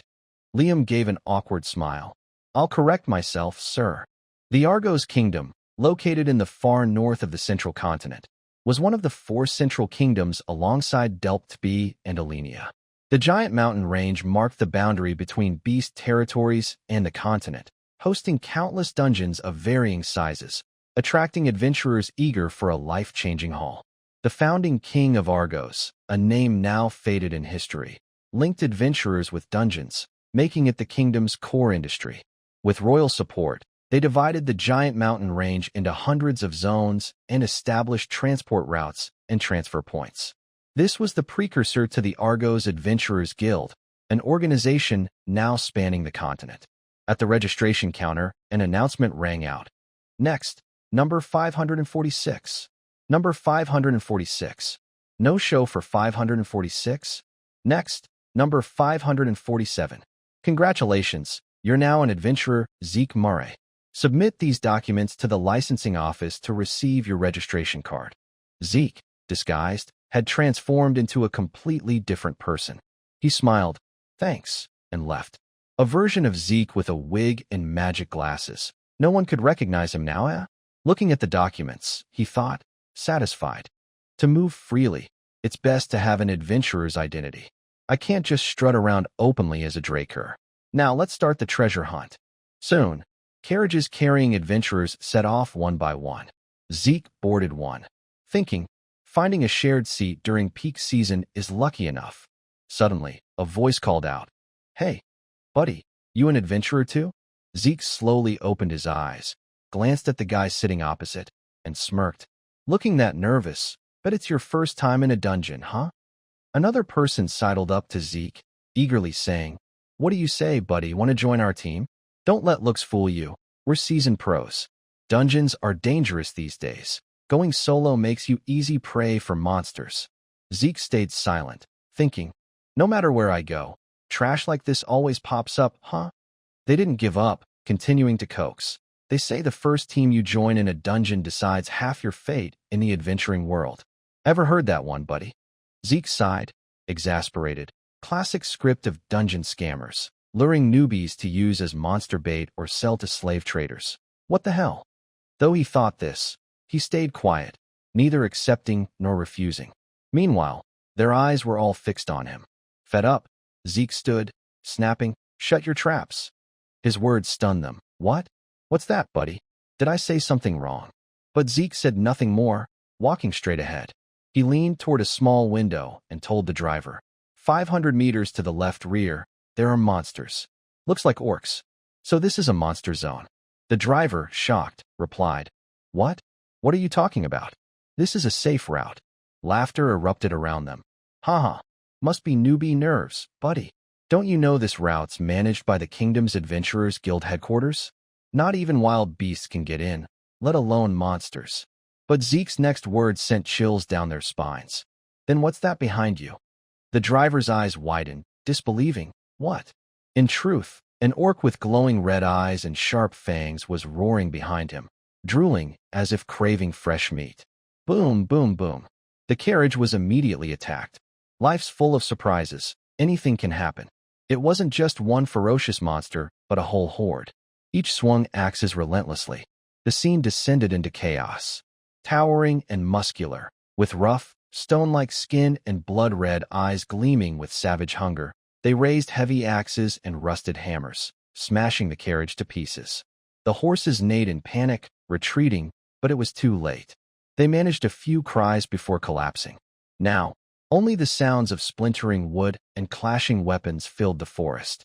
The guy who'd been sweet-talking Zeke into joining his team was clueless. He poked his head out of the carriage, unaware an orc had noticed and was approaching. By the time he realized, the massive shadow loomed before him. His face drained of color, bloodless. In his final moments, he hoped it would spare him, begging for mercy. But life ain't a fairy tale. Thwack! One hit, and he was splattered everywhere. Tough luck for the poor sod. Meanwhile, Zeke leaped out, hiding behind a large tree nearby. watching the orcs feast on their freshly harvested spoils. They chomped and gnawed ravenously. Seeing this, Zeke thought, orcs rampaging in a safe zone means the outpost isn't functioning properly. How long has this been going on? After gorging, the monsters quickly left. Zeke stepped out, surveying the scene. Corpses piled like a slaughterhouse. He was likely the only survivor. Standing there, he muttered, as expected, what a chaotic mess beyond imagination. Even Argo's soldiers were taken down. With this force, regular monsters shouldn't have been their match, right? But upon closer inspection, Zeke's eyes narrowed, irritated. A long slash mark marred their bodies, something not caused by monsters alone. His mind conjured a bloody scene that had unfolded earlier. He thought, not monsters. This was done by humans. Lingering here would only complicate things further. Right now, the top priority is finding Kaiser's ruins. With that thought, he continued his journey. After traveling some distance, he reached a place piled high with skulls and crossed bones, like a mountain of death. Observing his surroundings, he thought, markings of barbarian territory. According to the mini-map, I'm almost at Kaiser's ruins. But he noticed he was being followed from behind. Puzzled, he wondered, how the hell are the Empire's hounds here?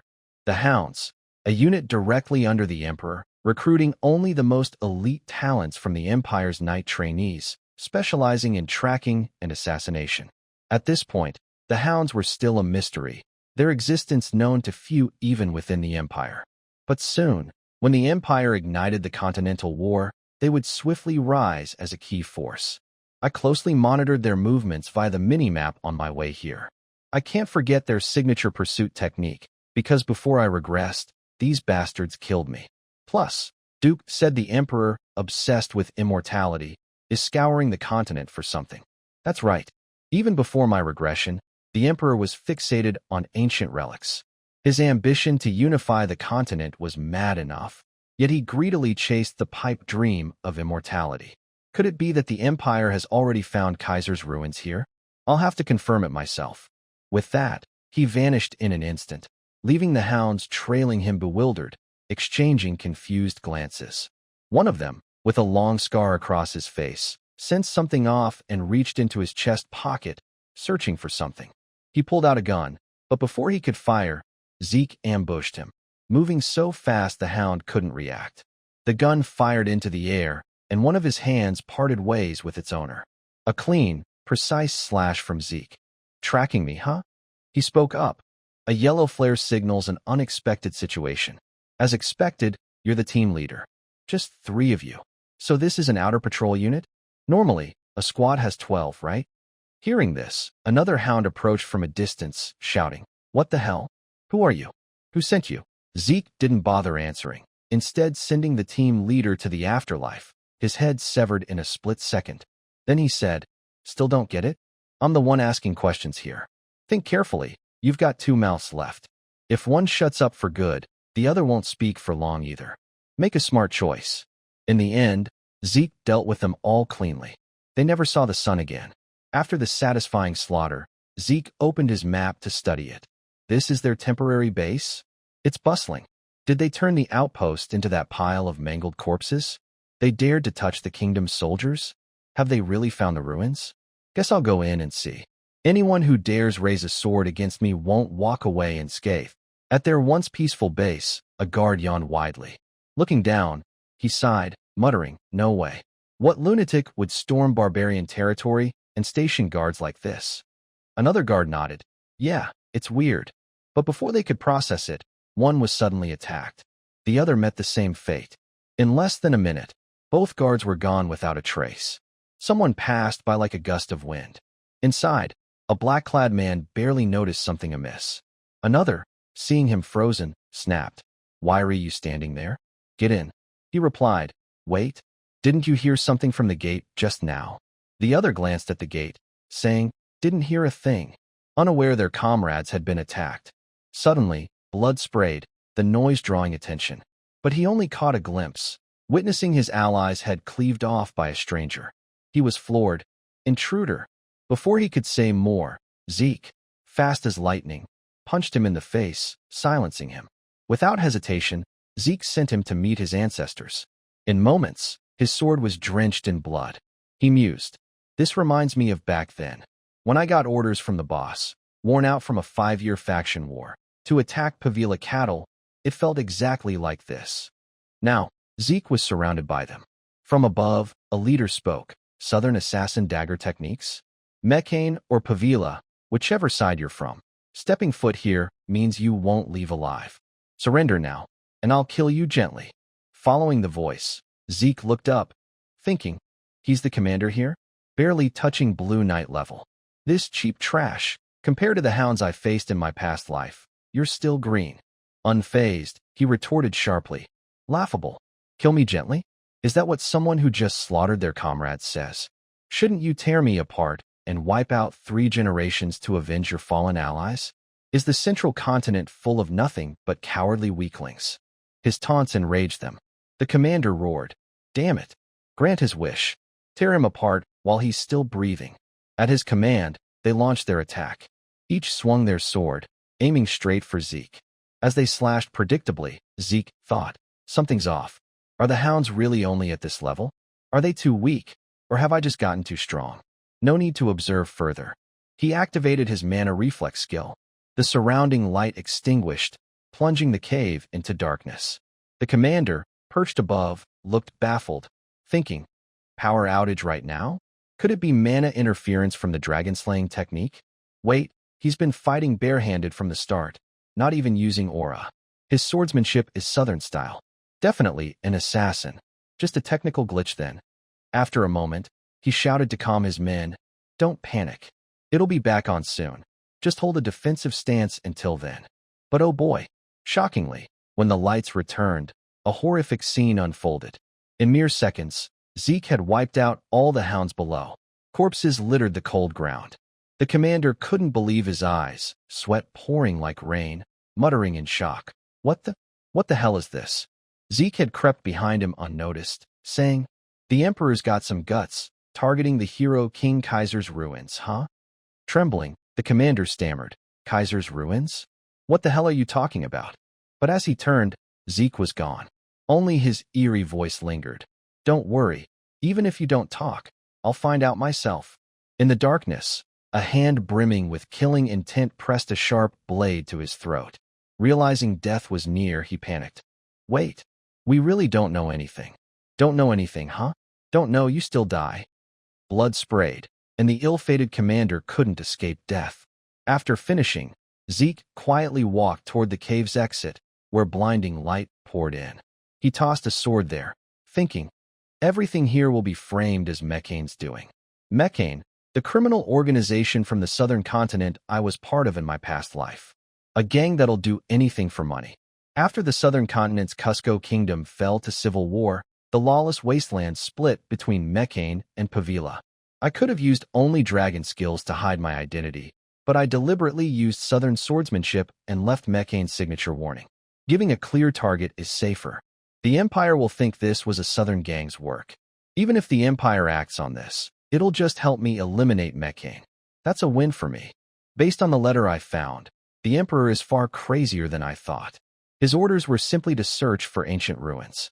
But the shocking part is the campaign map attached, not just the central continent, but the eastern continent, still under a truce, and even the mysterious Black Sea. He sent hounds to every suspected ruin site. That means their forces are already at the scale of my past life. But it seems they haven't found Kaiser's ruins yet.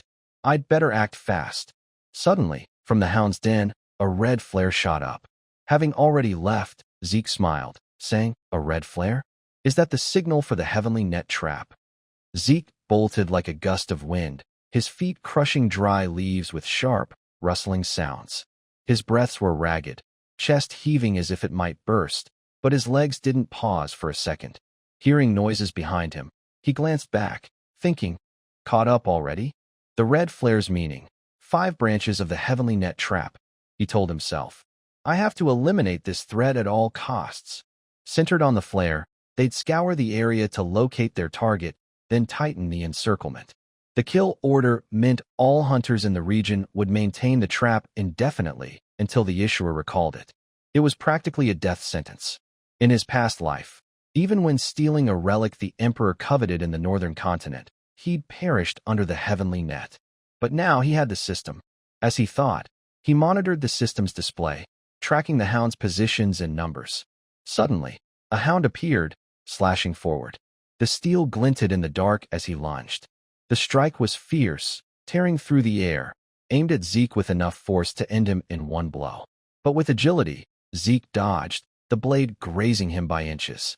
Before he could counter, heavy footsteps thundered from behind. More hounds emerged, weapons gleaming, their eyes brimming with killing intent. A storm of blades surged like a steel tempest, slicing the air with chilling whistles.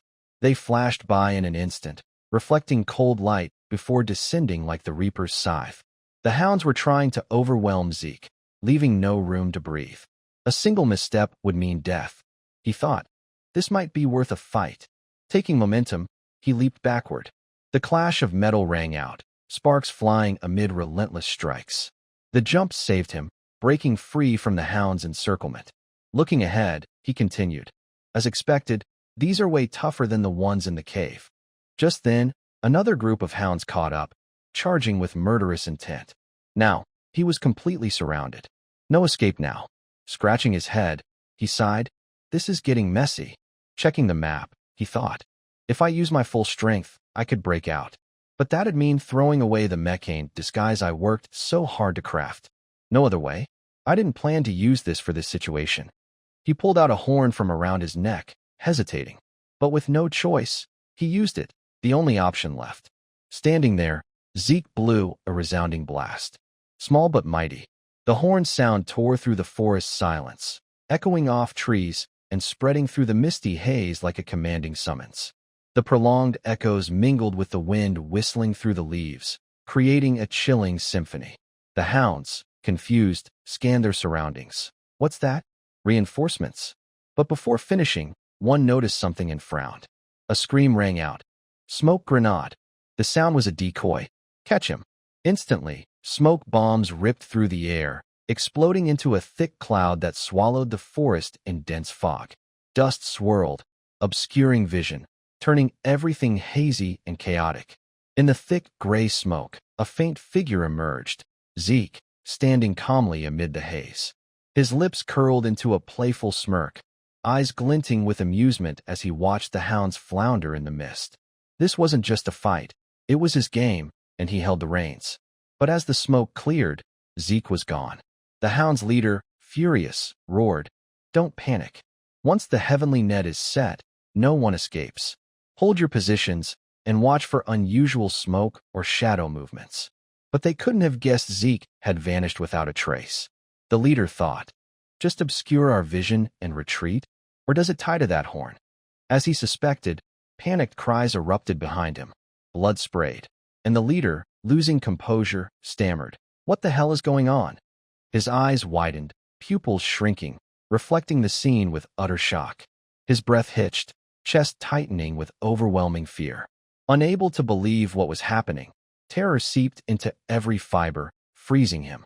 His eyes weren't just wide from shock, but from the dread gnawing at his sanity as the scene surpassed his imagination. Are these lunatics barbarians? What's happening? We haven't done anything to provoke them. A couple of aggressive ones would make sense, but a whole swarm attacking like this. A hound shouted, charging with his sword, "Lowly savages, how dare you?" Mid-sentence, he slashed fiercely at a barbarian. But it didn't flinch. The strike was like scratching an itch. The hound froze, terrified.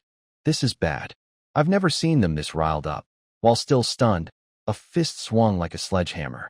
Bam! The barbarian's punch smashed his face, hard enough to rattle his skull. Blood sprayed, mouth flooding. His body reeled, vision spinning, pain jolting like lightning. One punch sent him to reincarnation. Damn it. Watching from afar, the leader thought, this is bad. I've never seen them this frenzied. With our current forces, this is too dangerous. Without hesitation, he drew a gun, fired a white flare skyward, and shouted, "Recall the heavenly net. Retreat. Retreat now." But the barbarians were still fiercely aggressive. They roared deafeningly, their oppressive aura overwhelming.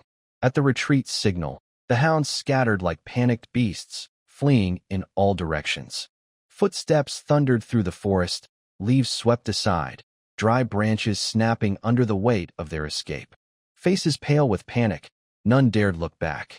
In moments, the chaotic forest fell empty, leaving only scattered footprints and fading smoke in the wind. From the ground, Zeke crawled up. With no other choice earlier, he'd buried himself under the dirt to hide. Brushing off the soil, he flashed a radiant smile. More effective than I thought. The barbarian horn was crafted to relay commands swiftly on chaotic battlefields, a tactical tool of the tribes. In his past life, he'd forged a friendly bond with the Mohawken tribe, learning to craft war horns and their signal system. The signal he'd just sent meant, outsiders have violated the ancestral holy ground. Often seen as crude savages, they actually had a distinct culture and civilization. Tearing off the horn strap, he remarked, "With this shoddy craftsmanship, it's probably one use only, huh?" Back to peace. He resumed his expedition. Time to find the real ruins. Soon, Zeke reached the ruins area. But challenges never ceased. Hiding behind a wall, he observed, thinking, one hurdle after another. His gaze fixed on a massive multi-headed serpent. The system chimed. Detected, fallen dragonkin, corrupted by vile miasma. Reading this, he puzzled. Fallen dragonkin? What's that now? Per the minimap, the door was up there. He asked, System, can you open that door? The system replied, Administrator request confirmed. Connecting to control system. Connected to the management system of Hero King Kaiser's resting place. Opening the gate to Hero King Kaiser's resting place. But as the door cracked open, the serpent sensed something amiss.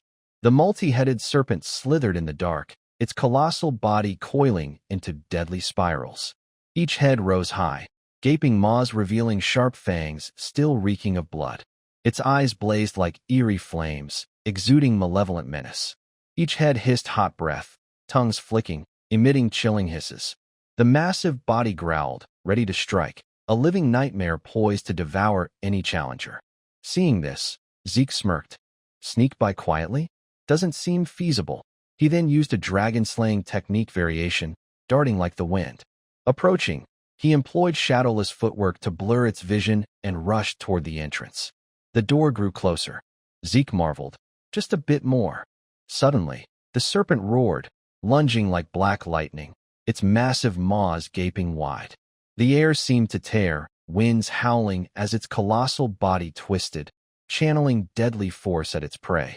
Razor-sharp fangs gleamed in the dim light, ready to sink into anything. Luckily, Zeke escaped in time, the serpent only snagging bits of his clothing. He drew his sword, purple light flashing, dense aura radiating. Without hesitation, Chapter 7, First Form, Dragon-Slaying Technique. Dragon-Slaying strike countered. But his body was badly wounded, blood seeping across it. Standing there, he realized, acidic blood? It's even corroding the wall behind me. As an immortal-type player, he activated his recovery skill. As his body healed, he thought, a nine-headed monster with acidic blood. Even my master in my past life barely defeated it, the nine-headed Hydra. But I'm different.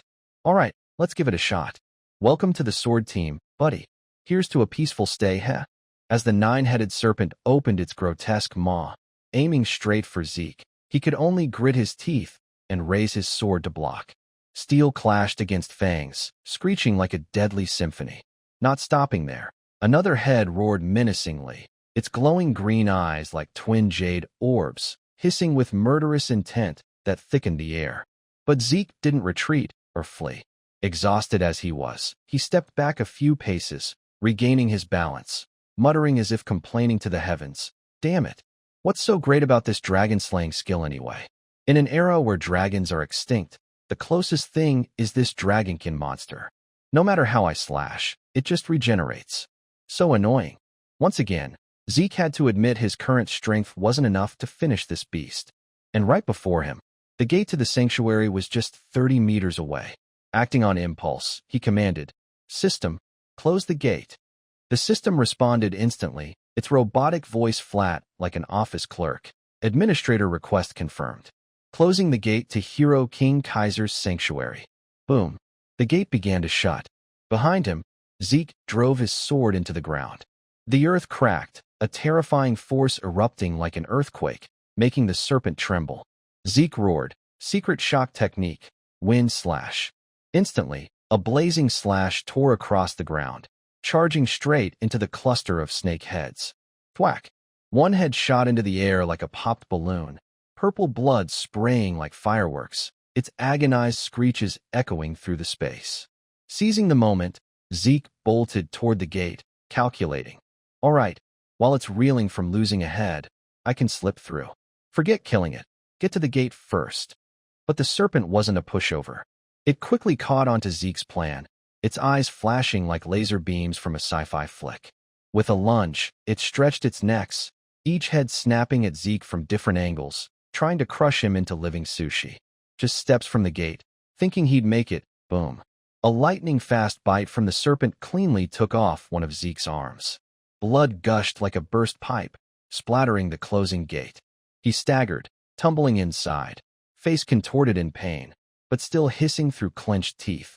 Damn it, you lousy snake, chasing me this far. As if erupting with emotion, Zeke roared, eyes blazing red, pointing his sword at the serpent. You want my arm that bad? Take it. With that, he leaped high, charging at the nearest head, slashing relentlessly despite the bleeding wounds soaking his clothes. This was Zeke, the immortal with infinite recovery. As he hacked, a new arm began regenerating, fingers forming like a sped-up rebirth. The serpent screeched in fury, not just angry but resorting to dirty tricks. A cloud of toxic green gas spewed forth like a nightmare assault. Zeke frowned. Poison gas. Out of moves, buddy. The system chimed. You've been poisoned by the Hydra Dragon's toxin. Without a second's hesitation, Zeke poured all his strength into a critical strike. His sword blazed, slicing through the air with a radiant arc, cutting across the serpent's body. Another head soared skyward, blood splattering. The serpent's eyes now glared helplessly, gasping, regretting tangling with the wrong foe. Zeke, drenched in sweat, face pale and lips white from the poison, still gripped his sword, eyes burning with unyielding fight. Then, the final head roared in rage, lunging at Zeke. One last snake, one last life, one last chance. It was all or nothing. Zeke couldn't fall, not now, not here. At that critical moment, Zeke activated Dragon Might. A crushing aura, heavy as a meteor, exploded from him, pressing down on the serpent like the sky collapsing. The air quaked, as if an earthquake demanded submission. Zeke's eyes gleamed like concentrated lasers. I'm not joking. His low voice rumbled. Scram, unless you want to be chopped into sausage. The multi-headed, brainless serpent initially growled for show, but a second later, it froze, sweat beads the size of quail eggs pouring from its face, body trembling as if standing in a blizzard in nothing but shorts. It cautiously retreated, eyes panicked, then whoosh, it fled without looking back, running like never before. Zeke exhaled, collapsing to the ground, panting like a retired grandpa. Didn't expect Dragon Might to work on Dragonkin. Should have used it sooner to save the hassle. But before he could celebrate, he frowned. Wait, why am I still exhausted? Infinite stamina, my ass. Is it the poison? The system promptly confirmed his suspicion. You've instilled fear in the fallen Dragonkin, tainted by corrupt energy. Would you like to activate Dragonkin domination to subdue the target? Zeke raised an eyebrow. Instilled fear because of Dragon Might? So I can tame that ridiculous monster? Nice.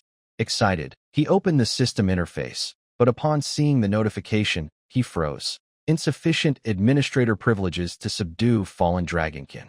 Failed to subdue target. Zeke choked, exclaiming, Insufficient privileges? Seriously? I thought I'd get a free epic pet. Damn, such a badass skill has limits. Before he could curse more, a sudden headache hit, sharp as a dragon stomping his skull. His face turned purple, clutching his head, body shaking. The system coldly announced, Warning, Hydra Dragon toxin has exceeded critical levels. Zeke hissed, Damn this cursed poison. Recovery's useless? Am I screwed? In his spinning mind, he recalled, Right, Devour. Dragon skill level 1, Devour. In Devour state, anything can be digested and converted into energy. If I consume a creature with special abilities, I can absorb its skills. He thought. A monster with such potent poison must have some antitoxin bloodline ability. Without hesitation, he activated the skill. Activating Dragon's skill, Devour. Instantly, the serpent's corpse began melting, steaming like a hellfire barbecue. The system updated rapidly, consumed severed head of fallen dragonkin, tainted by corrupt energy. Target consumed. Devour skill upgraded from novice to proficient. Energy restored. Absorbed bloodline ability. Incomplete trait. Total poison immunity. Detoxification in progress. In a flash, Zeke felt light as a feather, like bathing in a divine spring. The toxins vanished like a breeze, muscles supple, eyes brighter, skin glowing better than a collagen drink ad. Hydra Dragon toxin detected and fully neutralized. Acquired trait, total poison immunity, resists and neutralizes most poisons. Zeke's status window lit up like a valedictorian's report card. Low-level administrator window 1. Name, Zakir. Class, Immortal, unique rank. Titles, Blessed by Ancient Dragon, Heir of Terracan. Condition, Heavenly Bone Body, Total Poison Immunity. Privileges, Dragonkin Domination. System functions, Storage, 100 slots. Minimap, Beginner's Quest Book. Class skills, Self-healing, Strong mental defense, Infinite stamina, Combat sense. Regular skills, Shock Strike, A rank, Proficient, Aura Rebound, A rank, Novice, Wide Sweep, A rank Novice. Dragon skills level 1, Dragon Eye, Proficient, Dragon Might, Proficient, Devour, Proficient, Dragon Speech, Locked. Dragon skills level 2, Dragon Scale Armor, Proficient, Dragon Claw, Proficient. Dragon skills level 3, Locked, requires 300 points. Karma points, 465.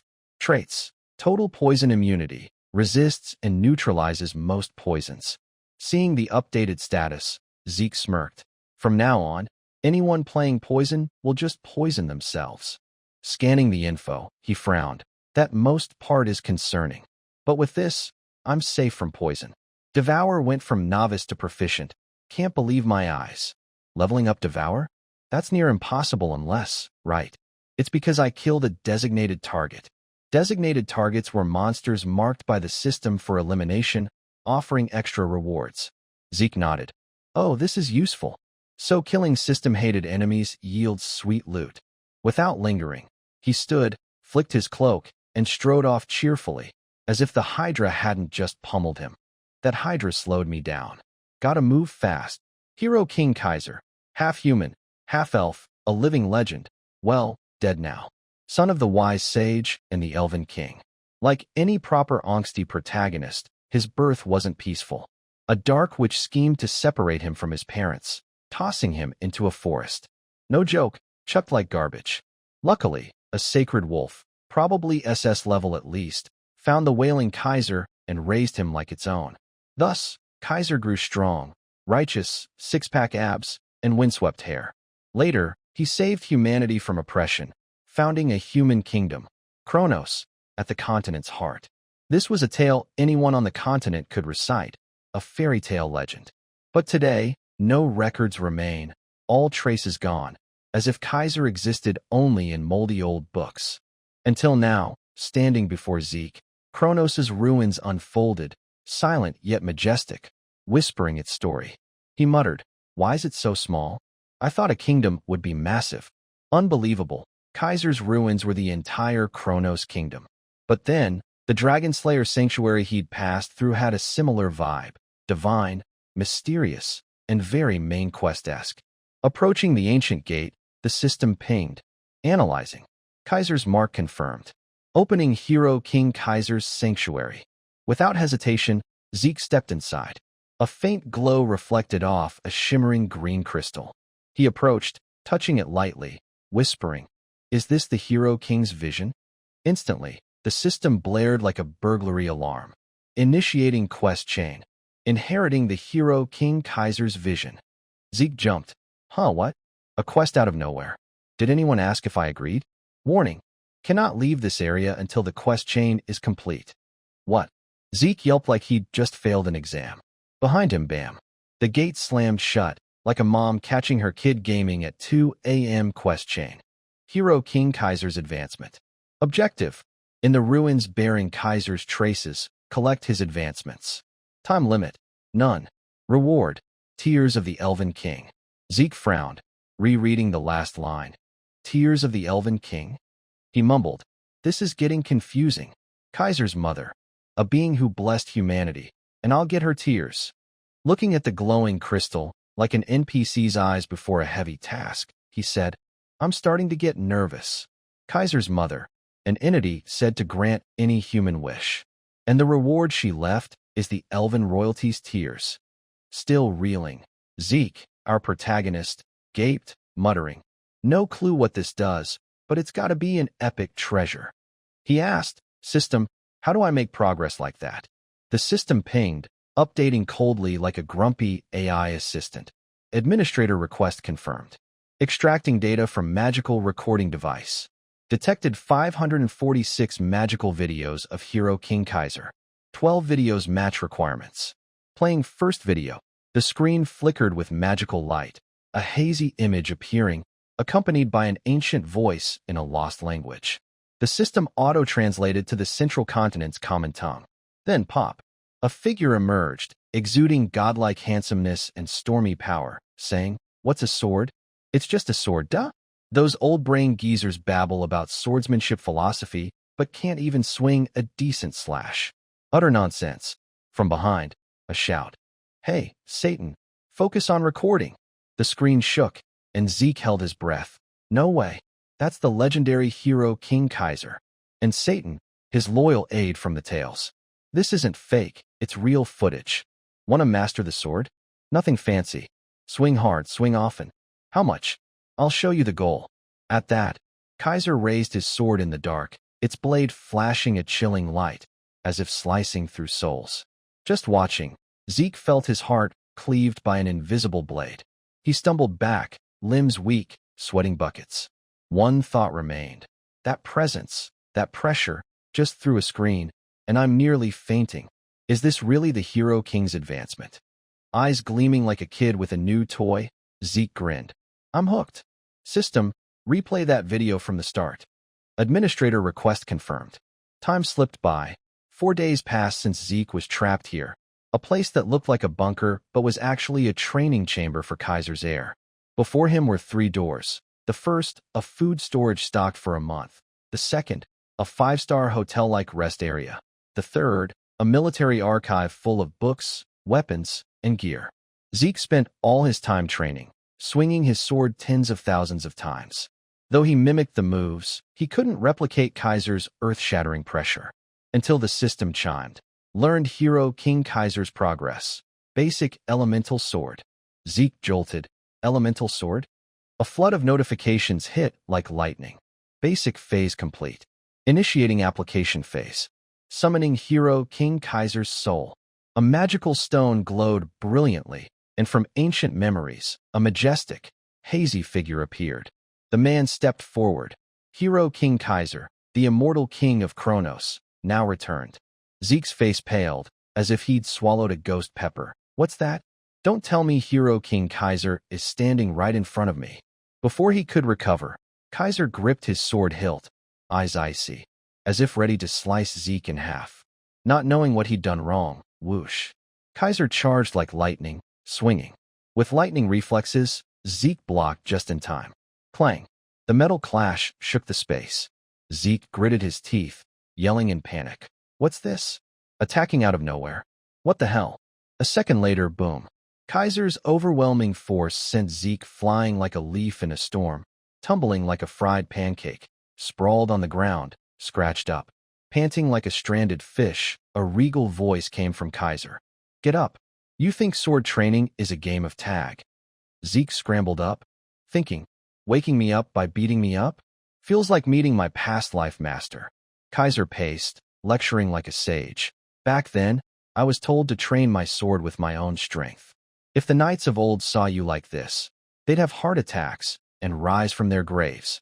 His pressure was crushing, but Zeke was confused. What's he trying to do? Test my strength, or just bully me for fun? No time to think. Kaiser swung again. A fierce slash carved a deep gash in the ground, hurtling towards Zeke. He screamed like a mad bull was chasing him, rolling to dodge. What the hell? He's definitely trying to kill me. Sweating buckets, Zeke panicked. Damn, can I even block this? This guy's a monster in human skin. Kaiser's face now bore a slight smile, eyes perverse, vibe like watching a comedy while flexing Mr. Muscle. Zeke wanted to punch him, but only gulped. Forget it. Just go all in like always. Gripping his legendary sword, aura surged like instant noodles in boiling water. He inhaled.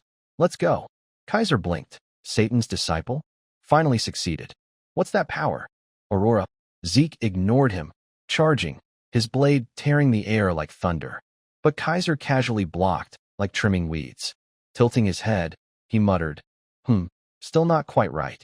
Zeke pushed harder, face red as a tomato, thinking, this move's exhausting, like lifting boulders. Heavy in both senses. Kaiser smirked, countering lightning fast. Doesn't matter, fighting's fun. Show me how long you can keep up. Boom, bang. They clashed earth-shatteringly. Swords met, light flashing brilliantly in the dark, like New Year's fireworks. But gradually, Zeke tired, sweat dripping, limbs trembling. He knew he'd lose, but not this brutally, flattened like a crepe. This is the Hero King's true power. Raising his head, he grinned. Close, but I'm no pushover. Snap. Zeke activated skills in a flash, the system blaring like an emergency alarm. Activating Dragon Skill, one shot. Activating Dragon Skill, Speed Surge. Activating Dragon Skill, Chain Slash. Activating Dragon Skill, Dragon Claw. Instantly, Zeke transformed into a raging dragon, body cloaked in aura, swordplay ferocious, charging Kaiser. The fight's heat shook the space, like it'd explode. But Kaiser wasn't outdone. He conjured a giant clawed hand, launching a critical strike. Dust flew. Standing amid the haze, Kaiser eyed his move, sighing. Tisish, not a dragonkin yet wielding dragon skills? Intriguing. Unbeknownst to him, Zeke had slipped behind. A glint flashed in Kaiser's eyes as he glanced back, muttering, Humph, elemental force too? Zeke unleashed soul god technique, his body splitting into countless afterimages, moving like a whirlwind toward Kaiser. Boom. Their massive powers collided, unleashing an energy wave that rocked the dark space. Sword aura, killing aura, dragon aura, majesty, gray aura, golden aura, all merged into a cosmic clash symphony. After an epic brawl, Zeke still lost. No comeback, no miracle, just a protagonist flattened like a crepe. Later, Zeke awoke, eyes wide as if they'd pop out, face screaming, Who am I? Where am I? Why am I lying here in this cracked wasteland? Nearby, Hero King Kaiser sat cross-legged, relaxed like sipping tea in a park. Seeing Zeke stir, he smirked. The weakling's finally awake? He continued leisurely, like reading a star student's report. Still, you've got talent. Satan's skill, Dragon Clan power, elemental force. Quite the combo. Zeke lay like a log, mind reeling, unable to process. But Kaiser frowned, as if spotting something juicier. Wait.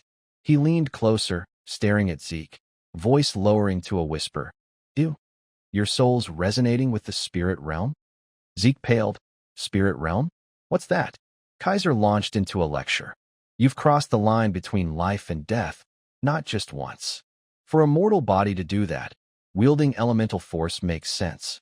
Another cryptic logic bomb hit Zeke like a storm. Silent for a moment, he sighed, grimacing.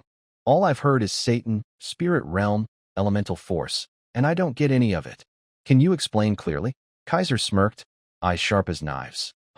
Playing dumb? He turned, pacing a few steps, hand on his sword hilt, voice low but commanding. Don't you have a purpose beyond petty things? I know better than you what you're truly learning. He paused, turning, eyes blazing. Elemental sword. Elemental force is the purest essence of nature, the foundation of all things in the universe. Water, fire, earth, wind, the four supreme elemental forces. And the elemental sword is the pinnacle crafted from those legendary elements. Without wasting words, Hero King Kaiser lectured while unleashing a ferocious surge of power, like a divine whirlwind, exploding through the space and cracking the ground. This is the storm sword, gale force, the wind element of the four great elements. Kaiser's voice boomed like thunder. to wield the elemental sword. The core is none other than aura, the cosmic energy you've heard of. Zeke, standing behind, paled, thinking, wait, what the hell? The description sounds like magic, but the execution feels like swordsmanship. Giving Zeke no time to ponder, Kaiser spun around. Your turn. The protagonist froze, his mind a chaotic beehive. Aura is the source of elemental force? But I didn't sense any aura from Kaiser. Could the secret lie in the conversion process? Hesitating briefly, he took a deep breath. If so, can you teach me how to convert aura into elemental force? Kaiser raised an eyebrow, scratching his chin. Before he could speak, whoosh. His sword suddenly blazed with radiant flames, red-hot as if it could incinerate the space. Just do it like this. Why over-explain? Zeke stood stunned, eyes blank like a cow wearing a hat. Why are all my potential masters like this? It's not that I can't sense it. It's that I sense too little aura. Now it's so subtle, I need to focus entirely to catch a faint ripple. Knowing this, he didn't back down. All right, I'll try. Kaiser smirked. Bold words. In a corner, Zeke racked his brain. Don't fully trust what you see. If Kaiser calls that skill elemental force, doesn't that mean soul god technique is related? Acting on the thought, he summoned the wind-based soul god technique. But within 3 seconds, bam, a sky-shattering blow landed on his head, nearly exploding his brain. The culprit? None other than Kaiser. Sitting with legs crossed, he glared disapprovingly. I said use elemental force. Who told you to mess with that clumsy dark magic? Zeke clutched his head, eyes teary from pain and confusion. Dark magic? You mean word spirit technique? Kaiser snorted. Exactly. Word spirit technique is a secret art only dragons can use. Humans like you using it just harm yourselves. Each use cracks your soul.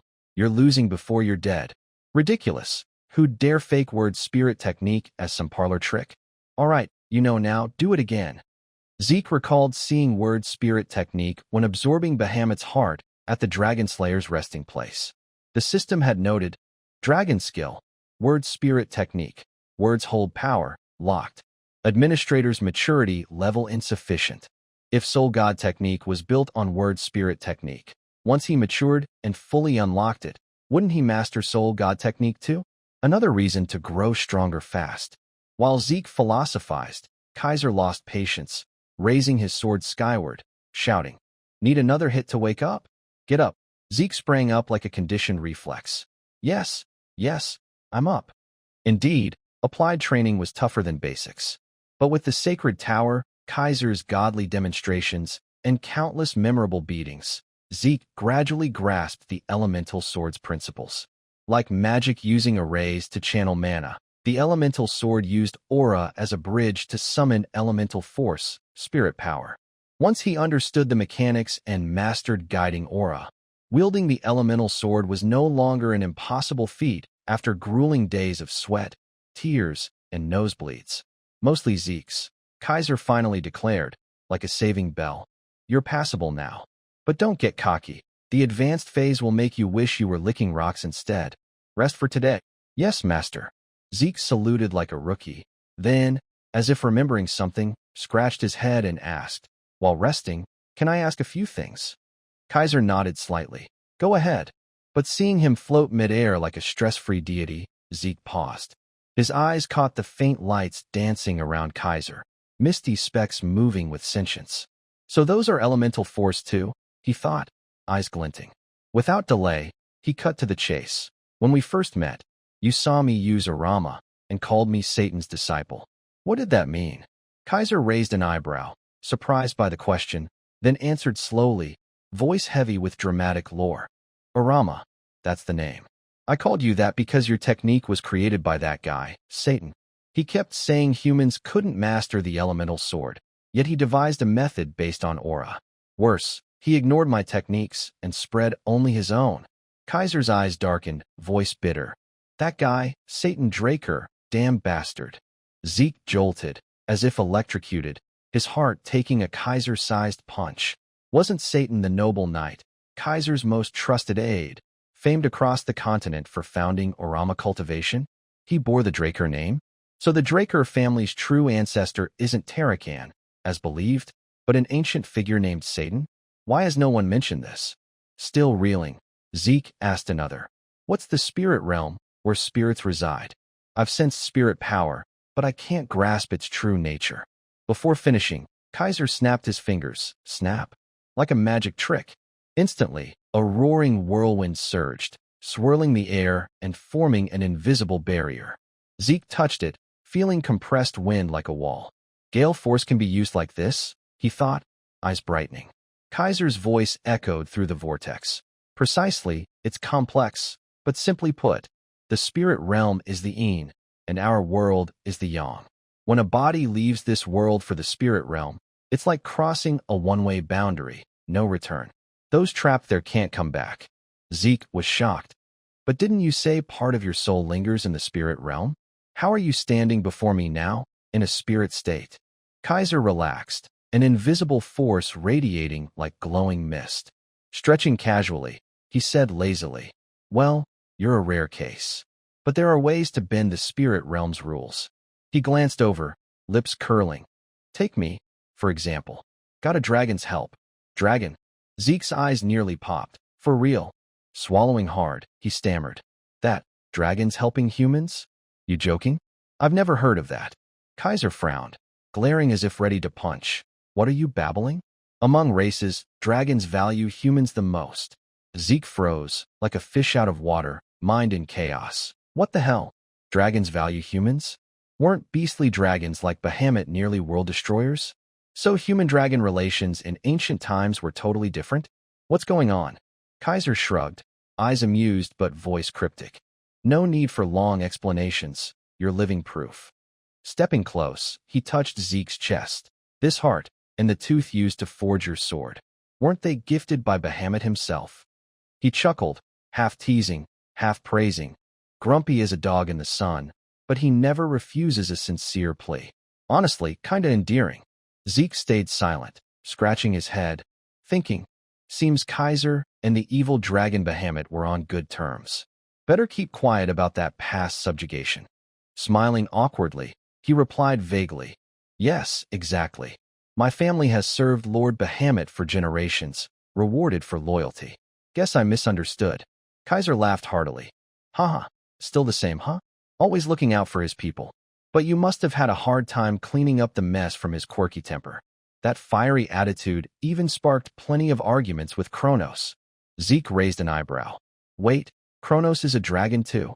He pondered, then asked, I've heard much about Kronos, but as the kingdom, wasn't that a nation? So it was named after Kronos. Kaiser nodded, eyes nostalgic. Yes, I was his contractor. Back then, we were racking our brains for a kingdom name, each suggesting something dumb. He just sat there sipping tea. Annoyed, I named it after him to shut them up. Zeke's face twitched, forcing a smile, but inwardly chuckling. A dragon sipping tea? Don't tell me they shape-shifted like in Legends. Kaiser crossed his arms, eyes closed, as if laughing at himself. Kronos wasn't surprised. He probably saw it coming. I just wanted his name to live on. Thousands of years ago, in Kaiser's era, humans and dragons lived in harmony, like sworn brothers. A golden age now only in legends and ancient stones. But if a dragon with overwhelming power aided humans unconditionally, the world's balance would tip, risking destruction. Thus, the dragons made a fateful choice. Restrain their power, shape-shift into humans, and form contracts with worthy humans. No longer intervening directly, they aided as great shadows behind history. Those chosen to bond with dragons were called contractors. I see. Zeke muttered, eyes thoughtful. No wonder ancient relics are so powerful. Dragons had a hand in them. If true, why did dragon-human relations fracture, from allies to enemies, light fading into vague legends? I need to reread the chronicles, he vowed. Suddenly, a familiar grumble rang out. Hey, I'm getting moldy waiting. Zeke grinned. Chill, master. You waited 2,000 years for an heir. What's a few minutes? Kaiser narrowed his eyes, voice icy. Cheeky disciple, let's see how long you keep that attitude. He inhaled deeply, declaring, the final phase of advanced training is a direct duel with me. The air shifted, an invisible pressure weighing on Zeke's shoulders, like something condensing in the sky. But this alone is no different from before. Kaiser smirked, eyes gleaming. So, I'll add a rule to the training. He raised a finger, like a decree. From now on, no eating, no sleeping. The duel continues non-stop until I say it's over. Zeke gulped, forcing calm. And the next condition? Kaiser tilted his head, eyes sharp as blades. You can only use the same elemental sword system as me. Whoosh. The air erupted, like a spark in oil. In an instant, Kaiser unleashed the fire-based elemental sword, setting the space ablaze. The temperature soared, heat making the ground tremble, like a volcano about to erupt. Before Zeke could react, Kaiser was in his face, eyes piercing his heart. You asked what happens if you break the rules. His voice was low, menacing. If you've got more than one life, go ahead and try. The elemental sword is divided into 4 forces, each corresponding to an element. First is the fire force, based on the fire element, incinerating everything with terrifying heat and flames, wielding overwhelming destructive power. Next is the metal force, rooted in the earth element, specializing in control and obstruction, with the ability to manipulate hardness and mass at will. Based on the wind element, we have the gale force. Though not as powerful as the fire force, it excels in speed-based combat and swift movement, unleashing sharp sword aura. Finally, the water force, derived from the water element, offers comprehensive capabilities in attack, defense, control, and even support. It's a flexible, adaptive power, harmonious and versatile, flowing like water. After enduring a heaven-shaking beating, Zeke gritted his teeth, thinking, damn it, what's going on? His power and scale completely outclass mine. Why is the gap this huge? Recalling when he raised his sword, striking a mighty blow forward like a cascading waterfall, Zeke had cheered in excitement. But instantly, Kaiser smacked his head with his sword, making him yelp. Ow! Zeke turned, asking, What now, master? Kaiser replied, You fool, that was the power of a waterfall, not water. Zeke scratched his head, saying, Isn't it enough to just unleash the element's properties? Kaiser calmly responded, For other forces, amplifying the element and swinging hard is enough to generate power. But how many times have I told you? The water force is about softness, overcoming the rigid with the gentle. Don't you get it? Do it again. Zeke clenched his teeth, thinking, Damn it, what's this nonsense about overcoming the rigid with the gentle? He recalled his past life, submitting because he lacked power to resist, losing what he cherished because he couldn't protect it. To survive, to uphold trust, to safeguard what mattered, he'd pursued strength his entire life. Yet, overcoming the rigid with the gentle? How could that convince him? Zeke raised his sword, parrying Kaiser's attack. His expression darkened, thinking, Is the old man sleepwalking mid-duel? Instantly, Kaiser flung him back, sending him skidding across the ground. Zeke thought, Right, after the 15th day, I stopped counting. It's been at least a month since this insane training began. No food, no rest, just endless sword fighting. It's taught me that infinite stamina isn't all-powerful. Against a monster with superior ability. As he thought, Kaiser's eyes suddenly gleamed. He unleashed a powerful slash towards Zeke. Zeke barely blocked the attack, thinking, Damn, my arms have no strength left. The ground's slippery. Then, he stepped back slightly, narrowly dodging Kaiser's next strike. He used the softness of water's surface to evade Kaiser's attacks. Facing Kaiser's cold gaze, Zeke smirked, thinking, Trying to hit hard? I've slipped past. Now I get it. Overcoming the rigid with the gentle is like this. He realized that from the strength to wield a sword to the strength to stand firm. Only by letting go of everything did he understand Kaiser's words. The way he'd learned, controlling the sword's path and coordinating moves, was what bound the sword's freedom. By cutting unnecessary shackles, letting the sword flow downward like water from above, it could find its own path. That's it, Zeke thought. In my past life, I felt this too. The moment the boundary between me and the sword vanished, a sense of unity with all things, sometimes fierce, sometimes soft and fluid. What followed was an intense exchange of blows between Zeke and Kaiser. Both were satisfied smiles. Kaiser swung his sword, slashing at Zeke. Not one to be outdone, Zeke dropped to one knee. channeling energy into his sword. Then, both unleashed the same move, elemental sword, water force, horizon stream. A tremendous shockwave erupted outside the training area. Inside, sunlight poured in. Seeing this, Kaiser nodded slightly. Well done, my heir has carried forward my progress. Zeke Draker. Right after, Zeke snapped out of his daze. Rubbing his forehead, he thought, did I pass out? How many times has this happened? The first was during his duel with Duke, when the system notified. Skill usage exceeded limits, causing fatigue. For user safety, consciousness temporarily disabled. Back then, he'd overused dragon skills, and the system forced him into unconsciousness. But this time, it was his first blackout since regressing, purely due to physical limits. Zeke sat up, still rubbing his head, scanning for Kaiser. After a glance around the eerily calm surroundings, he spoke. Guess he's back to the spirit realm. What about the quest? I think I handled the water's power pretty well, especially at the end. He called the system. Instantly, a flood of notification panels appeared, leaving Zeke stunned. The system announced, linked quest completed. Bonus time added to rewards. Zeke shouted in joy.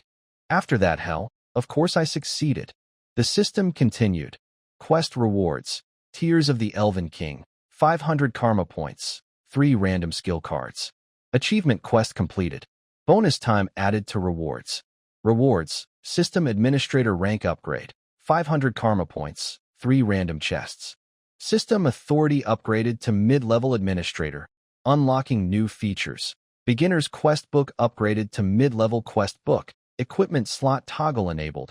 Minimap teleportation feature activated.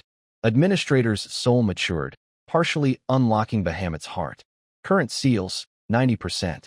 The administrator status window appeared. Name, Zeke Draker. Class, Immortal, Unique.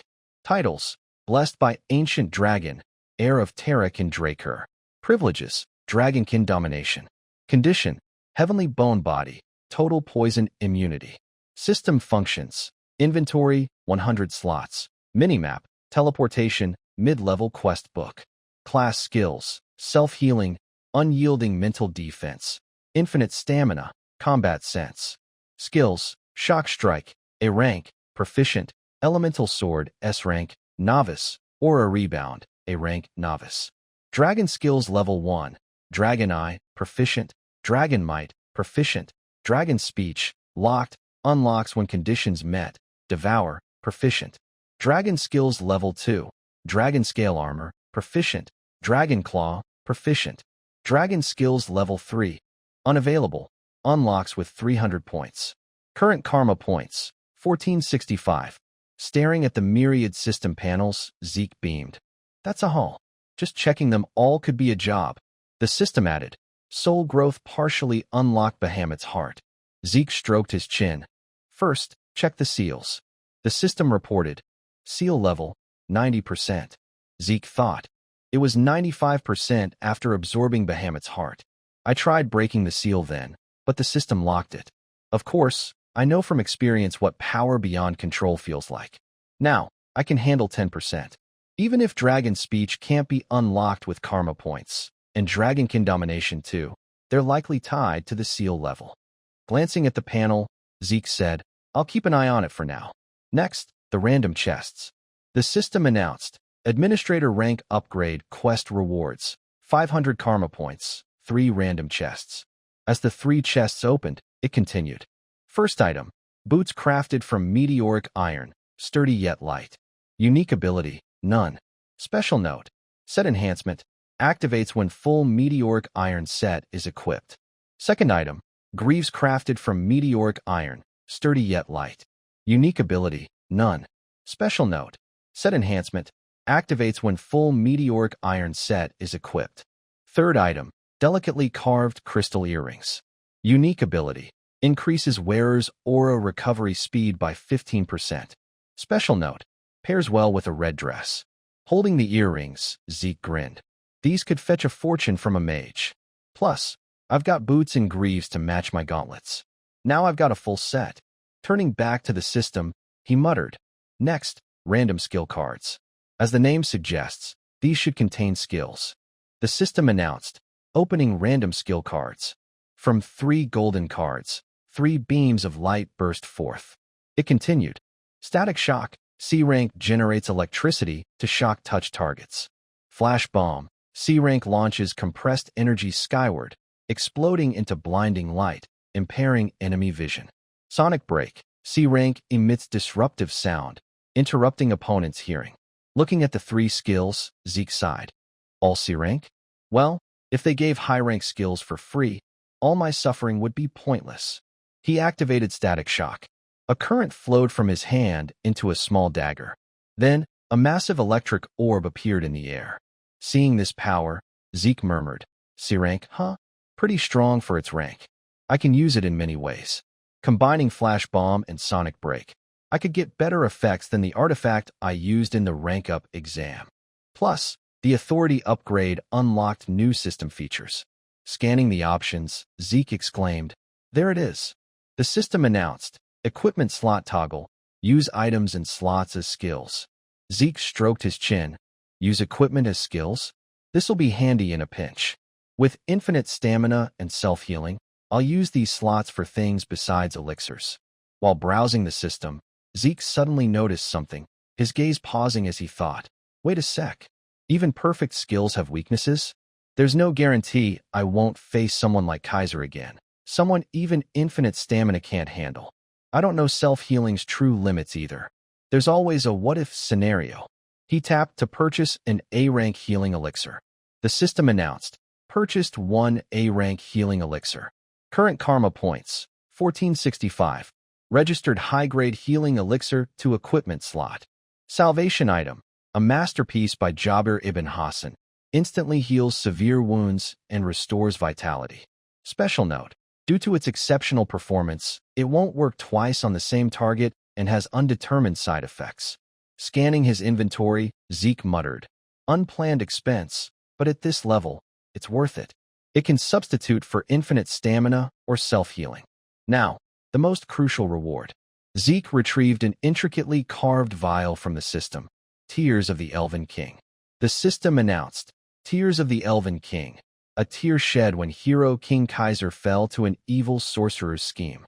Can summon the Elven King from the spirit realm once by using this tear as a catalyst. Holding the vial, Zeke wondered, summon the Elven King? Legends say the Elven King grants wishes to humanity. If Kaiser's myths are true, could I summon the Elven King and get a wish? But with only one shot, I can't use it lightly.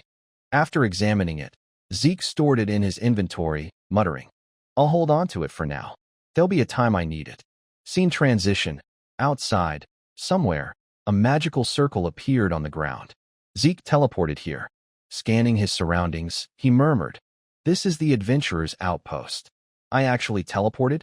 The new system feature, teleportation, is insanely convenient. The system announced, would you like to use the system teleportation feature? Please select a destination. Current location, Argo's Kingdom, 8th Adventurer's Outpost. Zeke muttered, just pick a spot on the mini-map, and I'm there. The system continued, Kaiser's Sanctuary, requires 150 points. Argo's Kingdom, 8th Adventurer's Outpost, requires 0 points. Beyond longer distances requiring more points, there are no restrictions. Looking at the mini-map, Zeke stroked his chin. With enough points, I could teleport between continents. It's not just convenient, it'll help shake off pursuers. This'll aid my future plans. Suddenly, Zeke's eyes caught golden flowers blooming on a tree. He murmured, flowers in winter? Then shouted, no way it can't be. Scene transition, Valhalla, the continent's premier night training academy. On campus, countless students milled about. In a room, a voice exclaimed, good heavens! In 10 years as headmaster, I've never seen such a case. It was Headmaster Flaubert, trimming plants as he spoke. A new student showing up a month after the entrance ceremony. Zeke inwardly wailed. I didn't expect to be stuck there for 4 months.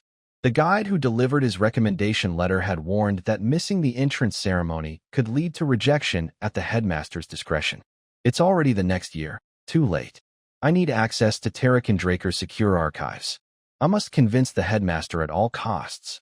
Zeke bowed to the headmaster, saying, Headmaster, I entered a state of transcendence while training to overcome my shortcomings, losing consciousness for an extended period. Hearing this, Flaubert set down his shears, turning to ask, "State of transcendence?" His voice deepened. "Is that the excuse you came up with for missing the entrance ceremony?" About Headmaster Flaubert. He was the longest-serving captain of the Tabia Kingdom's royal guer. A knight revered across the continent. The story of Arthur Draker, the Academy's current head, personally inviting him 3 times to become headmaster was legendary. A man of honor and principles, emotional displays would be off-putting. Zeke bowed lower, continuing, "I have no excuse for missing the ceremony, even with 100 mouths. But it's the truth, headmaster." Flaubert's expression tightened, pondering. He spoke, "Achieving transcendence isn't easy. For another student, I'd accuse them of nonsense. But you're recommended by the Academy head. I'll arrange a spot for you." Zeke started slightly. Flaubert continued, "If I judge your training's value surpasses a month at Valhalla, I'll allow enrollment." Zeke said, "Thank you, headmaster." But thought, "It irks me that jerk Howard paved the way, but now's not the time to be picky." Flaubert rang a bell, and someone entered. He ordered, "Secure an empty training room immediately. Notify department professors to assemble for an additional enrollment evaluation now." The person replied, "Yes, headmaster." Scene transition, Valhalla's private training room. Zeke stood in the arena, sweat beads rolling down his cheek. He frowned slightly, thinking, Valhalla's on another level. Every professor is a renowned knight I've seen at least once in continental papers. Once everyone was present, Flaubert spoke, "We're all here. Show us the results of the training you claim to have undertaken." All eyes locked onto Zeke. Feeling the weight, he drew his sword, thinking, "What should I show them now? I can't just flaunt the elemental sword here." Instantly, he sensed a terrifying pressure. After all, these were professors who trained the continent's mightiest knights. Half-baked techniques won't impress them. In that case, a smirk curled his lips. "Guess I should get serious." Seeing the energy radiating from Zeke, a professor exclaimed, "Impossible. Isn't that sword aura?" Another chimed in. "At just 15, he's reached the Blue Knight realm? Wasn't Sir Abel the youngest record holder at 19? Someone else replied, "Truly a golden age." Suddenly, Zeke frowned, recalling Kaiser's words. "You asked what I think of aura? It's just a trick for the weak." He thought, "After months sparring with Kaiser, I forgot to restrain my aura. Good thing they think I'm only at Blue Knight level. Before meeting Kaiser, my aura was indeed Blue Knight tier. But after mastering the water force and elemental sword, I broke my limits and reached the next realm, Red Knight." The key difference between Blue Knight and Red Knight lies in wielding sword mora, a technique that hones the sword to its sharpest peak with aura, amplifying the power of imagination. While Blue Knights can only maintain a blade's original form, Red Knights excel, freely sustaining and morphing shapes through will and visualization. Zeke thought, "Lucky I stopped at sword aura. Otherwise, this would have been way more troublesome." Then, praise rang out. "Outstanding." Zeke shivered slightly. Flaubert approached, saying, "Compared to a month at Valhalla, this achievement is beyond comparison. Such a valuable epiphany, even if delayed by months, no, years, is worth it." Zeke sheathed his sword, thinking, "It's like I've become a completely different person." He clasped his hands, replying, "Not at all, headmaster.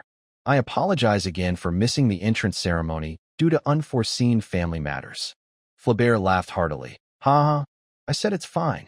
He turned to the other professors. "What about you? Any objections to Zeke's enrollment?" The professors thought, "With such exceptional talent, we're always generous." One spoke, "No objections. Such sharp, clear sword aura, rare even among current knights." The bald elder nodded. "Exactly, no further tests needed." Flaubert turned to Zeke. "Then it's settled. Congratulations on your enrollment, Zeke Draker." Scene transition, Midland Atlat, a sprawling metropolis rivaling kingdoms, located at the heart of the Midland continent. It hosts Valhalla, the continent's premier knight training academy, and the four-season citadel of the Draker family. The citadel, home to the family head and key pillars, is the true stronghold of the clan. Zeke arrived at his private estate in Atlat. standing before the grand palace. He marveled. Truly magnificent. Opening the door, he thought, with the black card and now this estate, it's getting a bit extravagant. Inside, past the door, a few people awaited. As Zeke entered, confetti cannons fired, accompanied by cheers. Congratulations on enrolling at Valhalla. Recognizing familiar faces, Zeke said, Master, and High Priest Ebdre are here too? Duke approached, patting his shoulder.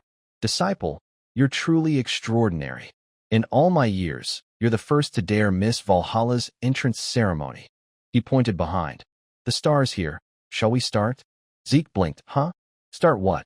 It was a party Duke and Abdre had prepared for him. He muttered. I was wondering why people who should be at the academy are here.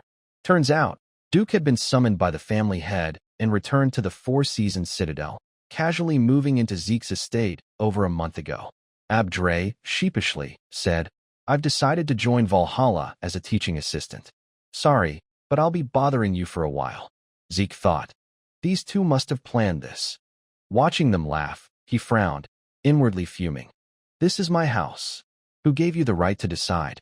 After the party, the table was littered with empty wine bottles and spotless plates. Duke and Abdre slumped over, drunk. Night had fallen. At a tavern, a mysterious man offered a gold coin, saying, 1 black ale. Spotting something familiar, the waiter flinched. The stranger continued, I'd like to see Kay for a bit. At those words, every patron in the tavern shot murderous glares at him. A smile spread across his lips. It was Zeke. He grinned. Come at me if you dare. Recognizing him, whispers erupted. The waiter forced a nervous smile. Sorry, I should have relayed the message. He grabbed a bottle from the shelf, gesturing inward. I'll take you to the branch leader. Following the waiter, Zeke entered a secret hallway. As he walked, he scanned, thinking. A hidden door sealed with layers of magical security. Classic K. Before regressing, when naming the continent's top intelligence organizations, people thought of the Draker's Black Mist Agency and the Rome Empire's Intelligence Bureau. But there was another, lesser-known group, Syndicate. Originally a ragtag smuggling ring, a criminal named K used its smuggling network to build an intelligence empire. Before regressing, after Zeke's expulsion from the academy and descent into the McCain cartel, he clawed his way to assassin status. K, Syndicate's branch leader, approached him, tasking him with clearing vital transport routes. Using those cleared paths, K expanded the network, making Syndicate a rival to Black Mist and the Intelligence Bureau. Through sheer will and talent, he turned Syndicate into his personal powerhouse. When Zeke lost everything to the Empire, during his time travel journey, a stranger approached while he was injured, handing him a letter. This is info on the relic the Emperor's targeting. Be careful, it's not easy. The one who actively aided Zeke's revenge was K, though he claimed it was payment for boosting Syndicate's growth. Without K, Zeke would have never touched the relic or stood here. Information is a weapon, Zeke thought. Like Abel attending the blessing ceremony. No one knows how the future will shift. After the waiter led him to a room and knocked, Zeke stepped inside, thoughts swirling. K's clearly exceptional. If this deal goes smoothly and we maintain a good relationship, he'll be a valuable ally. The spacious room resembled a warehouse. At its center stood a table with 2 chairs, where someone waited. Lighting a match, the figure looked at Zeke. Unfazed, Zeke remarked, That habit never changes, huh? The man lit a cigarette with the match. As the lights flicked on, their faces became clear. Seeing Zeke, K, Syndicate's branch leader, spoke. So, the rising genius of the Draker family. What brings you to me? Around the room, countless armed figures stood encircling, watching Zeke's conversation. Unfazed, he spoke. No need to beat around the bush. Let's get to the point. I want to do business with Syndicate. Hearing this, K paused, then replied. A promising knight pure-blood awakener from the noble Draker family, reaching Blue Knight at just 15. Why deal with criminals like Syndicate? Zeke thought. She's already got wind of what happened at Valhalla today. Her intel gathering is sharp. Calmly, he said. Judging by your pointless banter, you don't seem interested. But at least take a look at the goods. Zeke pulled an item from his coat, placing it on the table. Seeing the earrings, Kay remarked, Earrings? Zeke explained. Not ordinary ones. These are treasures. Try them on, you'll be surprised. Kay picked them up and put them on. Instantly, red aura streams brimming with power swirled around her. After sensing it, she said, boosts mana recovery efficiency? But then, lowering her voice in shock, this cheap-looking thing, something startled her, making her drop her cigarette. She thought, what? What's this? It's not 10%, it's a 15% boost. Current artifacts only manage 1%, 3% at best. This is 5 times that. If such an item existed, why didn't I know? He must have private channels or dug it up himself. Frowning at Zeke, she thought, what the hell is this kid? Seeing Kay's stunned expression, Zeke spoke. Now are you interested in a deal? Just use my personal info to open a new account. I'm already registered as a representative. Pick up the goods at Atlas's Northern Bank. Kay thought, I knew it from those earrings. It's a commission to sell relics of unclear origin. 10% commission per item. If profits exceed 10,000 gold, there's a bonus. Exactly the ceiling I set for deals. And he knows I'm a mage. His intel network is no joke. After reading the contract, Kay said, the deal's set. I'm counting on you, young master. She turned to leave. Zeke raised a finger, saying, you too. Oh, one thing I'm curious about. Your ghost ship's still safe, right? Kay's face darkened. Instantly, countless figures appeared around the room. She hissed, where'd you hear that? Zeke waved dismissively, smiling. Just asking, why so tense? Then, lowering his voice, intimidation's nice, but you think it's enough to bring me down? A towering murderous aura erupted from Zeke, making Kay tremble. The aura engulfed the room, unsettling everyone present. Kay broke into a cold sweat, thinking, damn, I miscalculated. Zeke Draker, youngest Blue Knight? No way. Even if Atlas's entire branch, or all of Syndicate, went at him, we couldn't win. Zeke stood, placing a hand on the table, calmly. Can we switch seats, partner? Scene transition. Branch leader's office, Syndicate's Atlas branch. Kay handed Zeke a document, saying, a blood oath? Very mage-like. The blood oath was a contract mages used for security. A drop of blood as ink and a signature sealed it. Simple but immensely powerful. Once activated, the other's signature etched onto your arm. If one harmed the other, both would die. Indirect betrayal, like hiring an assassin, erased the betrayer's signature, triggering a non-lethal curse that left them vulnerable. Kay said, if you understand, good. Sign it. I need assurance too. What if you decide to kill me someday? Without hesitation, Zeke took the pin's other end, a small dagger, and cut his hand, drawing blood. He said, you're right. He signed the blood oath with his blood. A magical circle appeared, confirming the contract's success. Their signatures appeared on each other's arms. Zeke said, to earn your trust, I'd sign as many as you want. Turning away, he continued, I'm officially your partner now. Back to earlier, your ghost ship's transporting McCain's Soma, right? Kay rubbed her head, replying, I don't know how you got info on my ship, but yes. I'm distributing McCain's Soma. Soma, a banned narcotic in most kingdoms, was a massive revenue source in the lawless South Continent, fractured by civil war. Zeke said, because of the recent harsh ban by the Transcendent Ishtar family, right? Kay calmly lit a cigarette, saying, exactly. Even McCain wouldn't dare cross a Transcendent family. The only land route between Central and South continents is the desert under Ishtar's control. But years ago, Ishtar sealed all borders, banning entry and exit, cutting off southern contact. Zeke added, land routes blocked, and the seas are Pavila's domain. So you borrowed Syndicate's transport routes. Kay replied, you're paying a high price anyway. To us, you're a valued client. McCain and Pavila, two major crime syndicates, ruled the lawless South. Divided by Central Continent's jungle, McCain held the north, Pavila the south. McCain used land routes for Soma, but Pavila, monopolizing them, switched to sea. When Ishtar closed borders, McCain lost land access and scrambled for sea routes, only to find Pavila had claimed them. Kay turned, asking, how do you know about our ghost ship? Syndicate's ghost ship, Kay's brainchild, was cloaked in invisibility magic, evading pirates and navies, their key financial asset, so secret it never leaked. Zeke thought, I can't say you told me in my past life. Smiling, he said, an intel broker asking about sources? Now's not the time for that.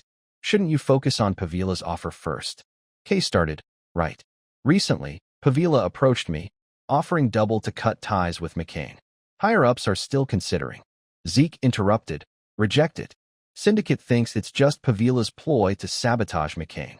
If you yield, McCain loses its Soma smuggling route. But what if Pavila is the same pirates the Silver Knights wiped out? Kay shouted, nonsense. Pavila upholds rules. Nothing like those bloodthirsty pirates. Zeke calmly said, that's the facade they show outsiders. Pavila's real goal is to seize the only secret sea route they haven't traced, syndicates. McCain keeps the ship for long-term profit, but if Pavila learns the ghost ship's true identity, they'll pounce immediately. Kay questioned, but Pavila and the Southern Pirates are seen as distinct factions. How do you know? Zeke slammed the table. Listen, Kay. First, pay for the intel I'm giving. My request is simple. Connect me to McCain's boss, Don Juan. Do that, and I'll make you Syndicate's new overlord. Hearing this, Kay's expression grew pensive. Night had fallen. Zeke strolled down a street, thinking, Kay's intel is strong, but not enough. Before regressing, the fastest way to seize Syndicate's network was to conquer the South Continent and absorb its forces. Wait for it, Don Juan. The spark I've lit will soon become an inferno, burning your empire to ashes. At Valhalla's night training facility, the campus buzzed with students gathered in small groups, chatting lively. Zeke, our protagonist, wandered the grounds, scanning his surroundings and muttering, the vibe here's way freer than training camps or academies. Glancing at the classrooms, he thought, the principal said a guide would meet me, but still no one's shown up. A sudden yell, in a hip-hop tone, came from behind. A man approached. You must be Zeke, the one the principal mentioned, right? Hearing his name, Zeke turned. Guess I found the guy. The man extended a hand in a flashy hip-hop greeting, his style striking. Zeke frowned, feigning confusion, making the man awkward. Undeterred, he slung an arm over Zeke's shoulder. Our buddy Zeke's gonna need time to vibe with Valhalla, huh? Annoyed by the instant familiarity, Zeke brushed off the arm. You're the guide the principal sent, right? Mimicking Zeke's tone, you're the guide, right? Then, switching back, yo, why so tense, man? He struck hip-hop poses. Chill out. Don't be a porcupine. Peace, let's roll together. I'm your guy, handpicked by the principal to show you every corner of Valhalla. Yub. Zeke thought, this guy talks nonstop. Where'd he even come from? After the spiel, the man smacked his head. Oh, almost forgot. I'm Diego. Zeke's eyes widened. Diego continued, I'm a preacher of New Age music, blending medieval melodies with Southern rhythms. Sticking out his tongue, posing coolly, that's me, Diego Villa. Looking forward to your help, bro. Zeke turned to leave. Yeah, same. Diego, caught off guard, chased after him. Whoa, vibes getting heavy, Zeke. Zeke kept walking. You're imagining things. Glancing at Diego, Rhythm Knight, Diego New Age. Never thought I'd meet one of the future 5-star knights. The 5-star knights, heroes of the Continental War before Zeke's regression, were Silent Knight Bishop Castique, Arena Knight Jeffrick Salma, Phantom Knight Aster Eladopo, Lightning Knight Reina Draker, and Rhythm Knight Diego Villa. Following Diego, Zeke mused, rumor has it all 5-star knights came from Valhalla. I need to verify that. If things go well, I could build influence fast. Diego slung an arm around Zeke. Walking's making me hungry. Want to try some southern grub, buddy? Zeke shook his head, not fond of it. Diego persisted, you just haven't hit the right spot. Here. They entered the academy's dining hall. Zeke bit into a pastry, flavors exploding. This is actually good. Diego laughed. Haha, told ya, buddy. Shark dragon dish, Valhalla's specialty. Even a southern native like me says it's top tier. Zeke nodded. Yeah, better than native southern food. Diego raised an eyebrow. You've been to the southern continent? Zeke dodged, just saying. They chatted about the academy. Zeke asked, why's a southern guy like you at Valhalla? Diego stared at his tea. Long story. My parents ruled a small southern kingdom. Zeke thought, a rhythm knight from southern royalty?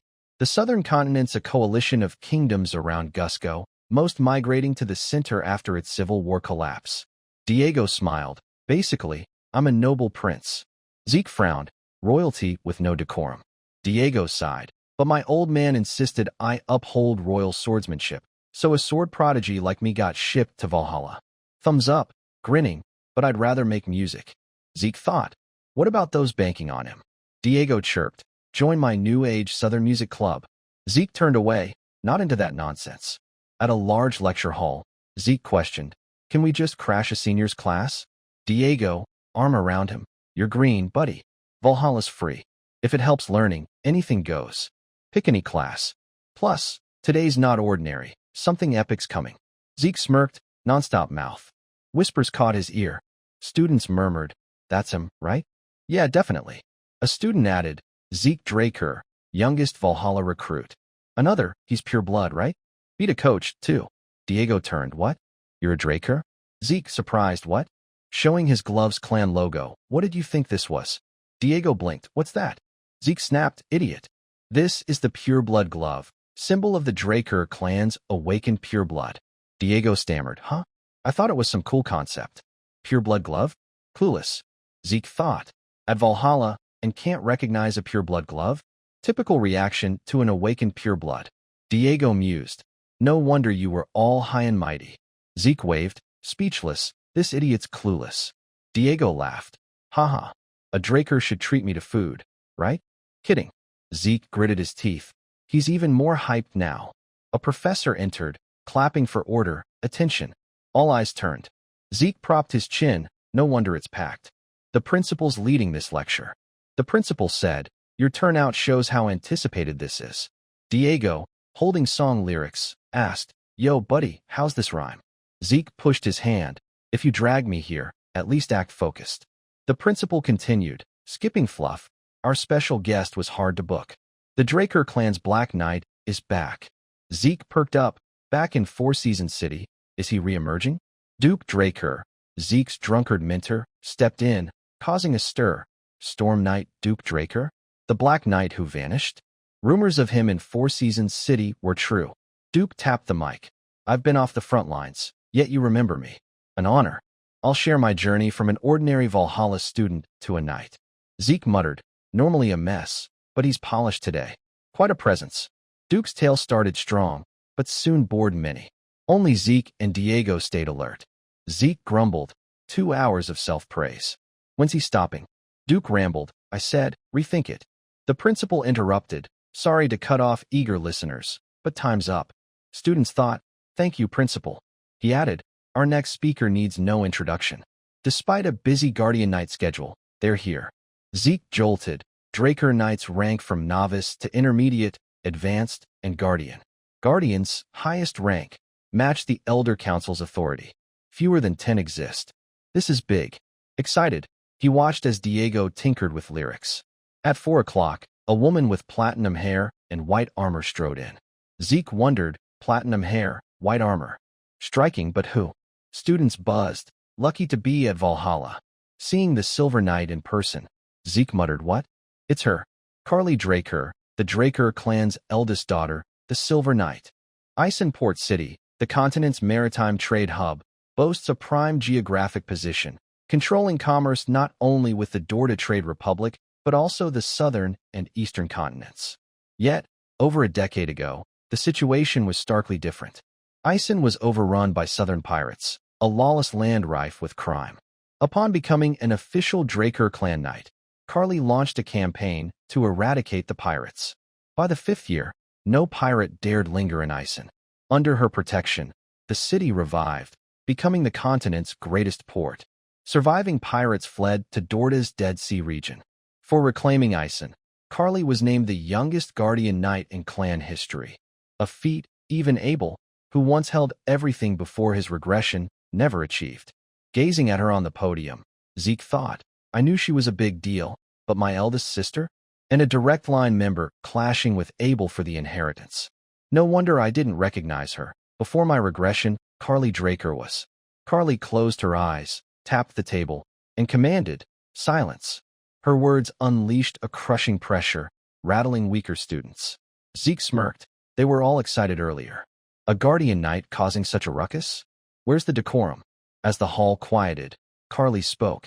Even with a lecturer present, your attitude remains chaotic.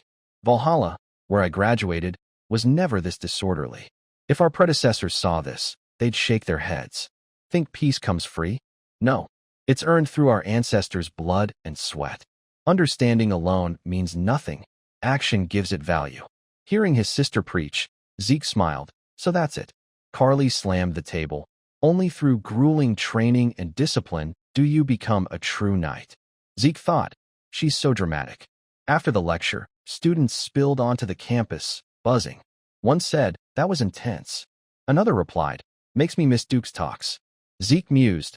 Her advice wasn't bad, but these young students won't hear it. Frowning, where'd Diego run off to? Diego strode ahead, waving, sorry buddy. I've been lost in composing, fueling my artistic soul. I've shown you enough of Valhalla, so I'm off. Zeke walked on, not bad. I'll be busy recruiting talent and adapting here. While I have time, I should check Terrakin's secure archives. Stepping forward, time to find it. A voice called Zeke Draker. Carly approached. Got a moment? They moved to Valhalla's training arena. Carly drew her sword, ready to fight. Zeke thought, that's the mithril sword from the Holy Nation? The Holy Nation, near Ison, suffered from pirates until Carly's campaign freed them. In gratitude, they gifted her a pure mithril sword and armor, earning her the Silver Knight title. Carly eyed Zeke, don't hold back. Zeke stretched, silent. She's heard I reached blue rank via sword aura. Planting his sword in the ground. Show my true strength? Infusing aura, sorry, can't oblige. Many are curious about my power. Why reveal it to her? Draker's rule is the strong devour the weak. Blue rank at 15 is unprecedented. Showing my true red rank would make Siemens, my rival for the inheritance, try to oust me. The clan head would bind me under his control. I'll only reveal my hand after surpassing him. I just need the clan's transcendent heir title, not to be their pawn. They clashed like lightning, sword sparking. Carly shifted her blade, catching Zeke off guard, knocking his sword down. Before he could react, she slashed, grazing his face. A system alert flashed. Administrator request confirmed. Healing factor skill temporarily disabled.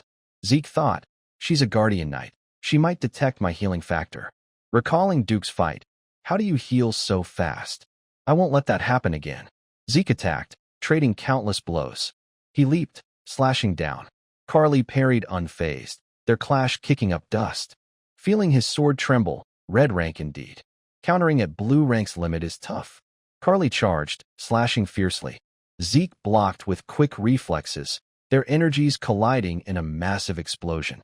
Amid the dust, their swords clashed. Carly noted, a normal sword would have snapped. Yours is impressive. Zeke ignored her, defending her onslaught. Blood streaked his face. He knocked her sword back, retreating to gain distance, wiping sweat. Risky facing a red rank head-on while capping at blue. Carly taunted, keeping this distance and already relaxing? Zeke realized, I forgot. Beyond Silver Knight, she's known for giant force sword, wielding aura like a titan's blade. Her sword extended over 10 meters, slashing near Zeke's face. The shockwave paled him. Gritting his teeth, spitting blood, he flew back, crashing into a corner.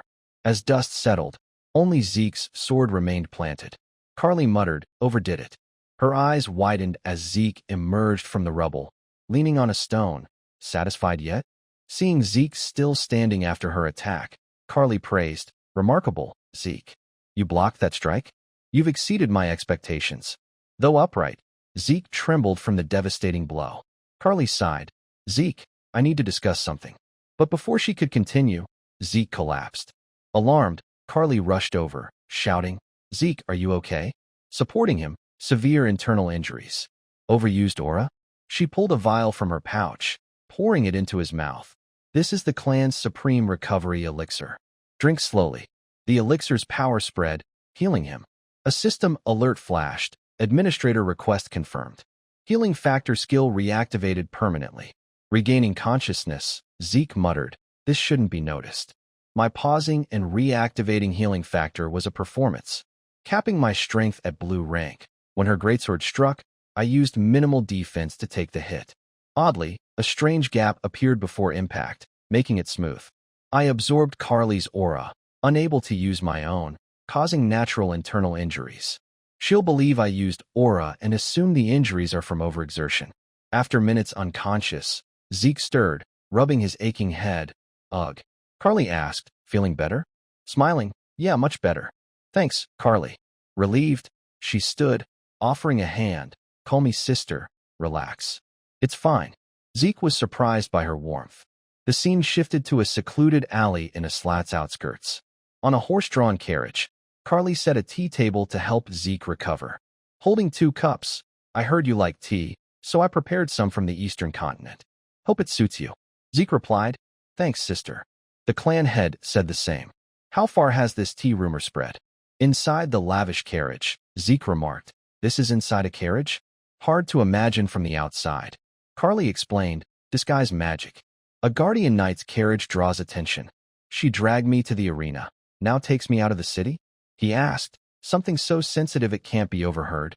Carly paused. Slaughter Knight, Abel Draker. Zeke froze. She continued, I need your help to stop him. Surprised, what? Abel, the clan's second prince? Softening, sorry for the abruptness. I'll explain. She went on. Abel's violating the oath of neutrality, a core clan rule against meddling in national conflicts. He's siding with the Rome Empire, interfering in their conflict with Alentia. Sipping exquisite tea, Abel's acting this early? Zeke asked, For Season's city doesn't know? Carly replied calmly, They know but ignore it. The city's in chaos. Some elder council members back the Empire and Abel. Manipulated elders? Yes, though some remain neutral. A conservative council just staying neutral? It's only a matter of time before they're subdued. Carly nodded, Exactly. We're investigating, but we can't wait for proof. If Abel acts unchecked, war's inevitable. Zeke's expression hardened. The prophecy was true. 3 years post-regression. In 7 years, Abel's control over Draker and alliance with Rome will spark a continent-swallowing war. Countless dead, skies scorched, lands stained with blood and ash. Carly declared, I'm resolved to build a force to stop Abel. He's seizing clan leadership, believing control over the top ensures obedience below. But true knights bow only to ideals and justice. Firmly, I'll act on my beliefs, rallying commoner knights, the true core of Four Seasons City, for justice. Looking at Zeke, I won't force you. You're young, a pure blood awakened, with endless paths ahead. Sipping tea, I see Carly's true self. Iron will, yet soft enough to bow for justice. That gap in her greatsword strike was her concern for me. Outwardly tough, inwardly fragile.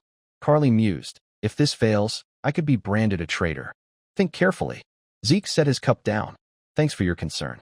Kneeling, though young and flawed, let me stand with your knightly spirit. Surprised, Carly smiled. Thank you, Zeke. Back at Valhalla's research wing, Zeke studied the system panel. In my past life, Carly was my source for clan updates. I didn't know corruption started pre-war. I planned to leave Draker to avoid Abel's control, building my own force. But with an ally like her, there's no need to leave. Staying lets me monitor Abel. Using Carly as a shield deflects suspicion. First, I must become an official knight to sway opinion toward her. Despite being the eldest and a guardian knight, Carly, not a pure-blood or direct-line elite, failed to reform Draker last life. If I, a pure-blood, become a knight and back her, we could shift opinion from Abel. I need to pass that damn knight test. Rubbing his ear in frustration, he checked the system map, almost there. At Valhalla's central Great Library, his goal lay in Terrakin's secure archives. Entering the vast repository, you've reached the secure archives. Scanning shelves, this dump? Just useless old books. I expected something epic like Bahamut's Heart or Dragon Fawn. Finding nothing, what a waste. A system alert, data update point detected. An invisible bookshelf appeared. What's this? Linked and synchronized with another administrator's secure archive, Terrakin Draker. Terrakin used a system like mine? No wonder it's undiscovered. Only system users can access it. Terrakin Draker's secure archive data linked to Zeke Draker's system. Access available anytime. Suggested categories. 1. Organization Operations Manual. 2. Dragon Slaying Guide version 5.21. 3. Reference materials. 4. Growth support maxims. Frowning, these sound mundane. He commanded, System, find the best growth-enhancing text. Request confirmed. Optimal document located. A glowing book caught his eye there. Holding the aged text, Secret Dragon Slaying Technique. Scanning it, never heard of this. The author's name stunned him. Shotun Draker, closest aide to Hero King Kaiser. Zeke froze, shocked by the familiar name. Before passing down the dragon-slaying sword art, I, Shatan Draker, wish to explain why I created this technique. The bond between dragons and humanity originated with the great hero king. Despite our weaknesses, some humans could form contracts with supreme beings, dragons. Yet, dragons aided us not out of nobility but pity, viewing humanity as frail compared to other races. This led to a surge in contractors, fostering an independent civilization across the continent. However, this rapid progress sparked an indescribable unease in me. I feared dragons. If such superior beings helped us out of pity, they could turn and destroy us effortlessly. This dread haunted me, envisioning humanity's extinction overnight, defenseless. Thus, I resolved to find a way to counter dragons. I first considered magic, but it was the dragon's initial gift to humanity. Human hearts cannot naturally produce mana. Dragons etched magic circles into them, enabling our use. Using magic against dragons, fighting them with their own power, was absurd. Next, I thought of the Hero King's elemental sword, a force even dragons feared. But this power was exclusive to those with royal elf blood, an insurmountable barrier. So, I devoted myself to discovering a new, purely human power. I explored everything, pushing human limits, from the primal swordsmanship of the North to the mystical arts of the East. Ironically, my greatest ally was Kronos, the Hero King's contracted dragon. When asked why, he said, for fun. Yet, his cold eyes held profound resolve. Years of research followed. With Kronos, we uncovered a new power, aura. Not elemental or mana, but a force only humans could harness. After this breakthrough, I continued studying aura even after the Hero King's passing. Over time, I systematized aura knowledge, concepts, applications, and sword techniques, compiling it into the secret dragon-slaying art, sent to kingdoms across the continent. Yet, in a world where dragon-given artifacts made power easy, the dragon-slaying sword art, requiring grueling self-training, was ignored. Fortunately, my fear of dragon betrayal has not yet materialized, but I believe this technique will one day be vital. To whoever finds this text, I hope you understand my intent and train diligently to master it. These were Shatan Draker's words in the book Zeke held. Suddenly, he turned, seeing a glowing magical system interface. A mission notification appeared. Achievement, Shatan's successor. Mission, master the dragon-slaying sword art of Sword Saint Shatan Draker. Deadline, 3 months. Reward, coordinates to the Kronos Kingdom's treasure. Zeke's heart raced. It appeared right after I finished reading. Perfect timing. Carefully returning the book, the Kronos Kingdom's treasure. It must hold artifacts beyond anything I've seen. But he paused, frowning. Only 3 months? Is it harder than learning the elemental sword? Stroking his chin, eyes gleaming with resolve. I'll have to pour everything into mastering this. He muttered, self-mocking. The number 3 strikes again. Though unclear how long had passed since the Hero King's era, events seemed to align with Shatan's fears. The Liberation War had swept away the continent's peace. Scanning the dimly lit secret library, magical lamps casting shadows on ancient shelves, Zeke asked, System, any other useful info here? Like Terrakin's diary? The system responded, Administrator request confirmed. Detecting relevant data. Playing magical visual record, Terrakin's diary. The surroundings shifted. Shelves faded, replaced by a vast desert under scorching sunlight. Zeke frowned, heart pounding. Where am I? A system-created space? Like the compliance guide when everything warped. Within seconds, the scene transformed. Alone in the desert, tension gripped him. A golden light flashed behind, reflecting his image on the sand. Sensing danger, Zeke crouched, hand on his sword, ready to fight. The ground shook violently. A colossal dragon erupted from the earth, sand flying, its roar shattering the air. Zeke's eyes widened, heart thumping. A dragon. The system announced, class skill activated, unyielding will. Trembling not from fear, but awe. No wonder dragons are the pinnacle of all species. This feels so real. The dragon's fiery red eyes locked onto him. Voice trembling with excitement. Is this Bahamut? The evil dragon Bahamut. A powerful presence emerged behind. Zeke turned, stunned. A figure approached, exuding terrifying pressure he couldn't sense until they spoke. This guy, a monster in a different league from Bahamut. The figure passed through him. He walked through me? Am I in a recorded memory? He realized this was Tarakan's diary, replaying the legendary battle between Dragon Slayer Tarakan Draker and Bahamut. As Tarakan appeared, Bahamut swung its claws, preparing to strike. Zeke's heart raced. It's starting. The fabled battle, unfolding before me. Bahamut stomped, shaking the ground, debris passing through Tarakan. Its eyes gleamed, voice booming. Why hesitate, Tarakan? Silent, Tarakan stood firm.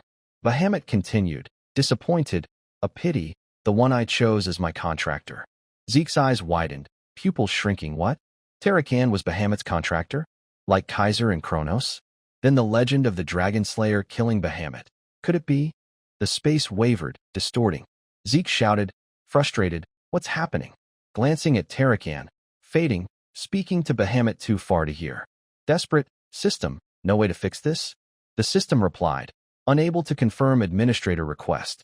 Zeke gritted his teeth, anger surging. A thought struck him, recalling Shatten's words, dragons cannot betray humans. If betrayal occurs, it's from the contractor. Staring at Tarakan, suspicion flickered. Could the truth behind this battle differ from the legend? As the scene unfolded, Bahamut's body turned to dust, dissolving under the desert's scorching sun. Zeke's eyes widened, heart pounding, as Tarakan's form also began to fade, swallowed by the distorting space. A glimmering object appeared before Tarakan, sparking Zeke's curiosity. What's that? Squinting, his pulse quickened. It was Bahamut's heart and claws, relics he'd once claimed from the Dragon Slayer's holy land. But when dragons die, they leave only ash. Why are these intact? His mind raced. If pureblood armor is made from dragon hide, Bahamut must be unique. Before he could ponder further, the space above shuddered violently. The desert scene shattered like a torn painting. In seconds, Zeke was yanked back to the secret library, surrounded by the dim glow of magical lamps. Stunned, he muttered, the video ends here? Sinking to the floor, exhausted and disappointed, I don't get what's going on anymore. He sighed, that's enough for today. Reflecting, Zeke recalled visiting Valhalla's research wing, linking his system to Tarakan's secure study, allowing access to its records anywhere. He'd replayed Tarakan's diary, but like before, the ending distorted, obscuring Tarakan and Bahamut's final words. Not much gained, he murmured, eyes tinged with melancholy. Yet, amid the secure study's chaotic data, Zeke uncovered a revelation. The dragon-slaying sword art was the origin of the Dragon Slayer technique. Tarakan simplified it for accessibility, but this reduced its power, rendering it ineffective against dragons. Hardly worthy of the name, Zeke thought, a bitter smile curling his lips. Still, combining it with personal traits for synergy could make it practical. Less potent, but a success in utility. He nodded, a spark of hope in his eyes. What troubled him most was the diary's divergence from the Dragon Slayer legend. The tale claimed Tarakan defeated Bahamut, ushering in an era of peace and prosperity, a classic hero story. Yet, the diary revealed Tarakan as Bahamut's contractor, a detail absent from any record. This isn't an oversight, Zeke muttered, eyes cold. Something's being hidden. Leaving the library, Zeke walked a quiet path, holding a letter from Kay, a former colleague. Long time, old friend.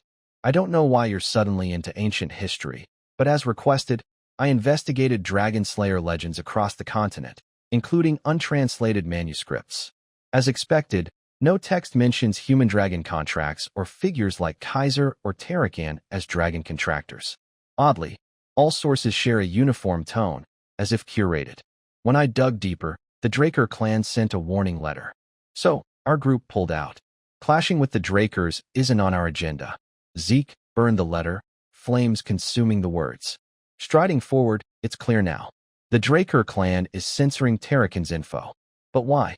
The clan's prestige was built on exalting Tarakan, elevating him as one of the 8 great transcendents. Yet they suppress details about him and Bahamut? Unease surged. This runs deeper than I thought. With swirling thoughts, Zeke returned to the secret library for clues. Opening the door, he called System, but his eyes narrowed, sensing something off. Scanning the room, he closed the door calmly, It's a rest day. Decker and the staff are absent. Duke and Andre are delayed by missions. Advancing cautiously. Fine. Whoever's here, he muttered, eyes sharp. From a corner, a black-clad figure watched his every move. System, open the mini-map. Administrator request confirmed. The library's map appeared, revealing 2 lurkers, one inside, one at the window. Frowning, 2 targets? Did the great mountain predators track me here? He dismissed it. No, I didn't use my longsword or dragon slayer technique there. Even skilled hunters couldn't trace me. Pondering, it's not about them, it's who sent them. Abruptly, Zeke entered a room, slamming the door. The masked figure flinched. Suddenly, Zeke appeared at the window, cold eyes locking onto him. Abel sent you? The question startled the figure, who spun to face him. Zeke stepped into the hall, mind racing. Did Abel uncover my alliance with Kay? Or a former assassin? It fits. Drawing his sword, no answer? Fine. He lunged, sword flashing like lightning. The assassin parried, eyes panicking. Metal clashed, echoing from the second floor to the stairs and across the first. The assassin wasn't weak, deflecting most strikes. Noticing this, Zeke shifted tactics, leaping back, eyes cold. You can hide your appearance, but not your swordplay. Short, precise strikes, Gorka Kingdom style, using curved kukri daggers. Gorka assassins, the North's elite guards, are hired for high-stakes Central Continent missions. Stroking his chin, if it's a Gorka assassin, Abel didn't hire them. They avoid vendettas. He's too defensive for an assassin. I left openings, but he didn't strike. They're not here to kill. They want me alive. A projectile flew from the window. Zeke recognized it. Sedative. Mandragora's earthy scent, used for sleep. Covering his mouth, he dropped his sword, feigning collapse. The assassin hoisted him over his shoulder, heading to his accomplice at the window. On the assassin's shoulder, Zeke's heart raced. If not Abel, who? Why capture me? The system alerted, Mandragora detected. Activating total poison immunity skill. Smirking inwardly, let's see who wins. Zeke was taken to a room outside the academy, where a man awaited. The scene shifts to the next morning at the Atlas Outskirts farm. Zeke was confined in a cold, dark room, his hands bound by glowing magical chains. He sighed, voice tinged with exhaustion and exasperation. Well, didn't expect you to be the mastermind. Before him stood a blond man with a mysterious black eye patch, Clef Reinhardt, chairman of the Reinhardt Trade Guild. His sharp eyes pierced Zeke, as if probing his soul.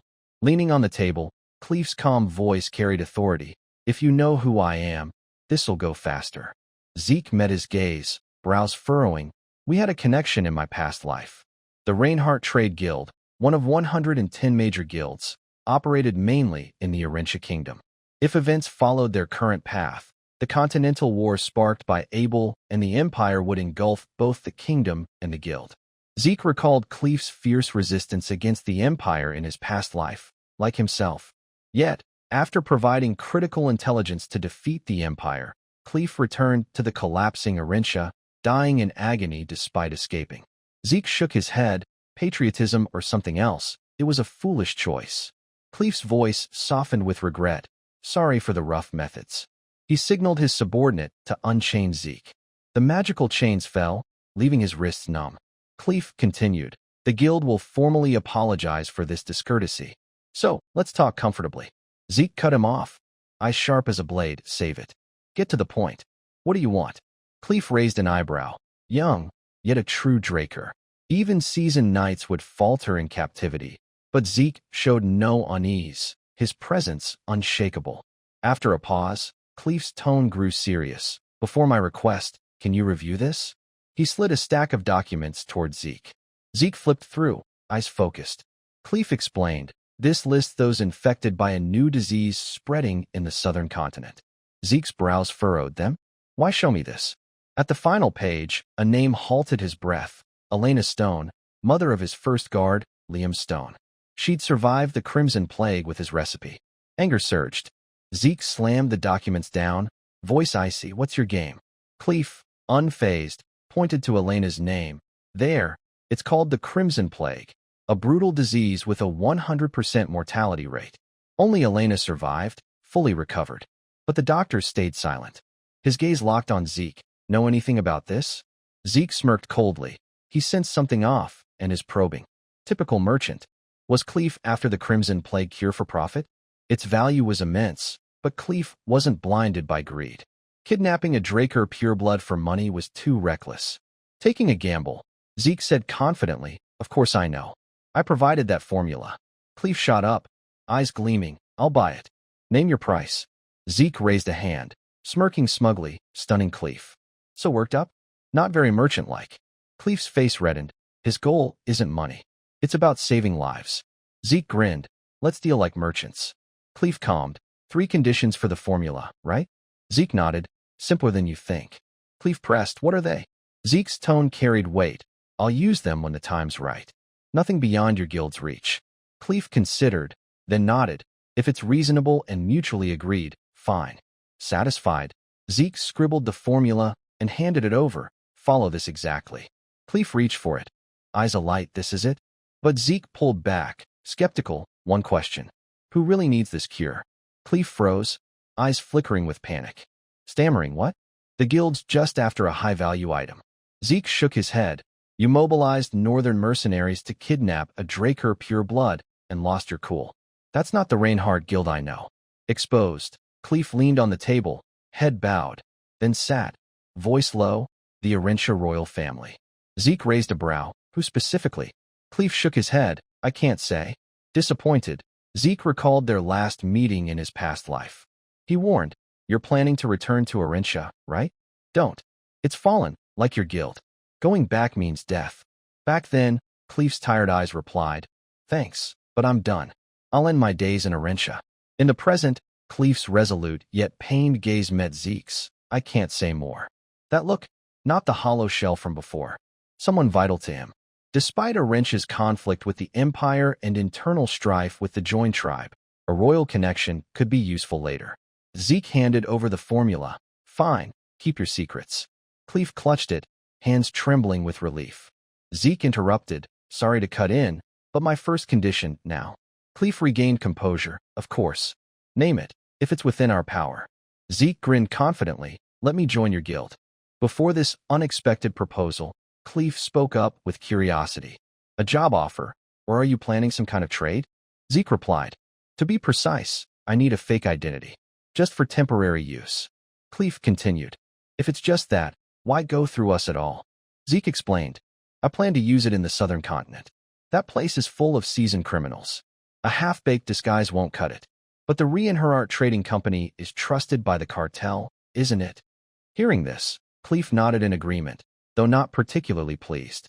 After a moment of thought, he sighed and said, "Fine, I understand what you're getting at. If that's all, you can use the identity of my cousin. Those guys probably won't suspect a thing." Zeke, seizing the opportunity, pressed further. "Great.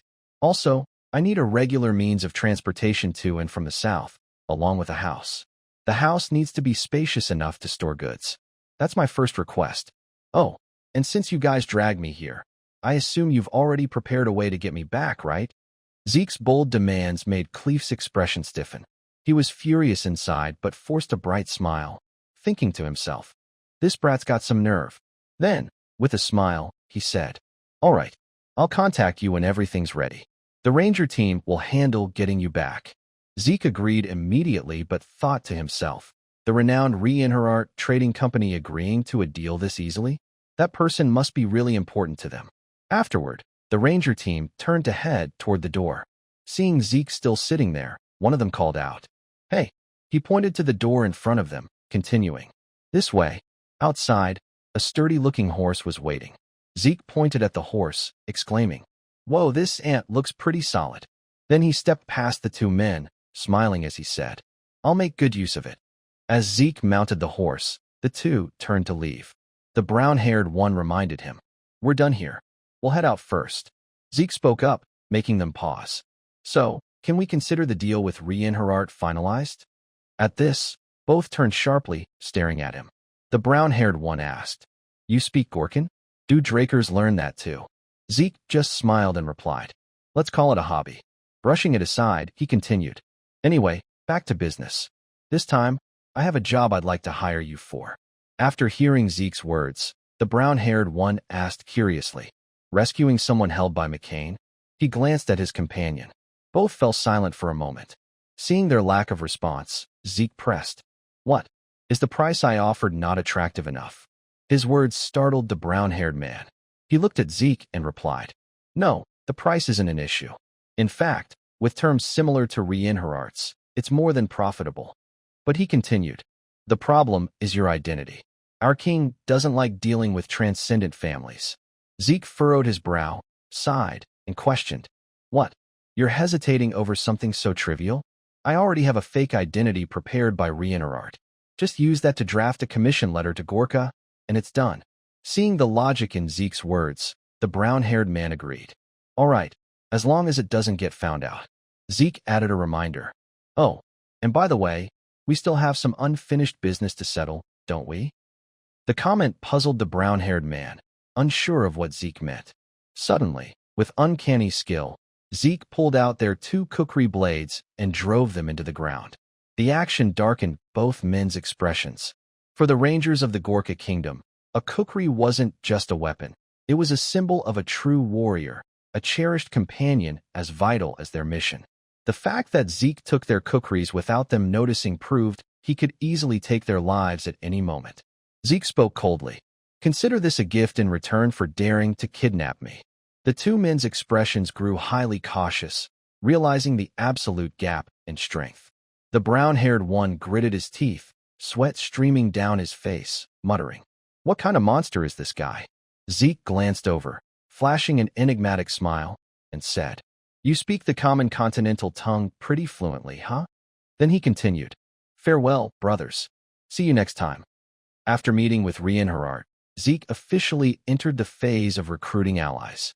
His targets were the heroes once known as the 5-Star Knights, famed for their brilliant achievements in the Continental War before their reclamation.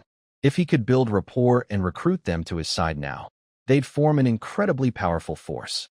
Fortunately, with the help of Principal Flaubert, who was always fond of him, Zeke learned that all of them hailed from Valhalla Academy. The issue was timing. Silent Knight Bishop Castique had graduated and was now a member of the Thebia Kingdom's Knight Order. Black Tortoise Knight Jeffrick Salma was in his final year, busy with field training. Aster Eladov was still enrolled, but had dropped out due to severe insomnia. As for Reyna, she wouldn't enroll until next year, but since they shared pure-blood lineage, Zeke would have plenty of chances to approach her later. He clenched his fists, deep in thought. That leaves only Diego. The scene shifts to Diego's club. At this moment, Diego was performing as the lead singer, belting out his song. The other band members played their instruments, and surprisingly, Zeke was there too. His face was filled with boredom, thinking to himself, Wait, what the hell am I doing here? He recalled coming to Diego's clubroom to recruit him to his side. But Diego approached, threw an arm around his shoulder, grinned, and said, Bro, you came at the perfect time. There's an open spot, just for you. Zeke asked, puzzled. What? I'm just. Diego cut him off. Yeah. You just want to play music, right? I get that vibe. Congrats. You're now an official member of the Southern Continent's Fusion New Age Music Research Club. After a moment of exasperation, Zeke decided, screw it. He dove into the lively atmosphere of the music. His whole body let loose with the group, thinking, let's just enjoy this for now. Later, he stumbled out of the club, exhausted, limbs heavy, muttering, Damn it, I got caught up in Diego's rhythm. Upon returning to the training room, the butler greeted him. Zeke rolled his shoulder and said, I'm starting training now. Tell the servants not to disturb me. Looking at the black sword in front of him, Zeke muttered, First, channel aura around the body to open the meridians, then progress from small circulation to great circulation. He diligently studied the book left by Tarakan, reading and muttering, What the hell is this? It's all terms I've never heard of. Reflecting, he began to understand why Shatan adapted this technique into the dragon-slaying method. Every move in the dragon-slaying sword art relied on compressing a massive amount of aura and releasing it, something ordinary techniques couldn't achieve. This swordsmanship wasn't designed to fight humans, but was literally meant to slay dragons. Its power could rival elemental swords. Holding the black sword, Zeke mused. Every move in the dragon-slaying method is exaggerated to the extreme. A single strike is enough to cleave a giant dragon. Compress an enormous amount of aura to its limit, then swing the sword down. He followed his insights. Suddenly, footsteps approached the training room.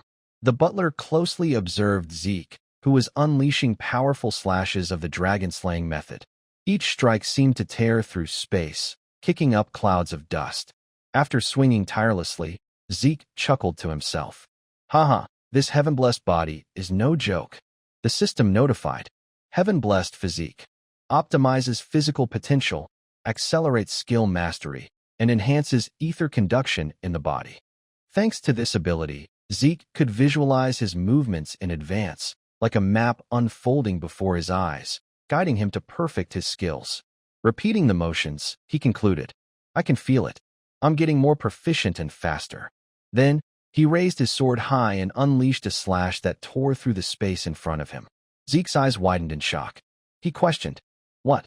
I just broke through the red wall and stepped into a new realm, and now I'm already touching the black wall. In his mind, he faced a towering, dense black wall. He muttered, They say training too hastily makes the wall to the next realm even higher. Yet, the heart of Bahamut within his ether core resonated fiercely with the dragon-slaying sword art, continuously surging with power. Zeke told himself, Before I lose this feeling, I have to swing my sword one more time. After numerous repetitions, a glowing red magical seal appeared on Zeke's chest. His eyes widened, his face filled with horror. Immediately after, a blazing red aura erupted. His eyes turned pitch black, and blood vessels bulged around them. The system announced, Bahamut's heart is reacting to Shotun Draker's dragon-slaying sword art. Memories etched in Bahamut's heart are being reenacted. Zeke questioned, Bahamut's memories? He was transported to a dark space. Looking around, he muttered, It's too dark. I can't see clearly. Suddenly, he sensed something approaching. A masked figure spoke. Bahamut, sovereign of twilight, I have a favor to ask. Bahamut stared at the man, sighing softly, remaining silent. The man reached into his cloak, pulled out a book, and said, I wish to entrust the dragon-slaying sword art, my ultimate technique, to you for safekeeping. Bahamut stared directly at Shotun and spoke. I knew you were a despicable man, but I didn't expect you to be this insane, Shotun Draker. Witnessing the conversation before him, Zeke, observing from above, muttered softly. As expected, that's Shotun. Bahamut continued to glare at him, saying, Are you seriously entrusting a dragon-slaying technique to a dragon? Shotun replied, Exactly. Even Kronos has agreed. You, of all beings, should know why, Bahamut. As soon as Shotun finished speaking, Bahamut stomped heavily on the ground, causing it to tremble violently. A towering wave of killing intent radiated from its body. Staring straight at Shotun, it roared. Kronos has been seduced by humans and lost the qualifications to be a mediator. Around Bahamut, countless magical spears materialized, poised to attack. In response, Shotun gripped his sword tightly, preparing for battle. Bahamut bellowed, I don't believe in the nonsense prophecies of someone like that. With a deafening roar, the air around them seemed to solidify. The magical spears all aimed at Shotun, hurtling toward him at terrifying speed. Faced with this scene, Shotun drew his sword and swung it to deflect the massive spears. After parrying one, countless others surged forward at blinding speed. Shotun poured all his strength into powerful slashes, shattering the incoming spears. But in a moment of distraction, one spear shot forward, stopping mere feet from his face. It triggered a massive explosion, shaking the ground violently. Immediately after, more spears plunged into the explosion's epicenter, making the scene even more terrifying. Zeke, watching from above, shuddered in fear, muttering, Is this the ultimate magic of dragons? Truly the pinnacle of all species. Such unbelievable power. If it were me, I'd probably only block 1 or 2 strikes. Yet Shotun deflected them all. Shotun stood tall on the ground, successfully fending off every attack from Bahamut. Zeke thought to himself, that human is a monster, surpassing all normal limits. Seeing its attacks so easily blocked by Shotun, Bahamut roared in fury. Get out of my territory, Shotun Draker. If not, the next spear will target Kronos' kingdom. In response to the threat, Shotun calmly asked, Are you sure that's wise? Doing so would bring the punishment of karma upon you. Bahamut smirked and replied, The punishment of karma? How laughable. What do you humans know to speak so recklessly? Even if I slaughter your swarming vermin, there's no reason for me to be punished. With that, it summoned a massive magical orb, preparing to strike Shatan. Shatan, in turn, drove his sword into the ground and said, In the end, everything is unfolding as Kronos' prophecy foretold. He pulled out an item, causing Bahamut's eyes to widen. Instantly, it summoned a giant magical sword and aimed it at Shatan, shouting, Do you think you can control me with Kronos' power? With that, Bahamut swung the giant sword, causing the surrounding space to freeze. Shatan opened the watch in his hand. As the clock struck 12, a golden magical circle appeared beneath his feet. Zeke, witnessing this, widened his eyes. The giant sword, just before reaching Shatan, suddenly halted. Zeke thought to himself, Bahamut attacked, and then what? But he quickly dismissed the thought. No, this is... Bahamut was restrained by Shatan's magical circle, its entire body immobilized, unable to attack. Observing this, Zeke narrowed his eyes, thinking, This extraordinary magic must come from that watch. Earlier, Bahamut said, Do you think Kronos' power can do anything to me? That watch must be an artifact containing Kronos' power. The magical space around Bahamut trembled violently, its residual energy creating immense pressure. Zeke grimaced, clenching his teeth and covering his ears, cursing silently. The magic is breaking, and now what? He peeked at Bahamut. It stomped heavily on the ground, forcing Shatan to strengthen the restraining circle. Bahamut's body slammed into the ground, as if crushed by an invisible, colossal force. It clawed fiercely, creating deep cracks in the earth, then glared at Shatan with rage and said, Shatan Draker, that illusion just now, could it be? Shatan replied, Exactly. That was Kronos' prophecy. Now you understand why I entrusted the dragon-slaying sword art to you, don't you? Bahamut cursed furiously. Damn it. Dragons making contracts with humans was a mistake from the start. Fine, I agree. Humans should stand on their own strength. Then, softening its tone, it continued. All right, hand it over. Let me see this so-called dragon-slaying sword art. Your way of killing dragons.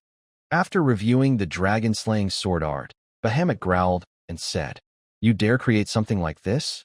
Shatan calmly responded, It's to protect this world. Bahamut frowned and said, Nonsense. Not the world, but you humans. Regardless, I'll keep it, but unless the prophecy comes true, this technique will never see the light of day. Shatan replied instantly, That's fine. Then he turned to leave, adding, Even without the dragon-slaying sword art, humans will awaken aura eventually. The dragon watched Shatan's departing figure, growling.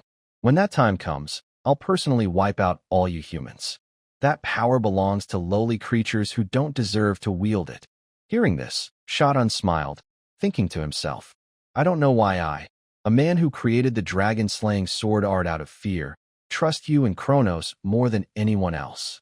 Turning back, he said to Bahamut, Kronos once said, as a casual remark, that one day you two will find a contractor who can share your heart. After Shatan left, Bahamut returned to its solitary state in the cold cave. Its thoughts lingered. Find a contractor to share my heart? That's absurd. It'll never happen. At this point, Zeke was ejected from Bahamut's memories. Looking up at the ceiling, he muttered, From start to finish, it's all so confusing, but one thing's certain. Because of Bahamut's deep distrust of humans, when I absorbed its heart, I felt some of those emotions.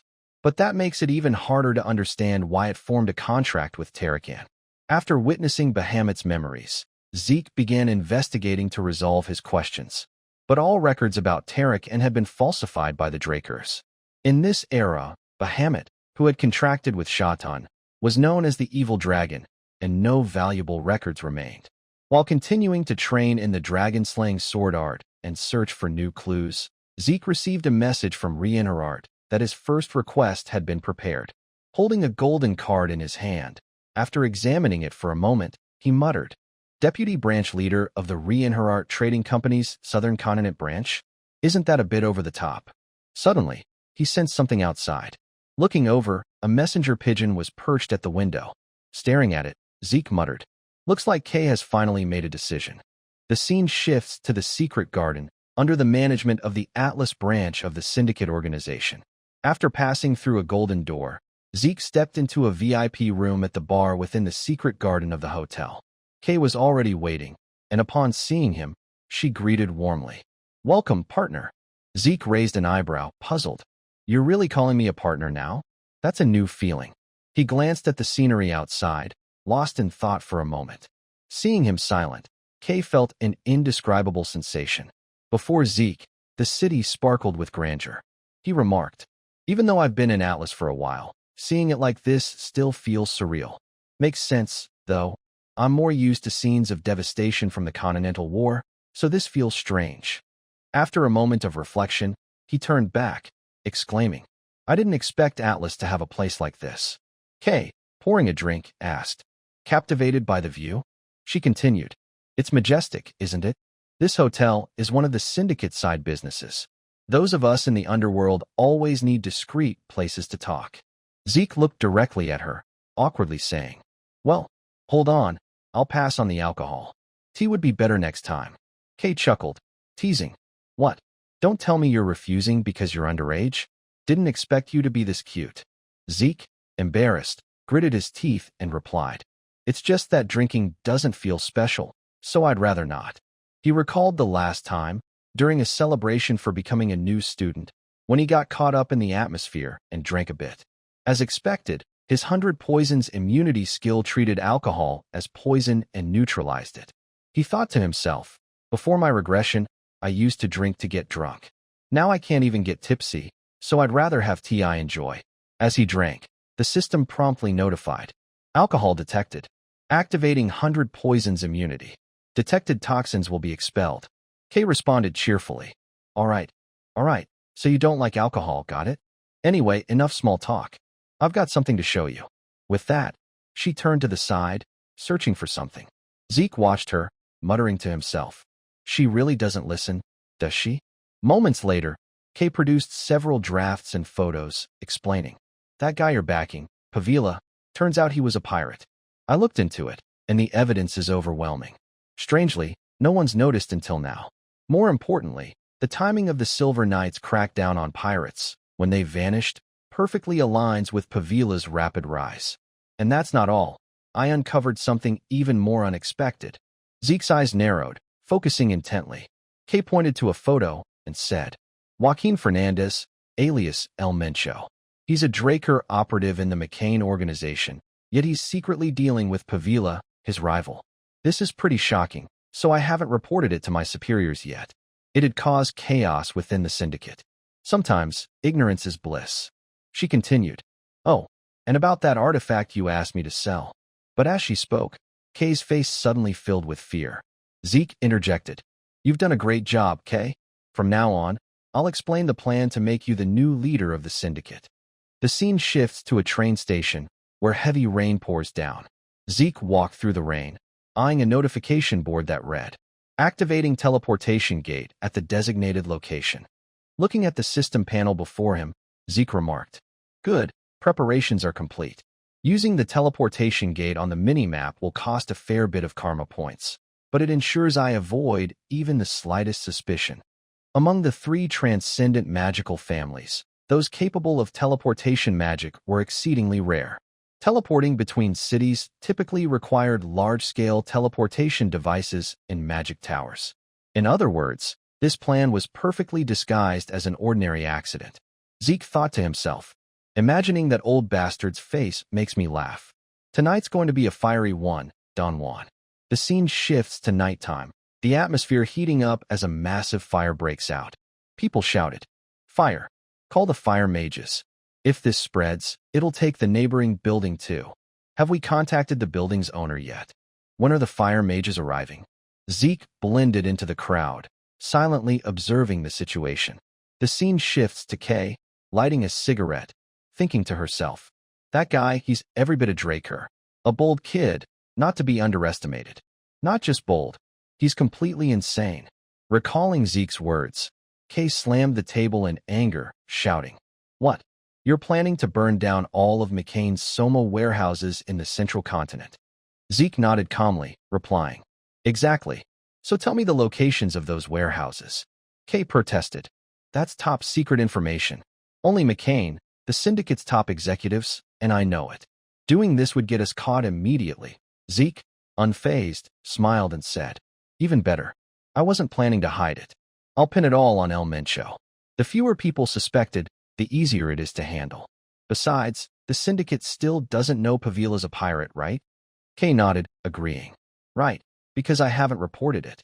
Then she startled, exclaiming, "Wait, you don't mean..." As if reading her mind, Zeke smiled. "Knew you'd catch on quick." He knocked over all the glasses of alcohol on the table, grinning. "Exactly. We don't need to do much ourselves." Zeke's expression turned wild as he continued.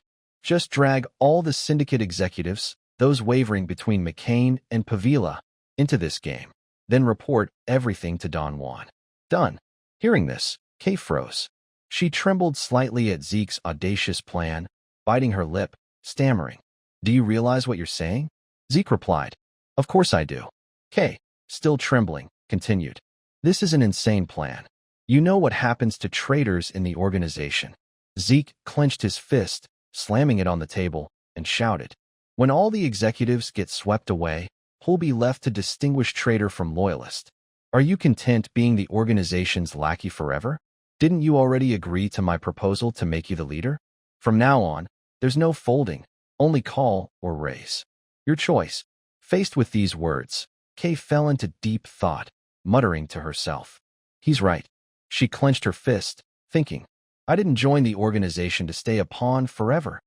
Zeke Draker, with his extraordinary intelligence, had uncovered Pavila's true identity as a pirate without anyone noticing. Not only that, he discovered unpublicized ancient relics and perfectly secured a large number of high-quality artifacts. Witnessing these absurd abilities, Kay decided to join forces with Zeke. She reached out, grabbing the bottle of alcohol from Zeke's hand. Her entire body shook violently.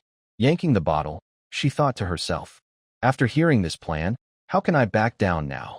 Resolute, Kay raised the bottle, took a big gulp, and, under Zeke's astonished gaze, slammed it down on the table, shouting, "Is that all? If we fail, we're dead anyway. This is the biggest gamble of my life."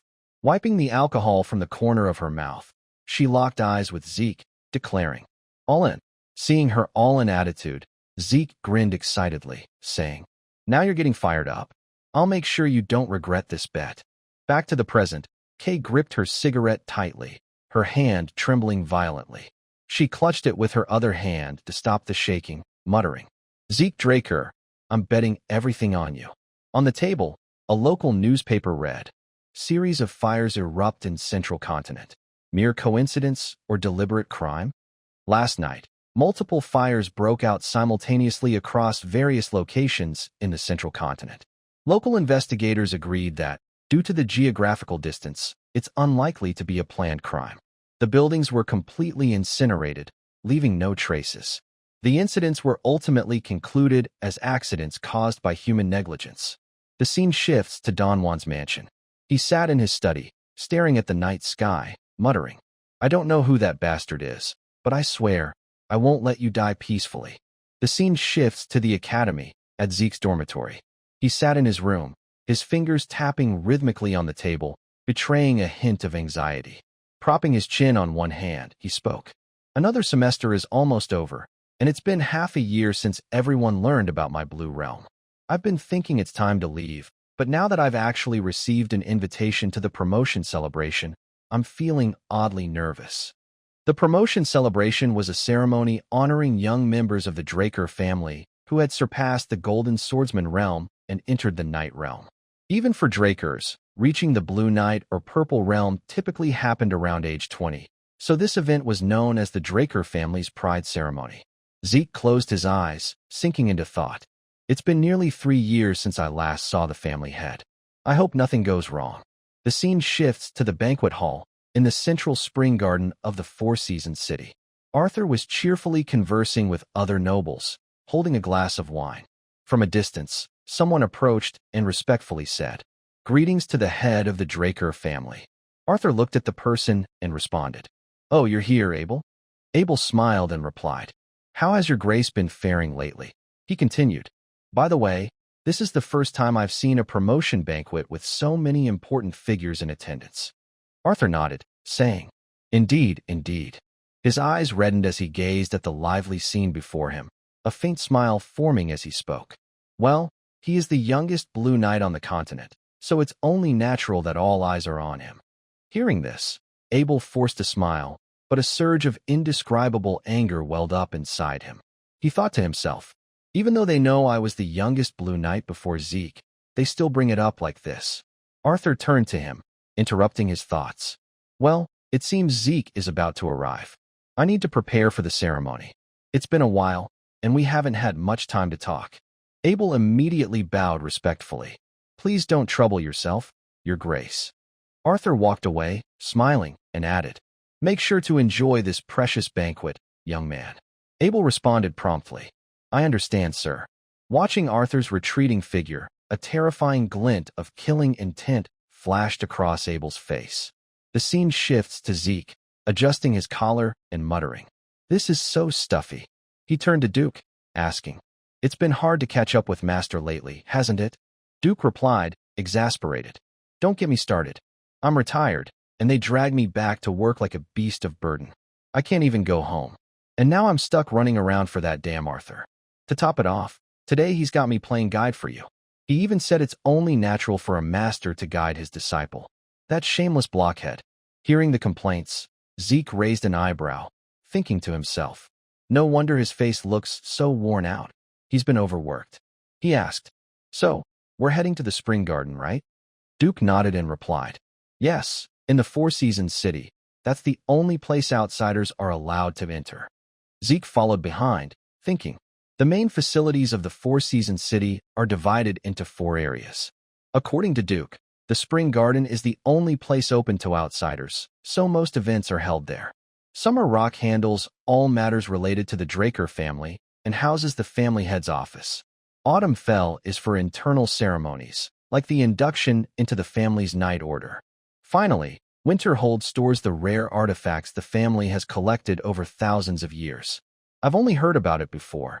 This is my first time actually setting foot here.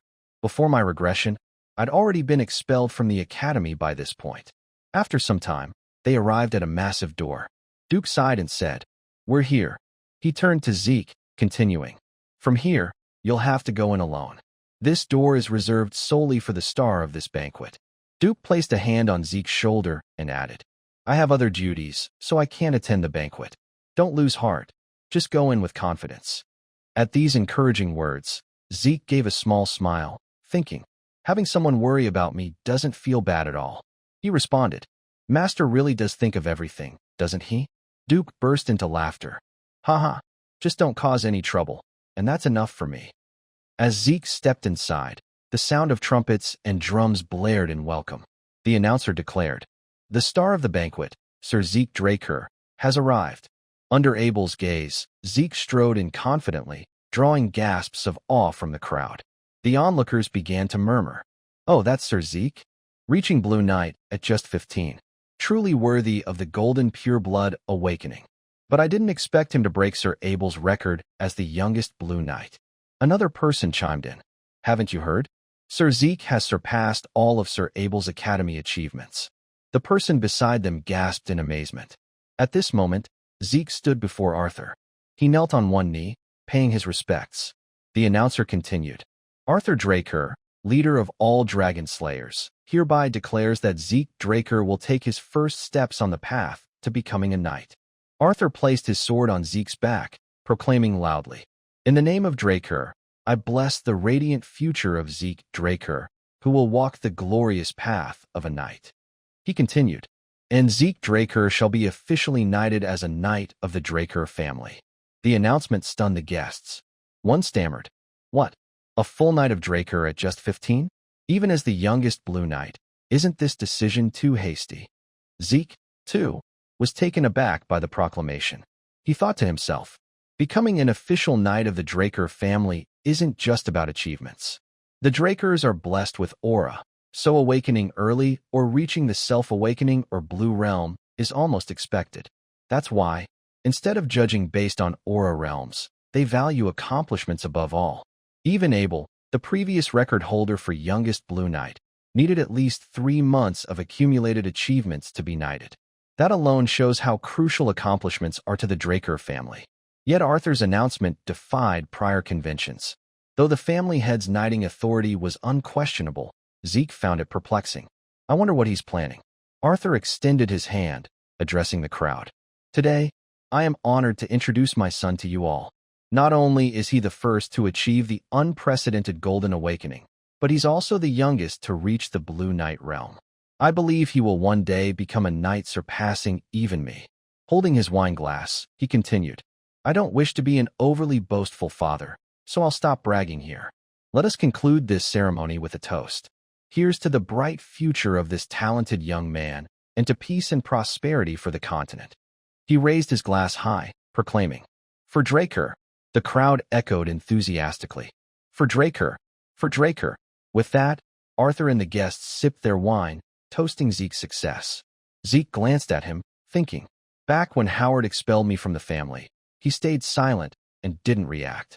Yet now he's playing the proud father of a talented son. Arthur called out, startling Zeke. He quickly bowed and responded, Yes, Your Grace. Arthur said, Let's move elsewhere. I'd like a private talk, just between father and son. As the guests began enjoying the banquet, a young man with glasses turned and said, Hey, Abel, don't you think you should control your expression a bit? Abel's face radiated intense killing intent, unnerving those around him. The young man continued, That's not the face an older brother should have when celebrating his younger sibling. At this, Abel quickly regained his composure. The crowd started murmuring, Where's the prince? He said he'd arrive right after this boring ceremony ends. He must be almost here. Abel turned and said, Then let's make the most of it. The blond young man nodded, replying, I was thinking the same. The scene shifts back to Zeke.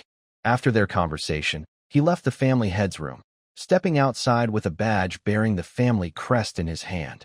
He thought to himself, a token that can be exchanged for one of the family's treasures? Why would the family head give this to me? Countless thoughts left him puzzled. Scratching his head, he muttered, It's not a bad thing, so it should be fine, right? Damn, I just don't get it. But a bigger issue loomed. This banquet isn't just one day, it goes on for days. How am I supposed to endure this? How do they keep the same expression, attending day after day? Living in high society isn't for everyone. A voice called from behind. Sir Zeke Draker. The voice caught his attention. Zeke turned to see a girl approaching, who bowed and said, This is my first time meeting you in person. I am Melissa Alencia, the first princess of the Alencia Kingdom. Looking at Melissa, Zeke slightly furrowed his brow, a sharp glint in his eyes as he silently assessed. Isn't she the leading candidate to succeed the throne of the Alencia Kingdom? Currently, she's standing in for the ailing, incompetent king, implementing bold policies aimed at the common people. Because of this, she's earned overwhelming support from the masses, their hearts drawn to her like a warm flame in the cold night. But for the same reason, she's constantly at odds with Alencia's nobles, who are desperate to protect their privileges. Zeke fell into deep thought, memories from before his regression flooding back.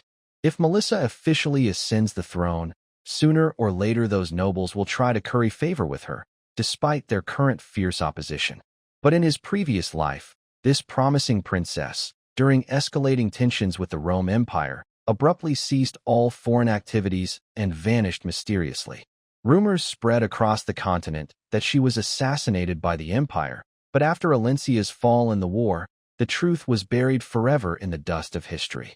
Zeke pursed his lips, cautiously glancing at her, as if scrutinizing every delicate feature of her refined face. In this life, though Melissa has been relatively quiet, her presence at a formal event like his promotion banquet suggests things are still on track. For now, he thought. Zeke's eyes flickered, narrowing slightly as if he'd realized something. Wait a minute. He recalled a private conversation with Cleve. The royal family of Alencia, huh? Zeke looked at Melissa, the green-haired girl smiling warmly before him. Without hesitation, he placed a hand on his chest and bowed courteously. It's an honor to meet you, Princess Melissa. Smiling, he stepped forward, extending his hand in greeting. I've long heard of your reputation. It's a privilege to have you attend my promotion banquet. Melissa, surprised, let out a soft, "Oh," her eyes sparkling. "You know of me?" Zeke responded warmly, leaving her momentarily speechless. "Of course, I've been following your pro-commoner policies for some time." His calm voice cut through the lively atmosphere of the banquet, where distinguished guests continued their animated chatter. Many might think those policies are just for show, merely handing out what's available. Zeke tilted his head, offering a professional yet empathetic smile.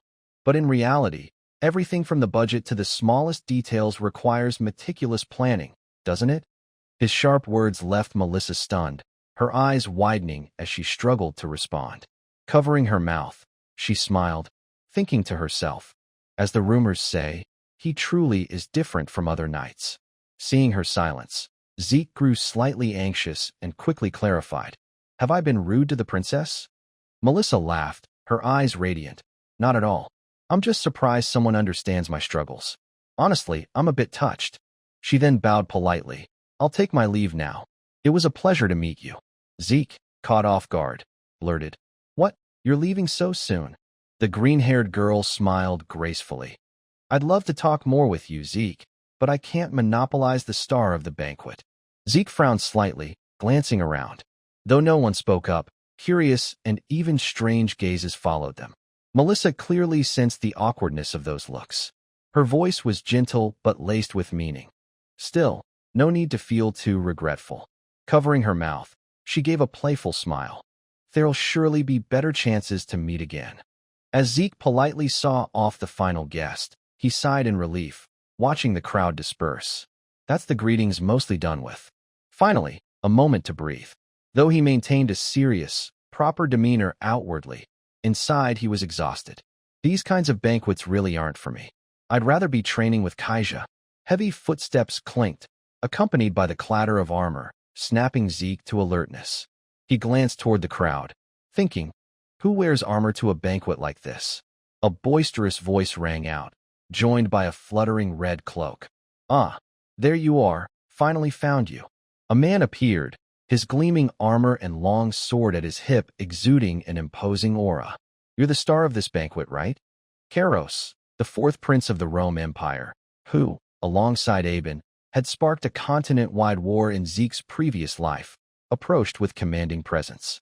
He grinned and said loudly, "Zeke, the youngest Blue Knight, correct?" Kairos extended his hand, his tone friendly but tinged with arrogance. "I am Kairos Nova Constantinus, fourth prince of the Rome Empire."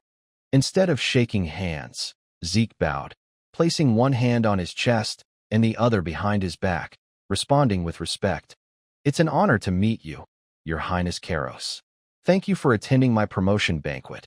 Kairos froze, clearly not expecting the subtle rejection. His face darkened briefly, but then his lips curled into a smile. Nonchalantly, he slung an arm around Zeke's neck, pulling him close like an old friend. "Come on, no need for formalities. Let's share a drink." Zeke stared at the arm around his neck with a deadpan expression, momentarily speechless. Kairos, brimming with excitement, ordered, "Hey, someone bring the wine.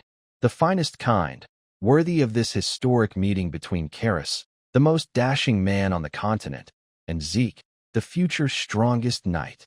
Red wine was poured into glasses, some spilling over the rim. Kairos raised his glass, his voice bold. "Here, a gift from the Empire. Don't waste a drop. Drink it all." The onlookers watched Zeke take the glass decisively, whispering with concern. Accepting the fourth prince's invitation so easily? Even as a brilliant Blue Knight, he's still too young. Kairos, thrilled, shouted, "Oh, that's the spirit." The crowd murmured, "This prince is so reckless. Given the Draker family's influence, he should be more cautious with such brash behavior." Kairos laughed heartily, his voice full of enthusiasm. "Well done. Excellent. I like you. Tonight, let's drink until we can't stand." Suddenly, a voice interrupted the mood. "Your Highness." Aben, who had appeared unnoticed, placed a hand on his chest and bowed. "Congratulations, the rising sun of the Empire." Kairos slapped Aben's shoulder, laughing. "Oh, Aben, you joining us for a drink?" Aben replied respectfully, "I'm honored by the invitation, but I have urgent matters to discuss privately with Your Highness." Kairos' smile faded, replaced by a frown. Matters to discuss? Speak. Aben responded softly, his tone cryptic. There are too many eyes here. I believe it'd be better to move elsewhere. Zeke, silently observing, sensed the tension in the air. Karos nodded. All right, if you say so, I'll follow. He strode off confidently, his red cloak billowing majestically, then glanced back at Zeke. Sorry, I invited you, and now I'm leaving first. Next time, we'll drink all night under the moonlight, sharing tales of the Dragon Slayer's heroic saga. With that, Karos, Aben, and their entourage departed, leaving the crowd trembling.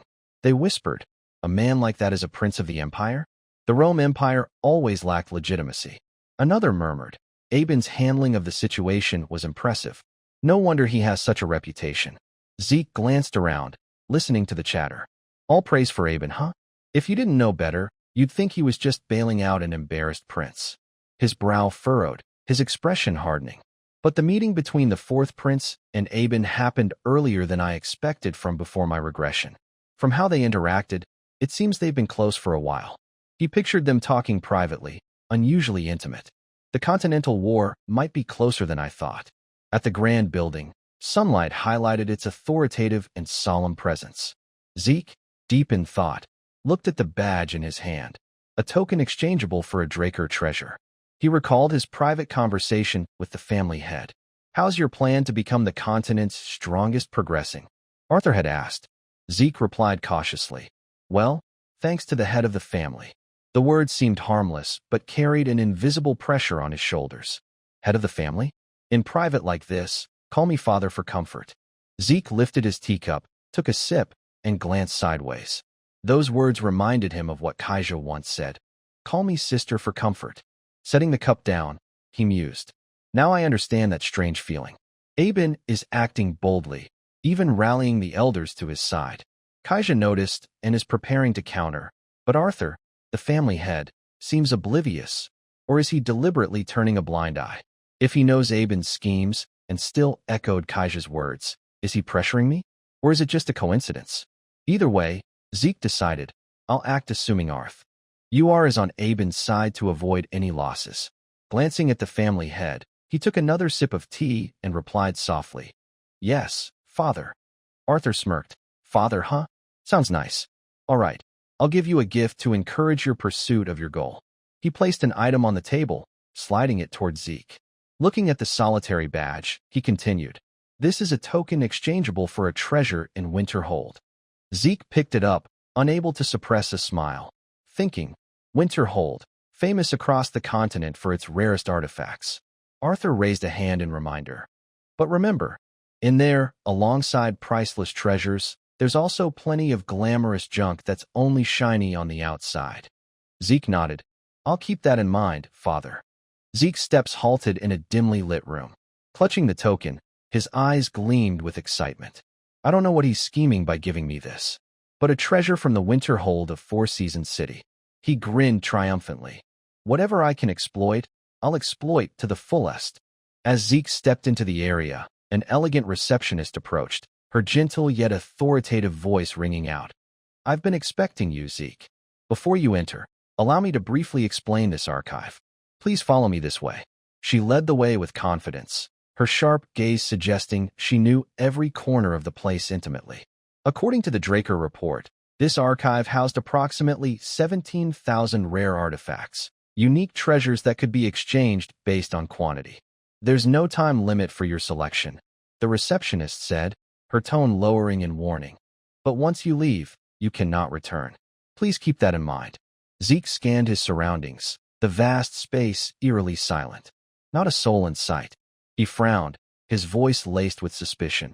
A place holding such precious artifacts, and there's no one guarding it? The receptionist gave a faint smile, her eyes gleaming with confidence. Because it's unnecessary. She explained calmly but persuasively. The security magic here is as robust as the family head's office. Moreover, all artifacts are meticulously inventoried and managed by magic. Stealing an artifact is virtually impossible. Zeke nodded slightly, thinking to himself, never judge a book by its cover. The receptionist led him to an ancient box, its metallic surface glimmering under the dim light. Please insert the token you were given here, she said, her tone gentle yet urging. Zeke complied, placing the token into the lock. Instantly, the surrounding space trembled violently, as if the room itself were coming alive. The massive door before him slowly creaked open, dust and ancient air spilling out, carrying the aura of a place long untouched. Zeke stood frozen, eyes wide, heart pounding as he took in the sight. A breathtakingly vast space unfolded, with towering shelves brimming with countless priceless Draker family treasures. Stepping inside, his eyes darted from item to item, and he muttered in awe, "It's even grander than I imagined. Truly worthy of the Draker name." The receptionist stood behind him, her voice soft. "I'll take my leave now." Zeke nodded, turning back with a light smile. Just checking the functions of all these artifacts would probably take a lifetime. He looked up, his voice brimming with determination. "System, can I categorize the artifacts here based on my desired criteria?" Immediately, a notification appeared, confirmed administrator request. Activating Dragon's Eye linkage. Please use Dragon's Eye to record items for categorization. Zeke frowned, muttering, "Record with Dragon's Eye?" Realizing its meaning, a smirk curled his lips. "Got it." He stretched, his joints cracking, and said with excitement, "Let's get to work." The system continued. Dragon's Eye enables detailed observation and analysis of targets. It can display information on detected objects based on the administrator's requirements. Zeke stomped the ground, activating wind/technique, shadowless step to boost his speed. He zipped through the shelves like a gust of wind, his sharp eyes scanning each item, categorizing them at an astonishing pace. After circling the room, he stopped, exhaling heavily, muttering, "That should be enough." The system promptly responded, displaying all recorded items on the mini-map. Number of recorded items, 17,138. Seeing the number, Zeke frowned. "Way more than I expected." He commanded, "Eliminate common items and single-use items that aren't artifacts." The system quickly complied, categorizing detected items per administrator's request. Remaining items, 9,832. Zeke sighed, shaking his head, "Still too many." He continued, "Filter out all swords with performance lower than the black sword." A new notification appeared, with countless items removed. Zeke looked at the result, a satisfied smile spreading across his face. All swords eliminated.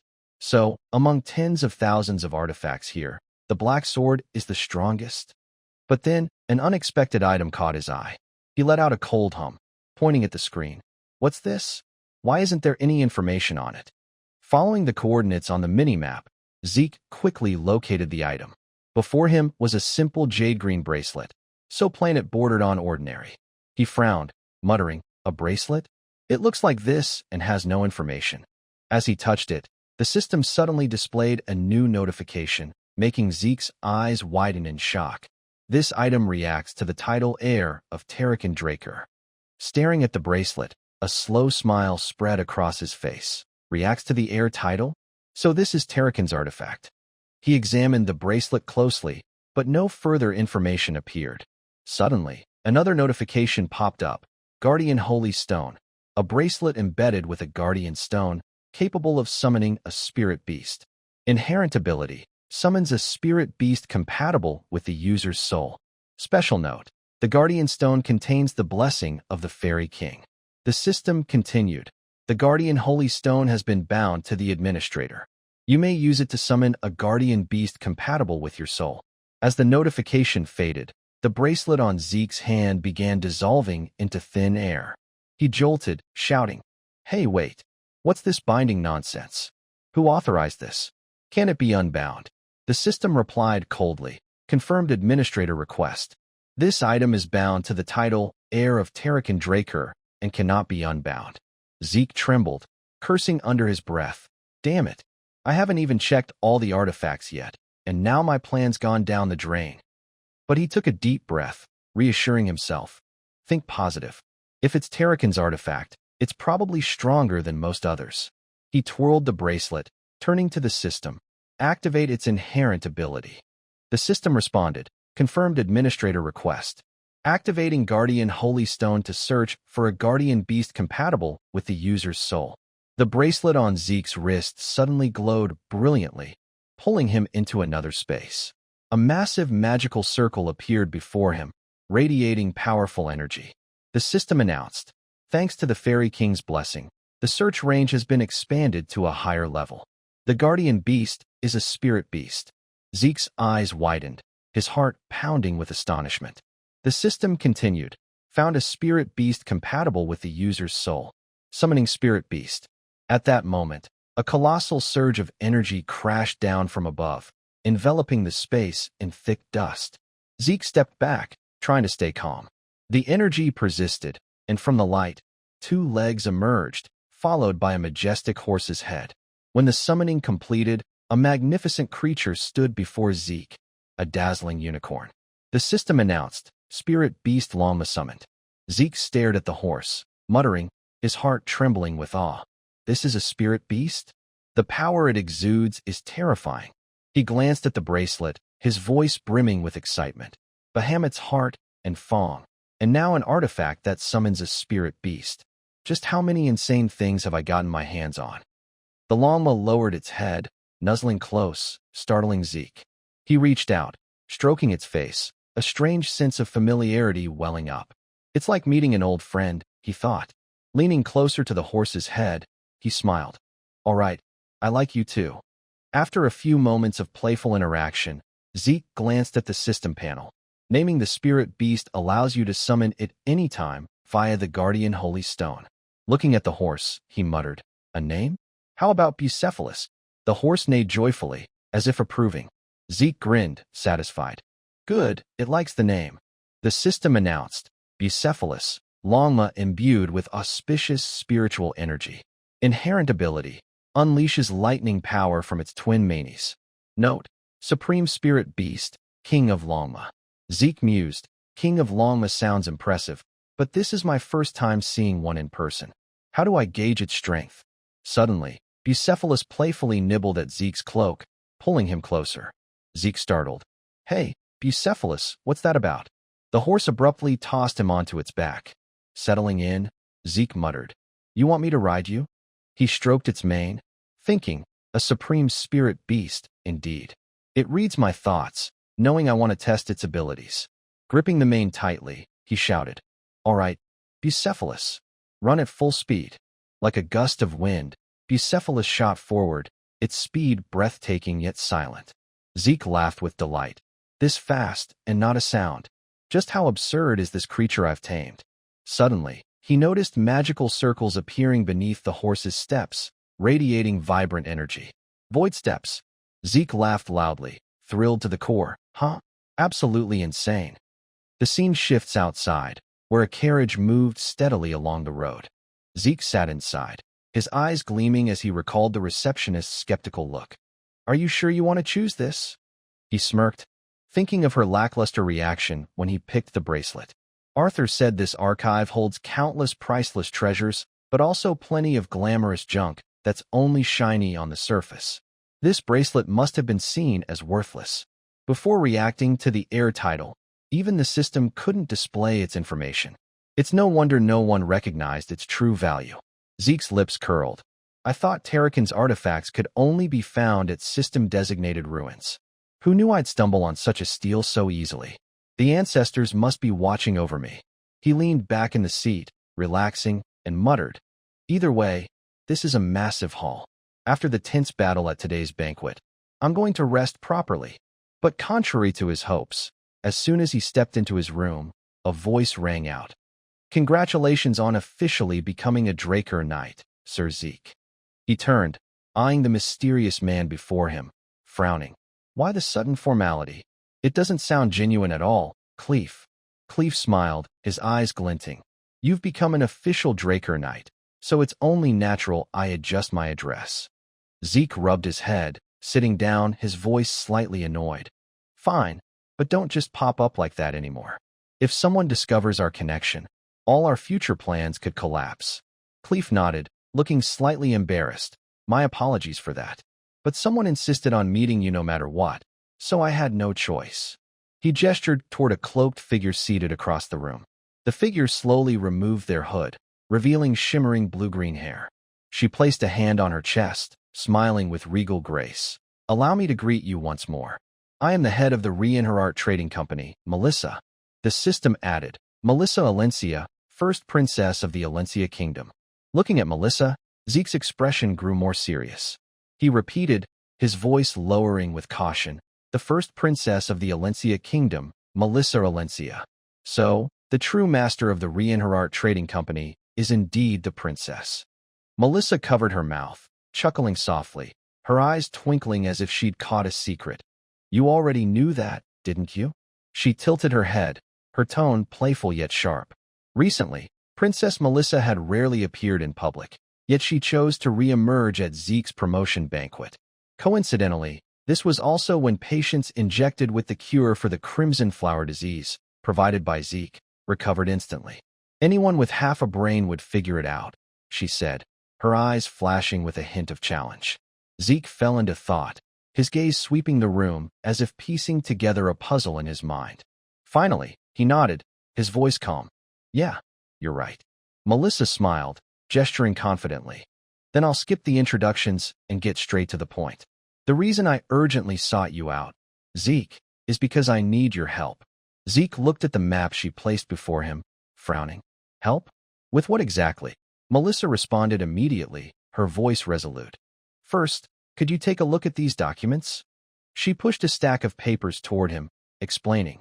This is information on recent Crimson Aldo cases, mainly at the Alencia border, along with the Nirvana family's analysis of the crimson flower disease. Zeke picked up the documents, scanning each line. Suddenly, his eyes widened as if struck by a shock. He turned to Melissa, his voice full of doubt. Is everything written here true? His tone grew heavier. The crimson flower is a disease created by magic? Melissa nodded, handing him another stack of papers. This is the analysis from the top supernatural family, the Nirvana Triad. It can't be wrong. Zeke gripped the papers tightly, his jaw clenching as he cursed inwardly. The crimson flower is a man-made disease? Its spread is faster than any rare plague before. Could my regression have caused this change? Melissa continued, her voice weightier. There's more. As you can see in the documents, the crimson flower first broke out in villages along the border between the Rome Empire and Alencia. But it didn't spread toward the empire. It only spread into Alencia. Zeke cut in. Hold on, are you saying? Melissa nodded, her expression grave. Exactly.